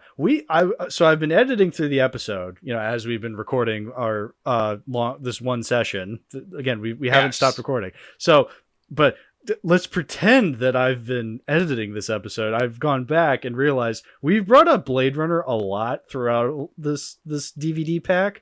Mostly because a lot of the movies are reminding us of Blade Runner. Again, because this is explicitly Total Recall, it's also Philip K. Dick. This is the most Total Recall and Blade Runner movie we've seen yet. Like, we brought it up when talking about Imposter and Equilibrium, and then with other stuff. Like, no, quite literally, this could not be any more Total Recall and Blade Runner had a baby together. Because you have, again, explicitly Total Recall, you have the recall where like you're literally inserting yourself, like inserting memories, you're like having false vacations or whatever. It's on Mars.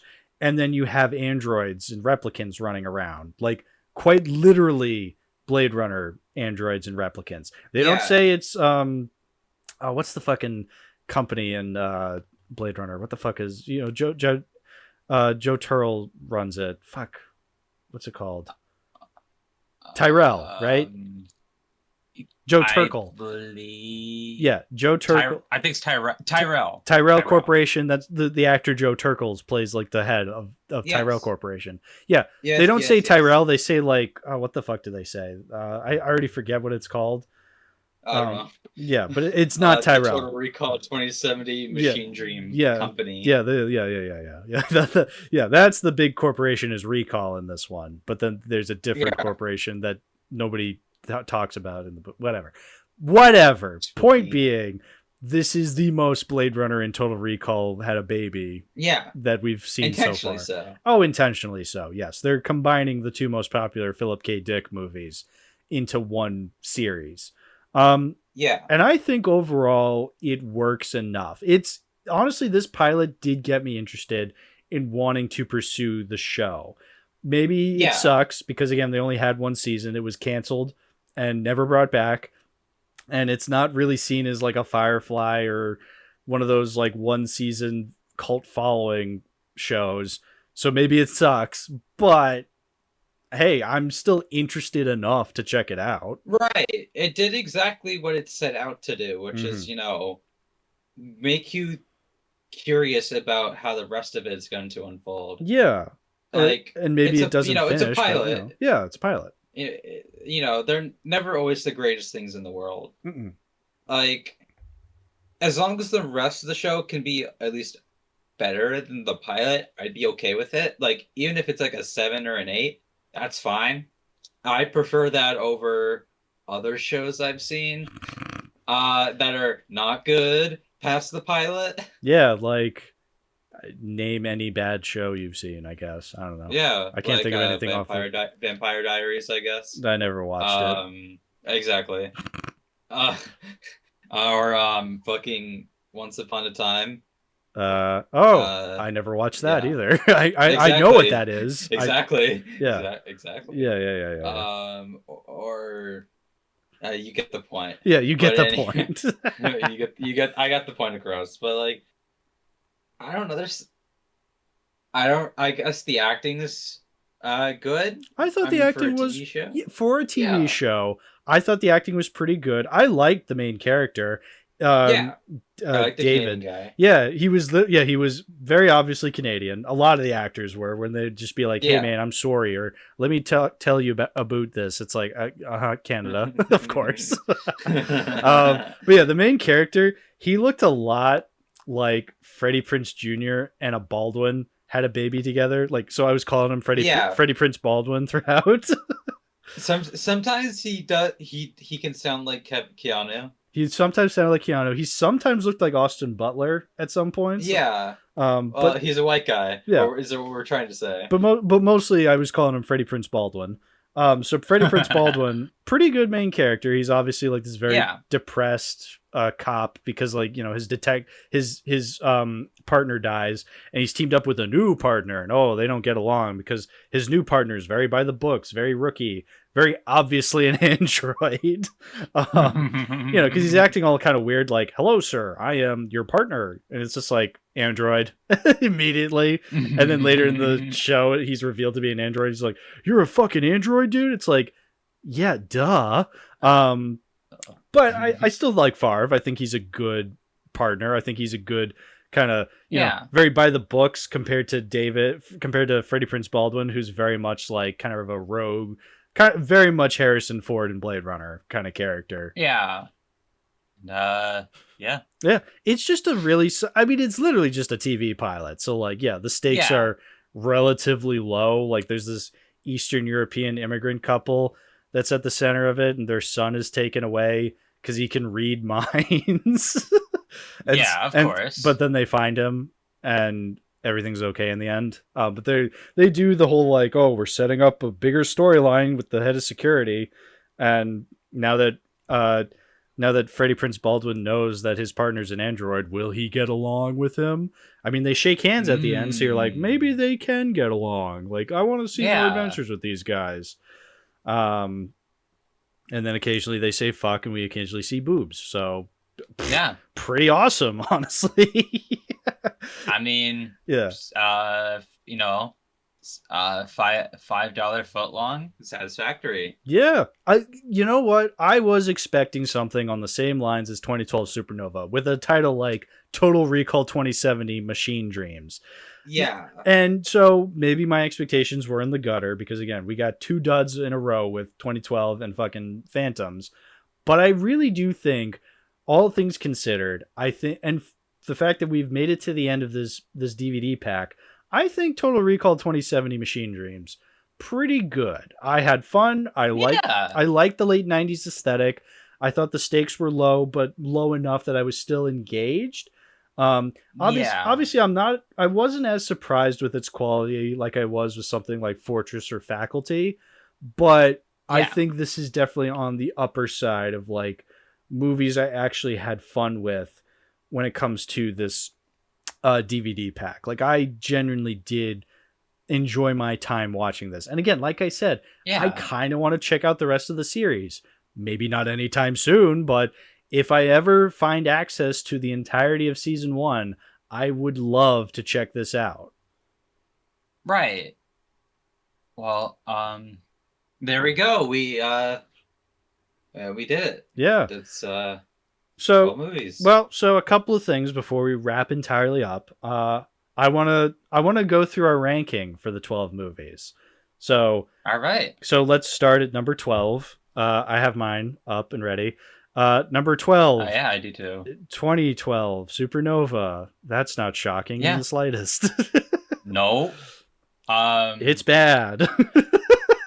Same here. I got nothing to say. Mm-hmm. I didn't finish it. All right. Number 11, Phantoms. Yeah. It's also bad. Speaks for itself. It's much better than 2012 Supernova, but not anything that special. Number 10. This is my number 10, Apocalypse. I'll give it this. I am much nicer to the Apocalypse now. Now that I've seen Phantoms in 2012 Supernova, I will be much nicer to the Apocalypse from here on out. Like, you know what? It wasn't that bad. It actually, I was pretty mean to it. I'll fully admit it, because I thought it was bad also, but had some cool things. Like, I miss the Shakespeare spewing girl. You missed your junk. I miss my junk. I miss the Apocalypse. So that's my clearly you missed it. That's my number 10. What's your number 10? My number 10 is Cypher, because that plot is fucking stupid. It does suck. And you know what? Number 9, that's where I put Cypher. It's not very good. It has some things. I will hold on to that. I will say, look, there's that sequence in the meeting room where like they're going around and brainwashing everybody. I still hold that one. I'm like, you know what? There's something there. Overall, though, very weak movie, but there's occasionally something cool. But at least it has things. Mm-hmm. But So, but there's a reason it's number 9. So, but what's your number 9? My number 9 is the Apocalypse, because it's trashy and it's my trash. So you just switch the old switcheroo. Yeah. All right. Number 8. My number 8 is Nirvana. I feel like, I was very mean to it. I will fully admit that, but I don't know. Just there is a lot holding it back. There's a lot to it that I do really like looking back on at it, but I think overall there's just not a lot for me to get out of it. Maybe you'd like to wait more if you saw Smormu. Yeah, maybe. If Smormu was actually in it. Yeah. My number 8 is Imposter. Sure. Fucking hilarious ending. The funniest. There were varying qualities. Obviously, Imposter was one of our first. There has never been a movie since Imposter that has a funnier ending. Like, Imposter has the funniest ending out of all 12 of these. Like, there's no debating that. It is the funniest ending. I did edit the sequence of him exploding and with "What the fuck boom," by the way.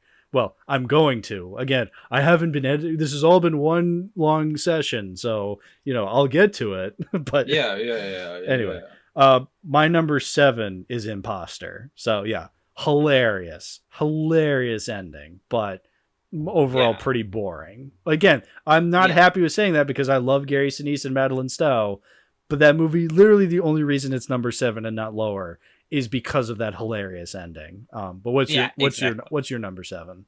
My number 7 is the Machine Dreams Total Recall 2070 pilot. Okay. It did what it set out to do. Mm-hmm. Yeah. I agree. Number 6. My number 6 is Renaissance, Paris 2054. Yeah, same here. Really? Oh, wow. Look at that. Yeah. Again, I think it would be much like how Imposter would be much lower without its ending. Renaissance would be much lower if it wasn't animated. Yeah. But Absolutely. I think that style, again, it works against it, but it also is what makes it special. I will defend Renaissance a little bit. I understand why it's not that great, but I think there is something pretty interesting there. There's artistic merit. Right, and I would highly recommend people check it out. So Renaissance. Yeah. Not too bad. You know, right. It's only a movie. Yeah, exactly. Number 5, Equilibrium. Oh, okay. Yeah, our very first one. Yeah, this was the very first movie we watched. And again, I was expecting Equilibrium to be number 1. It's actually number 5. So yeah, I'm very surprised with how that ended up. But again, Equilibrium, solid movie. Mhm. I liked it. Mhm. I like Christian Bale. I like Sean Bean and, the 5 seconds he's on screen. Yes, which is the style. Which was the style at the time. Yeah. But I think it was solid enough that it's number 5. I'm always gonna remember. I'm always gonna cherish it as the beginning of this 12 pack.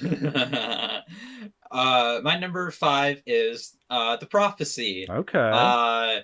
Which I think has which in the exact opposite of Imposter has a hilarious beginning. But as it goes along, it's a little less funny. But hey, at least the devil's there. Oh yeah. So Thank you, Vigo. Thank you, Vigo. It has a fun beginning, but like as it goes along, it kind of just drags its feet. Yeah. And it kind of stumbles all its way to the finish, which is admittedly, the finish is fine. But I am curious to check out the sequels, or at least the ones that I think are worth looking at. Yeah. Number 4, my number 4, this is big, is Total Recall 2070 Machine Dreams. Again, I was very impressed with how much I actually did dig it. I really dug this one. So, but yeah, that's my number 4. What's your number 4? My number 4 is Equilibrium. I have a lot of the same things that you said. I also hold it to my heart for being the first one we watched in this long recording session. Yeah, this long recording session. This was 12 hours ago. Yes. I find it funny how the main hook that starts his major change is a puppy. That's very silly. And, slightly weird undertones this movie has aside because the director's an idiot. Well, he did direct Ultraviolet, so yeah. Yes. But this is better than Ultraviolet. Ultraviolet. Is better than Ultraviolet. I completely, wholeheartedly agree. Yes. And it also has the guy getting his face sliced off, which is very cool. Awesome. So cool. Yeah. Number 3, my number 3, The Prophecy. I do agree. It does get a little weird throughout, but I think it is saved because of Christopher Walken and Viggo Mortensen. And I love that line where Christopher Walken just threatens Virginia Madsen's character. It's so funny. So that's right. I really dug The Prophecy. What's your number 3? My number 3 is Nirvana. There you go. Yeah, our biggest disagreement was Nirvana. Yeah. I think it explores its concepts well, and even though there are a lot of people who are comparing it to The Matrix, it definitely has a little bit more of Tron aspects because it takes place in a video game-like reality. Yeah. On part of its plot, and it made me interested to check out what the director has been up to before and after this. So I think it did a great job at intriguing me. And also, Christopher Lambert's there. Yeah. No, you know what? Christopher Lambert is the GOAT of this DVD pack. Yeah, but he's the best actor here. We'll get to that. My number 2, The Faculty.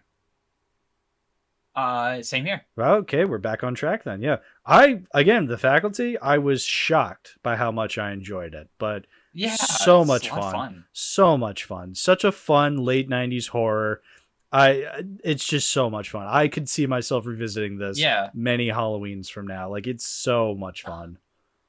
Yeah, it's like it's just a great time. Yeah. Like, such a great time. It's got a fun cast. It's got one guy who doesn't do anything.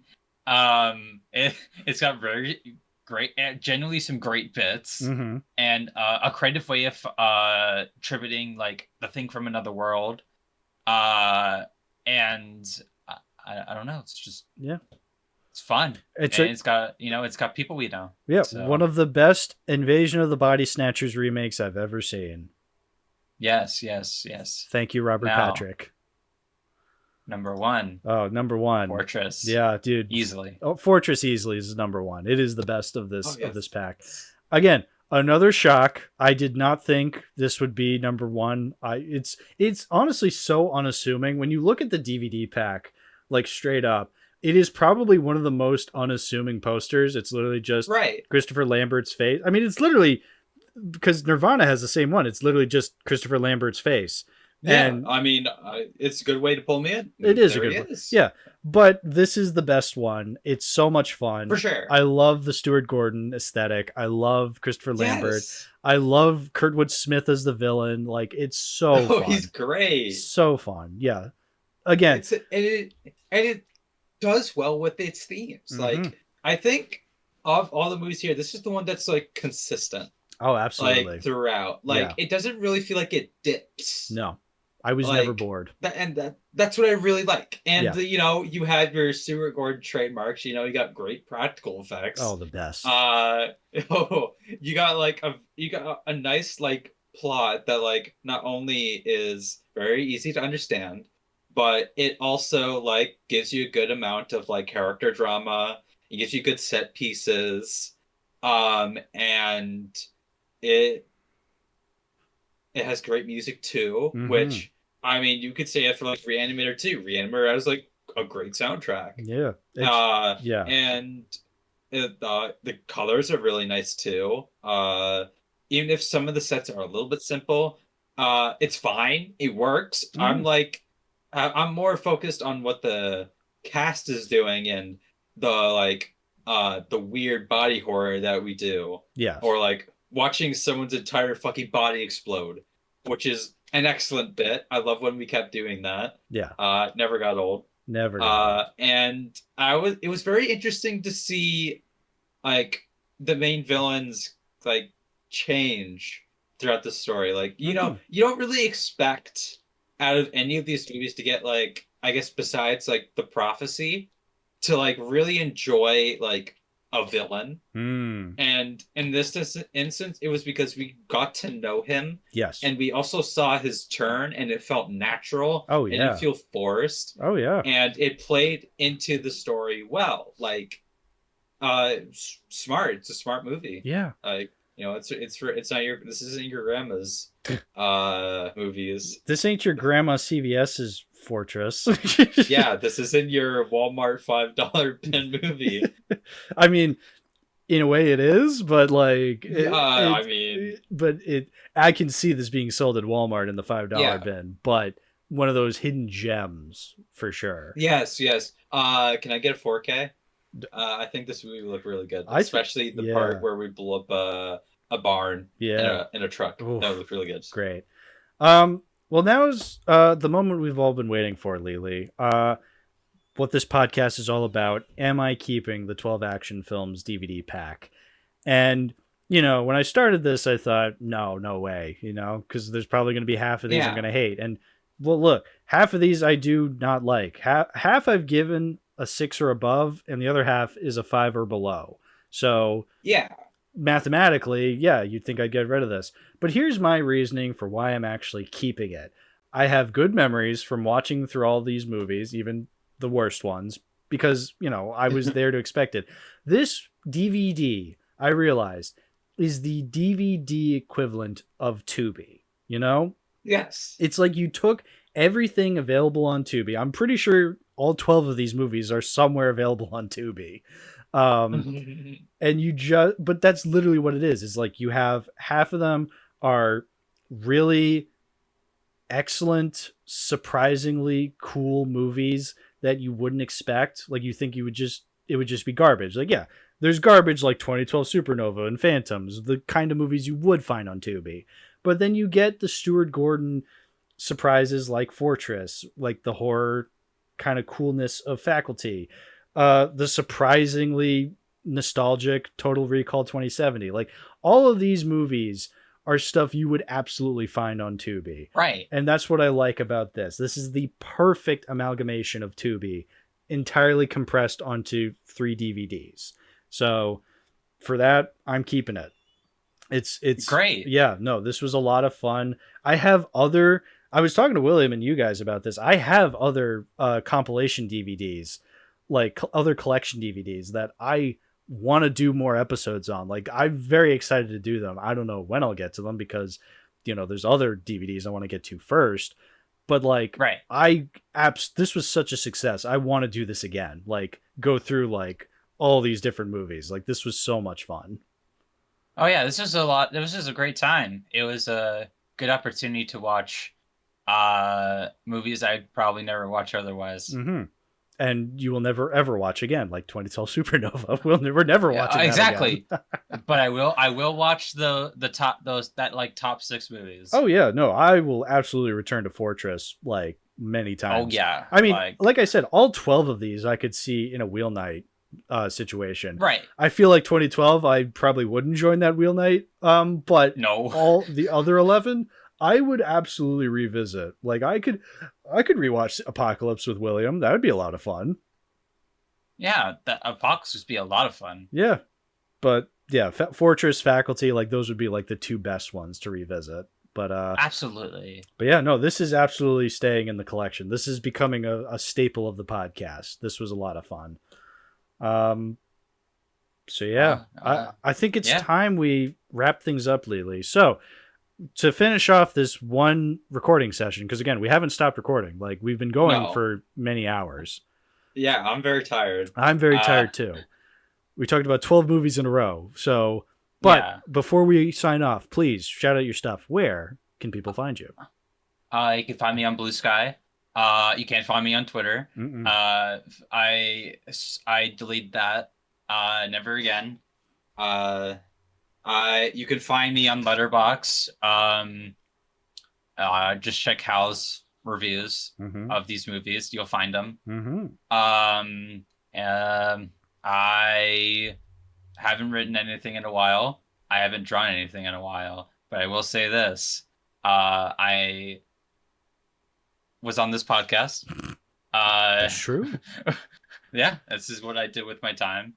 I